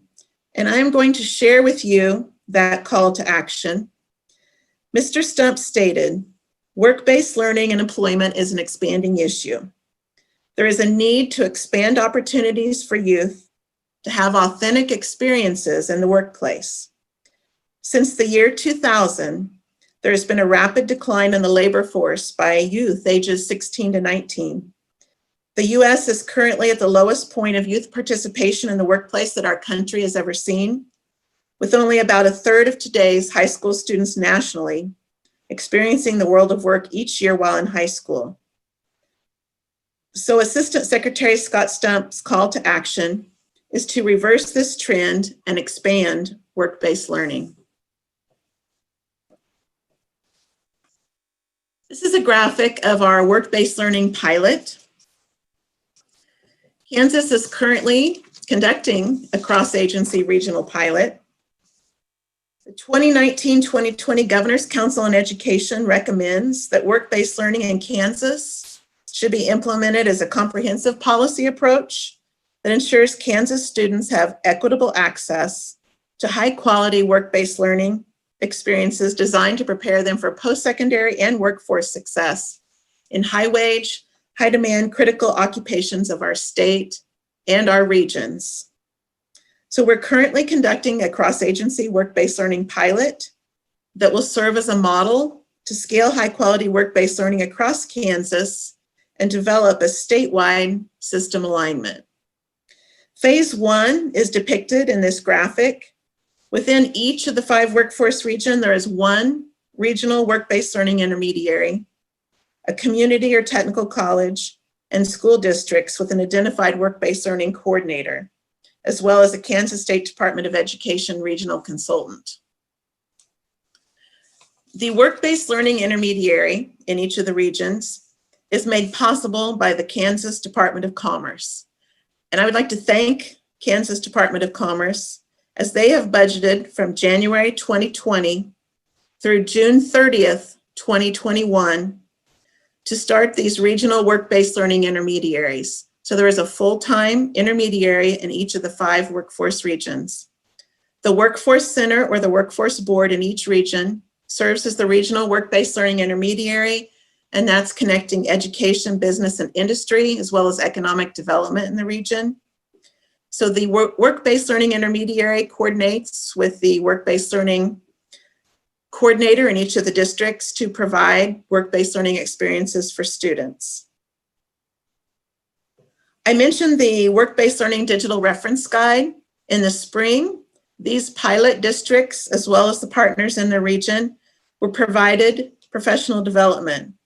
KSDE facilitated work-based learning coordinator professional development in the spring and fall of 2020, and it was delivered by Kansas State Department of Education, U.S. Department of Labor, Kansas Department of Commerce, Kansas Department of Labor, Kansas Board of Regents, Kansas Department for Children and Families, and Kansas Association of School Boards. And the information is compiled in the Kansas Work-Based Learning Digital Reference Guide. Each of these pilot schools that we referred to, Hugoton and USD 210, is in Region 1 and works with Seward County Community College. Manhattan USD 383, Region 2, works with Manhattan Area Technical College. And DeSoto works with Johnson County Community College in Region 3. In Region 4, Circle works with Butler Community College. And in Region 5, we have a cohort of districts. We have Iola, we have Chanute, and they work with Allen County as well as Neosho County Community College. And this is phase 1. This fall, we're in phase 2 of bringing on regional network districts in work-based learning. As you can see, some of the schools are in bold, and those schools are indicative of redesigned schools. So in Region 1, those schools will be working with the work-based learning intermediaries at the Workforce Center or the local workforce boards. They will each be connected with a community or technical college partner. They'll be working with Department of Labor in regards to labor market information and a KSDE consultant. So in Region 1, the schools that are joining are Abilene, Medicine Lodge, and St. John. In Region 2, Prairie Hills, Topeka, Seaman, Wamego. Region 3, KCK Public Schools in Spring Hill. In Region 4, Clearwater, Wellington, Chaparral, and Attica. And in Region 5, Osage City and Humboldt. So I would like to thank all of the schools that have also participated during this time. And if you have any questions, Stacy and I are now available to answer questions on the individual plan of study, KSDE K-Board collaboration, or work-based learning. And thank you, Natalie. Will you take the your screen, quit sharing your screen so I can see if there are questions, please.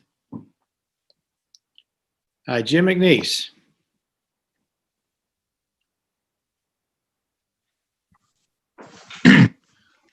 Thank you, Chairman Porter. Well, to Natalie and Stacy, thank you. This is light years from where we were 2 years ago. In fact, we're in a new dimension. Great work. I believe at the last time that we as a state board met with the regents, I spoke directly to the fact that most admissions counselors, if not all of them, had no idea what IPS was. And you have taken it beyond that to a level that, quite frankly, is just amazing. Thank you. You've set the foundation, you've established the communication links, and have your goals, and this is terrific. I am so pleased and so impressed with the work that you've done, and I congratulate you and your KBOR peers. Thank you. Other questions? Nina.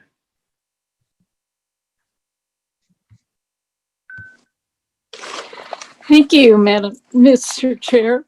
It's almost messed up after what our past experience with the chairman being a madam instead. So I apologize.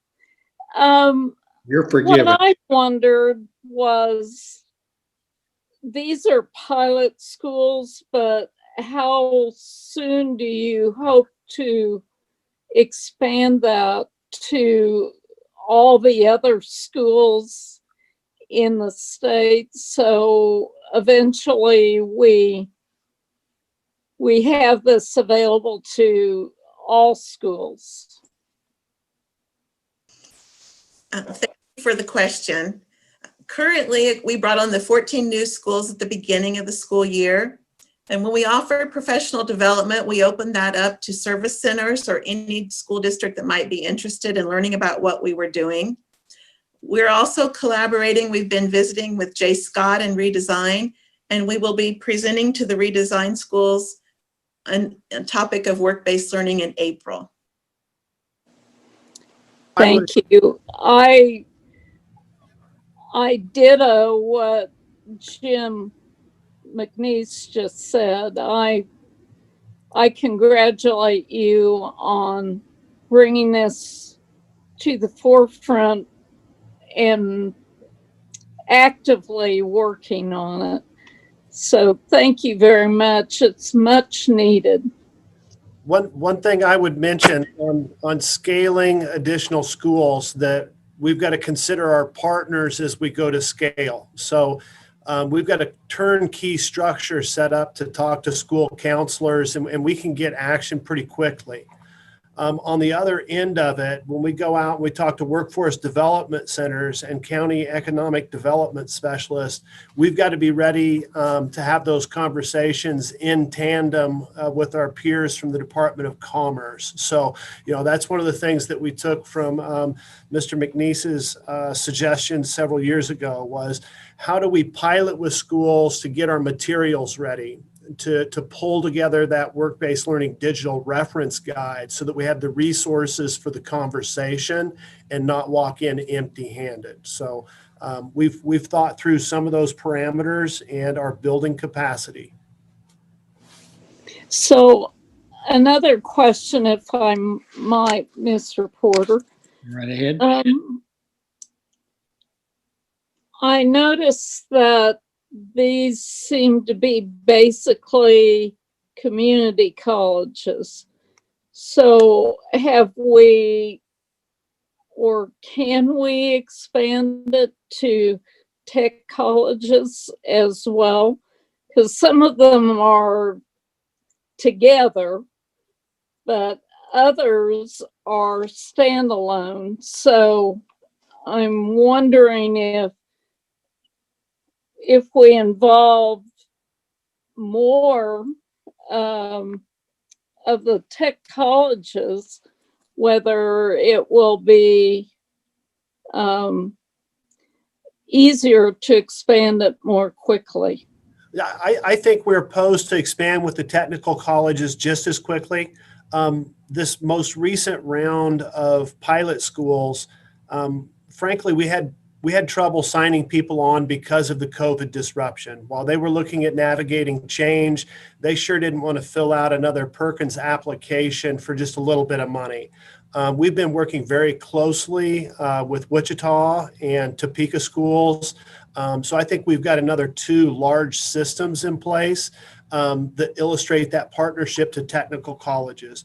What WSU Tech has going on in Wichita with collaboration to 259, and then the recent strides forward that Topeka has taken with their CAPS program in partnership with the Washburn Technology Institute is all positive. And I think you're right. Having technical colleges as a formal part of the process going forward is going to be powerful. Thank you. Okay. And congratulations. Excellent. Did I see your hand up, Betty? Yes, you did. And I was rethinking that. Go ahead. Okay. I was rethinking that perhaps my comments on this would be better served under the heading of looking at future agenda items. Okay. Thank you. We'll remember that at that time. Ben. Thank you, Mr. Chair. And I'm glad I'm not the first one to mess it up. Thank you, Dr. Horst. I appreciate it in terms of referring to the chair. But I have 2 unrelated questions, but other than they came up from the deal. And it could just be something that we can visit afterward. But the individual learning network and the sports that are out there, Region 1 is huge in terms of mileage and traveling and the amount of districts that are in it, but there's only 2 people that were listed in it. Well, to our benefit and our great benefit, Southwest Plains, and SDAC and Smoky Hills all spun off their own professional learning networks, and they're using the same playbook that we did. And so, you know, where we've got 86 that are kind of in our cohort, Joni Clark-Liker is running those other sessions. And I think I would feel comfortable saying we've got another 60 to 70 people that are involved in the alternative PLNs. And Joni's been keeping them all on the same page, Board Member Jones. So you are right. One of the weak parts of the 5 region structure that we have is the vast distance in Region 1, and then the unique nature of some of the communities. So even thinking about workforce development, you know, how do we break that in half so that we don't have people, you know, driving all over the place instead of actually working to make things better. Yeah, that was just one thing, but it's good to know that the service centers are out there and it's the same. You guys are coordinating among each other, and so I'm encouraged by that. So I appreciate that. And the other piece is how much. And I'm not going to let the perfect be the enemy of the good here. So we're making great strides, and I'm happy that we're working with KBOR. How much are the private institutions involved in this as well? Training. I know I've got a private 2-year college in my district, and I have a lot of private 4 years as well. In terms of how they're at the table, are they at the table, or are they getting things after us and KBOR get everything through the system? We actively partnered or collaborated with the the private institutions that you're referring to when we were developing the COVID resource as well as the long-term resources to get their feedback. So we try to make sure that they're included in those exploratory resources thus far. What about the IPS? The coordinating committee. Mm-hmm. Okay, I can give you the list of the institutions. I can email you. I have the list of the institutions, but we've invited several, and I can perhaps get it while we're talking. Okay. But I can certainly give that to Peggy and have that sent to you, the exact list of who's on those committees. Yeah, just making sure, because I mean, we're talking about KBOR, but private, I have a lot of private schools. And so that's something that it's always important to involve them in the process of all this. And so I just appreciate the information and moving this forward. It's important. Other questions or comments? Ann. Yes, thank you, Mr. Chair. Natalie and Stacy, I had a question. The degree stats and those new things we've developed, how does that fit in with what we have in Zello? Are they at cross paths, or do they fit together? I mean, you wouldn't do both, would you? Those components can be easily loaded into the IPS platform, whether it's Zello or Naviance or UScience or any platform that they have the opportunity to create modules. So degree stats would become this value added component that's within Zello. Most of those platforms are advanced to the point where you can load local scholarships as well as statewide scholarships. A part of our work-based learning pilot is a work-based learning module that can be added on through Zello, and that allows the business and industry partner to create a web page with opportunities that students can explore, and huddle buttons that they can click to interact with business and industry professionals. At the upcoming KACCTE meeting, Board Member Ma, we'll have Laura Barker from USD 259 come up with Textron Aviation, and they'll be demonstrating that Zello work-based learning module at that meeting. Yeah, I sat in on the training the other day for Zello, so it made me think that stuff was already in Zello. But my other question, and I'll give you guys a call because I want to sit down and chat with you and Natalie before we have the next KACCTE meeting, but are we also pressing schools to make better use of WorkKeys, since that's available free and is provides a lot of data to students and counselors and employers? And we just recently developed a Why Work Keys document, and I can ask Peggy to send that out too. And we've done a Hot Topics webinar, and Deputy Commissioner Neuenswander shared the resource with superintendents. But it's Why Work Keys, and Rick Harris with Work Keys has also done a video. So we'll make sure that you get that particular information. And we have a lesson developed that informs educators and students how they can utilize the Work Keys as a tool to inform their IPS using the Occupational Profile Database. So are our work-based learning pilot schools and other schools using Work Keys more now? Because we didn't have a lot of schools around the state using it before. So Circle, one of the pilot schools, one of their big initiatives is to make sure that students take the Work Keys and have that certification as part of their resume when they attend job fairs. And because so many of their employers in that particular area recommend, require, or prefer Work Keys, so they've partnered with Economic Development in Butler to make a movement to use that as an economic development tool. So I think that would be a good sample of that. Okay. I'll give you guys a call. Appreciate it. Thanks for all your work. Thank you. Jean. Thank you so much. There's great interest in these types of programs, work-based learning, in my area especially. I did have a question.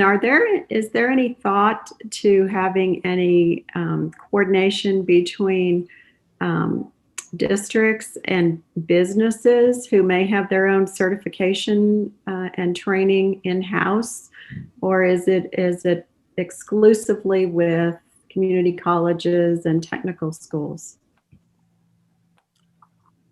I would hope that schools have got those personal relationships set up with the businesses in their communities, because that's your first opportunity for work-based learning, whether it's a job shadow or career mentoring or an internship that a kid could go out and participate in. I mean, I know Salina in particular, we've talked to them quite a bit. Salina High School's got their partnerships with their technical college, but they've also got a lot of business and industry partnerships. And then even in the law and public safety arena, working directly with the fire department and the police department on opportunities for students. So I think you're right, Board Member Clifford, that we've got to reinforce that in addition to our community colleges, we've got to look for experiences on the ground for some of our kids within the community. Right. I was thinking kind of in ag equipment or in industries related to ag, where there isn't necessarily college classes that relate to it, but those industries have their own in-house training. Well, and I mentioned on a webinar the other day, a Wamego intern. Wamego's got a partnership set up between the high school and the city. And so the city would take on interns and then be able to give kids some exposure. And often that's how you hook a kid into the next level of learning, as they actually get some experience. If you follow an electrical lineman around for a couple of weeks and you see what they do, then the thought of going to a technical college to pick up a skilled trade seems like maybe something that you would be more interested in. Commissioner. Thank you, Mr. Chairman. Gene, I know that we would also like to link, as you mentioned, with John Deere programs, Harley Davidson programs, these programs that maybe are run by companies that lead to jobs right within those companies. And I think we see that, especially out at Ulysses, in your area, they've really done a nice job with that. I want to give you a snapshot as we wrap this up. Jim McNeese kind of started the conversation, but I remember Jim, Kathy Bush, and I sitting in Wichita with their Economic Development Council. Alicia Thompson was there, superintendent from Wichita. I think Chad Higgins was there, Superintendent Mays. And they were just saying, we've got to do something, right? We have all these parts, and Jim was adamant. We got to get these parts together. And I'm going to give a ton of credit to Stacy and Natalie, as all of you have, for bringing all the entities together and then moving it forward. But don't just think about this as a skilled trade. Let me give you an example. What we envision down the road is, as you think about an individual plan, you explore, and if you lock in, I'll give you an example of a young man that there was a senior in high school a year ago. Kind of was locking into, I'm either going to go into maybe engineering or architecture or construction management, but I'm going to college to study one of those three areas. If you know that, this young man did, that senior year should be about what am I going to study? Where am I going to go? That's some exploration. But half of the day should be dual credit, leading to the transferability of that credit you're going to need in college. And the other part of the day should be in job shadowing internships in those professions so that they can earn some certificates and exposure. And that's where we want to be headed for every student, whether they're certificate, like John Deere, for example, or their associate or baccalaureate or beyond.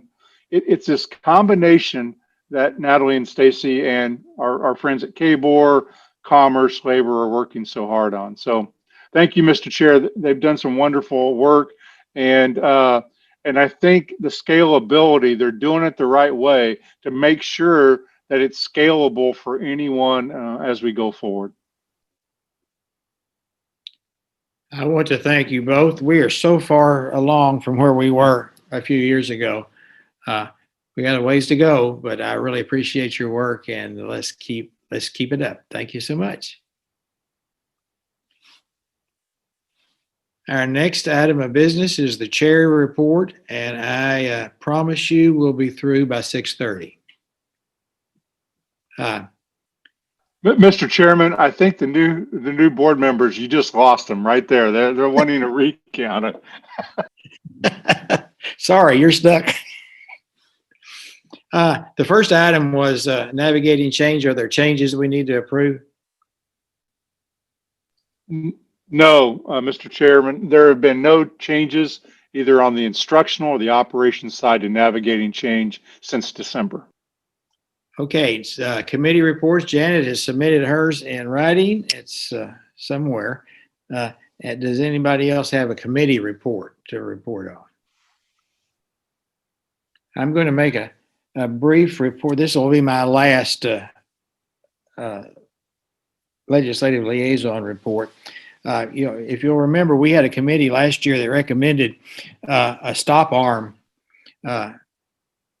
legislation that stalled partly because it was misunderstood and partly because of COVID, and it didn't get anywhere. That committee is still operating, or that committee isn't operating, but a group from that committee is operating. They met yesterday to kind of update the recommendation based on some feedback we had. And so that's going to be presented by Rich Prail, who is the chairman of the House Transportation Committee.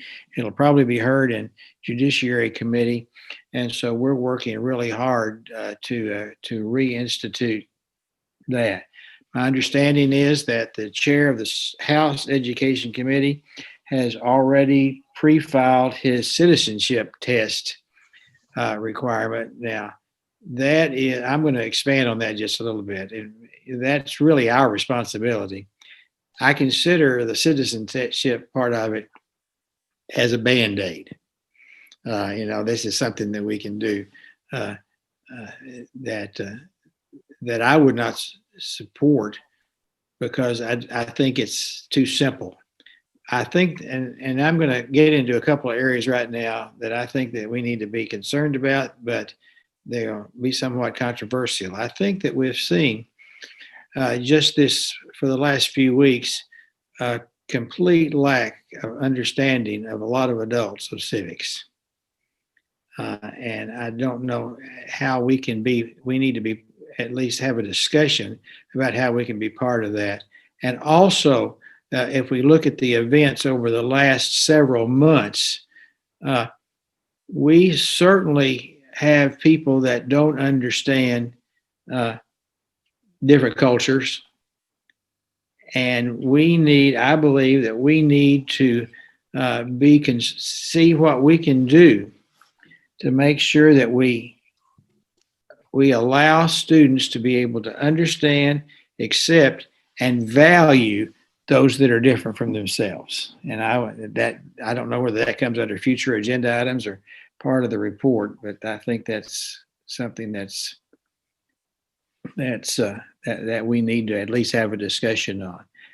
For the legislative liaisons, there's a issue at the State House that evidently mask and social distancing in many cases are not being required. When we met with when Dina and I met last week with the lobbyists, I think many of them are going to not go to the Capitol building because they do not feel that it's a safe place. And I would encourage our liaisons to be careful. They're supposed to have video options, and I would suggest that if you in any way feel that it is that you cannot be safe there, that you should not be required. Nor do I believe that, and Randy and I have had a brief discussion about this, that the staff should be required to put themselves in areas that are unsafe. Jim? Yeah. This may be a year where Ben and I will need to ask many of you to assist us in contacting those legislators that serve your area also. So sometimes that makes a lot more difference to them than it does for us to be always talking to them, particularly since it's unlikely that we'll be able to meet with most of them that are new in the next few months, or next few weeks even.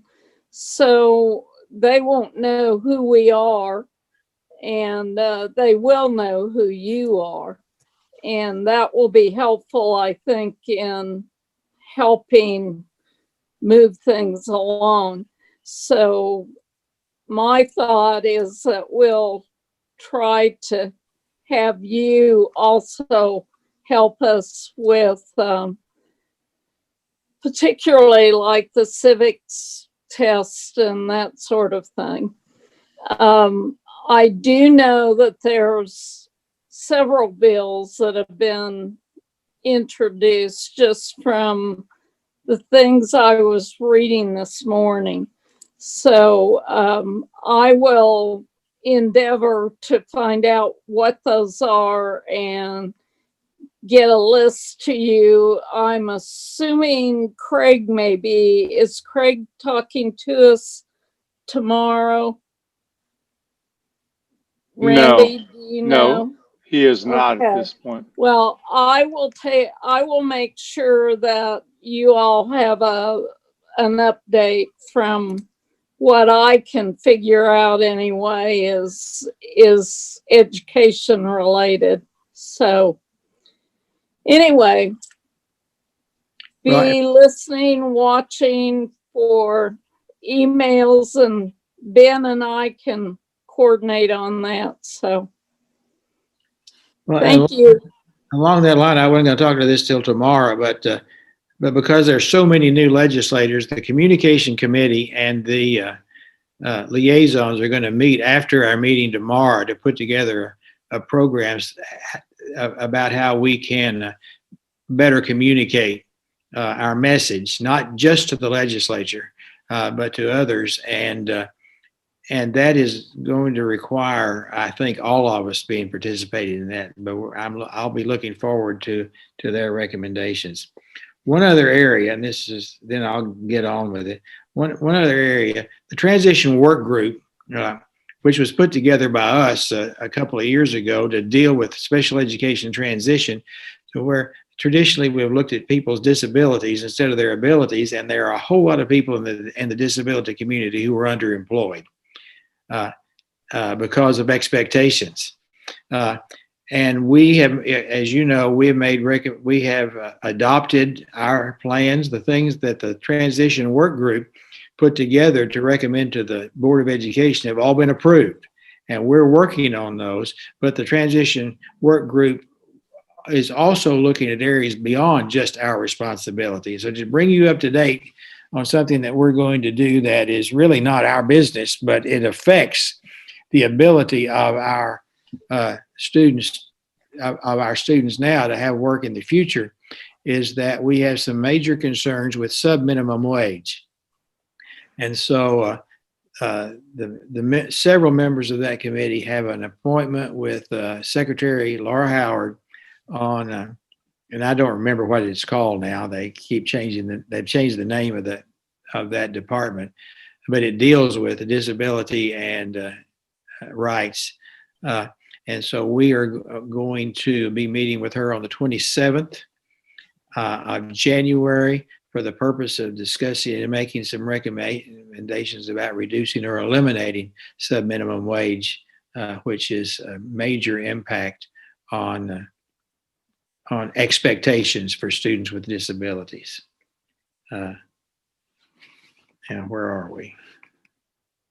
Mr. Chairman, if I might, in the Friday notes, Dina, Craig will be providing to you a synopsis of the bills that have been introduced. So I don't know that you'll have to do that. He's planning to do that, and we'll put that in your Friday notes this week.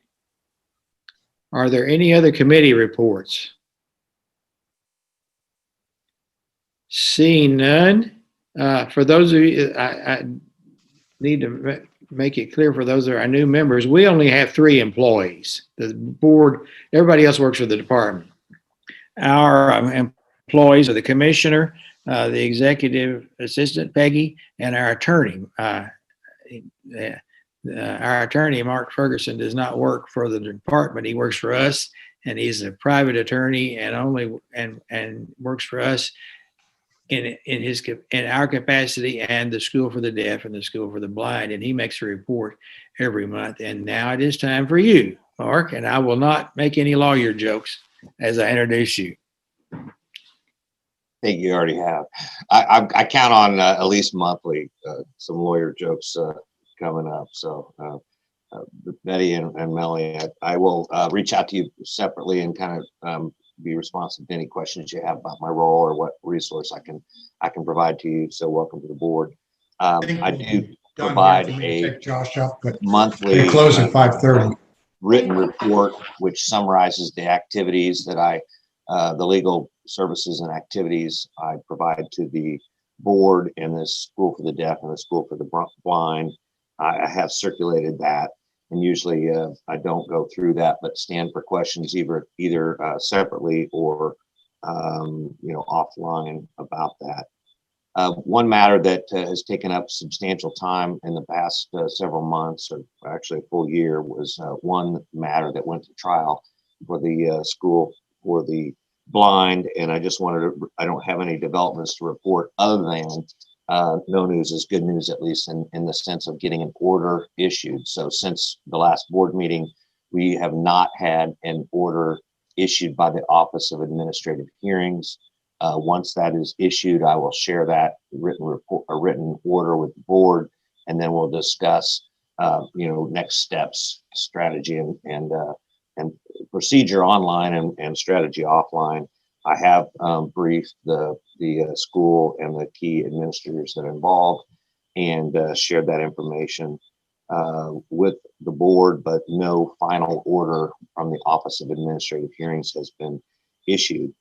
I have been encouraged to, despite whatever, the fact that it's now 5 after 5, or if I give a report on the second day of the meeting when it comes up close to adjournment time, despite the late hour, I have been encouraged to continue to provide some kind of a report that either talks about a specific issue or concern that might be in front of the board or the agency, or maybe talk about something topical, or cases, recent cases, to keep you, to kind of inform you as to what's going on maybe in the legal world. And so while we've talked about COVID and how it's affected, obviously every conversation has affected, or every topic relates to how it's affected education and the new normal. I wanted to just maybe from the attorney perspective share a few things about how COVID has affected not only the practice of law or the legal community, or how it might impact other aspects of how you interact with people in your communities, whether it's the courts or litigation, things like that. So, all just like everyone on the board and in the agency, the new normal involves, repetitive Zoom meetings, remote conferences. For example, attending the national conference recently was attended by Zoom. So, the good news is it saves time and expense. The bad news is you don't get to interact with your colleagues as much. So I'm going through the same kinds of things. There's much more efficiency in terms of meetings, but it's hard to stay connected as well. As an office, we have our monthly town hall meetings and Zoom administrative meetings. We get our continuing legal education through Zoom and remote participation. So all the same things that you're doing. Also, we have a number of things that are either being paused or being reset, if you will, as the months go by. And so a couple of those items that might impact you or your families or people that you interact with, businesses in the areas of the law. Civil trials have been halted essentially since March. Actual trials, they've started coming back online and being scheduled. If it does not require a jury, there's been a increasing demand to go online and do hearings and trials with a judge or an administrative body online, as long as it doesn't involve a jury trial. Civil trials take a backseat to criminal trials, so the courts are being backlogged with anything to do with a criminal matter takes priority because of a right to speedy trial requirements. And although if a case is in litigation, we're starting to get some things scheduled in the end of 2021 into 2022. So even if something was filed in 2020 or 2019 and it was progressing, it was essentially paused or kind of reset. And now we're getting some trial settings in civil cases in the end of 2021 or into 2022, with the caveat that we could have more delays subject to further setbacks due to COVID, and the caveat that jury trials for criminal matters and all criminal proceedings take precedence. So you kind of take those settings, even though they've occurred now in the last 6 or 8 weeks, you take those with a grain of salt. One thing that's important in our work is statute of limitations. Each state has different statutes of limitations, which are the deadline, the time period upon which you can initiate a legal action.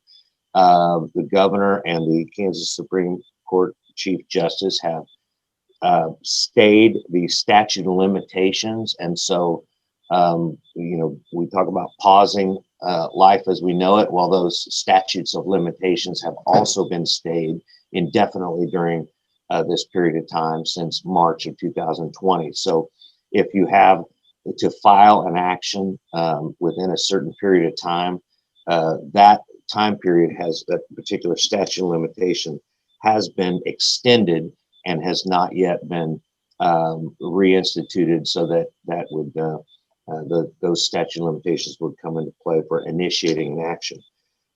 We have online notarization by law. You know, typically you had to see and witness a signature in person. And so the notarization requirements in the state of Kansas have been extended and provided more leniency to, so for example, today and swearing in remotely or signing your name before a notary, you don't have to personally appear. So those online notarizations and virtual witnessing has occurred. Chief Justice Marla Lukert, as we met today for the swearing in, she's issued a number of administrative orders coming from the Kansas Supreme Court, which have prioritized essential and non-essential legal proceedings and prioritize those. We found that service by certified mail is essentially dead, because if you're serving somebody by certified mail, an official document or some kind of a notification, people are not picking those up at the post office. It just because of safety concerns and not getting out and social distancing, service by certified mail seems to be dead. So there seems, more reliance on Federal Express and UPS and others. But not just certified mail, but think about the number of people that are either served with a warrant or served with a subpoena that don't want to come face to face with somebody at the door by making personal service upon somebody, but also, they might meet somebody that's hostile and agitated. And so there's been a number of things related to evictions that we're at a standstill in terms of halting of evictions during this particular pause. I thought it was very interesting that we get these updates like you do from various associations and organizations, giving updates, and we get the same weekly from the various courts, both the Supreme Court, and I'm officed in Overland Park, Kansas, so we tend to not too far from the state line, so we get stuff from both Kansas and Missouri. Additional reasons and justifications for various orders and the delay and the pause. Just recently, we've started to see when those orders are coming out, the basis for the delay or the continued safety and security protocols are not just based on COVID. One that came out of Jackson County just last week stated, in addition to the routine recitement of the COVID safety measures, now they've added the additional reason and justification for various orders in addition to COVID-19. I thought this was interesting that the administrative judge issued some of the same protocols, but said based on, in the last several months, significant and at times violent social and political unrest. And so while in the education community, we're talking repeatedly about the societal stress associated with COVID and trying to meet the demands. Those are the kinds of language that you're seeing used, the societal stress associated with not only COVID, but now those themes related to violent social and political unrest are the kinds of is kind of the language that's being incorporated into some of the safety protocols. And then just those are just some anecdotes, I guess, for you that from legal counsel as to what we're seeing in our realm. But I'd also say on the eve of the governor's state of state address, I will miss the in-person, because I know that I've enjoyed that over the years. But the part I always enjoy most is when the members of the Supreme Court come in and they have to show no expression, they can't clap, or they have to be so stoic, and it's always kind of an unusual, particularly in the past when there's been criticism from the governor's office against this, members of the Supreme Court, or the Supreme Court in general.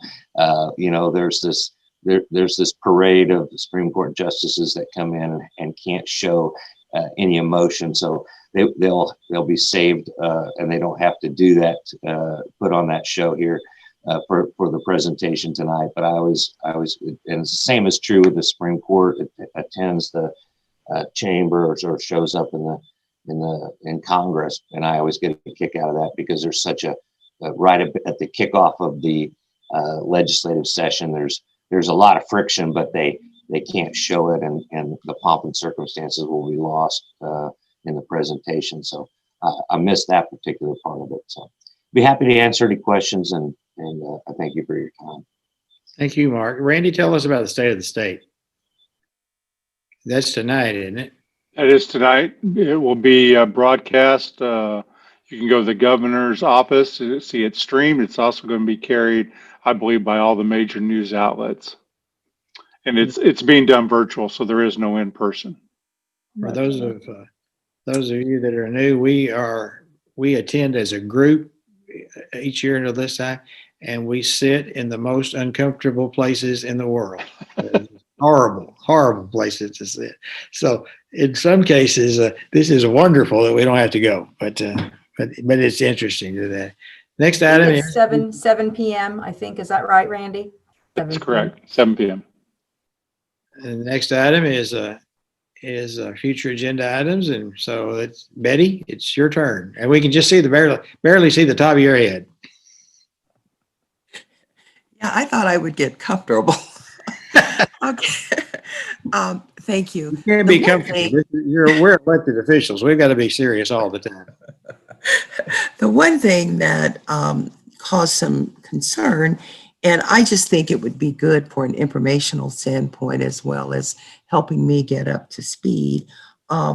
When the accreditation presentation was made and IPS showed up as an area each time there was a problem, I am wondering if we could have an agenda item that could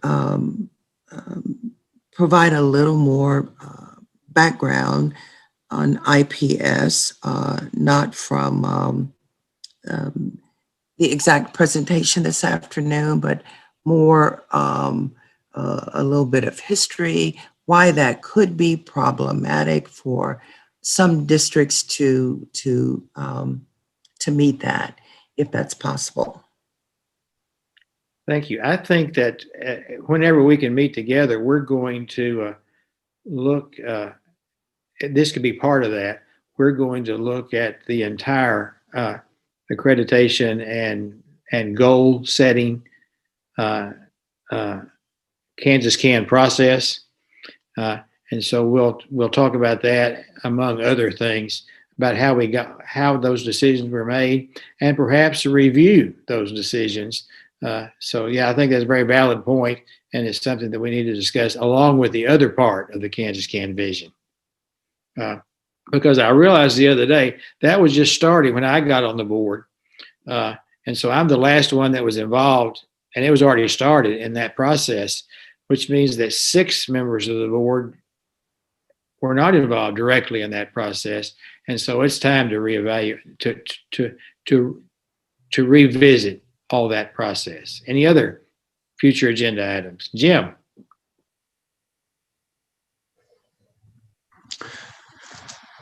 Thank you, Mr. Porter. I would like an update on the implementation of our dyslexia plan across the state, and especially in light of the COVID-19. Thank you. I would too. Ben. It's just fascinating work, and it's more info. So when you have time to fill, Mr. Chair, but I think it'd be interesting and informative for members to know all the national certifications that are available, like the National Teacher Licensure, that piece that we don't necessarily involve with the department, but it is through like the Jones Institute in Emporia. It's just an informational, and it's got a lot of neat information, all the national education stuff that is out there. Okay, anything else? And we can add, I'm very interested in all of us thinking about the things that we may want to consider in the future. And I'd also like to have kind of an agenda, future agenda workshop in one of our meetings so we can discuss the things that are important to us as we continue our leadership. If we were in Topeka, at this point, those of us that stay in Topeka, Ann would tell us where we were going to dinner. And I miss that a great deal. And you know, some people go home. Most of us actually stay in Topeka, and we don't violate any laws because we don't talk about business. We just harass each other. And so I'm looking forward to that. But that being said, we are in recess until 9 o'clock in the morning.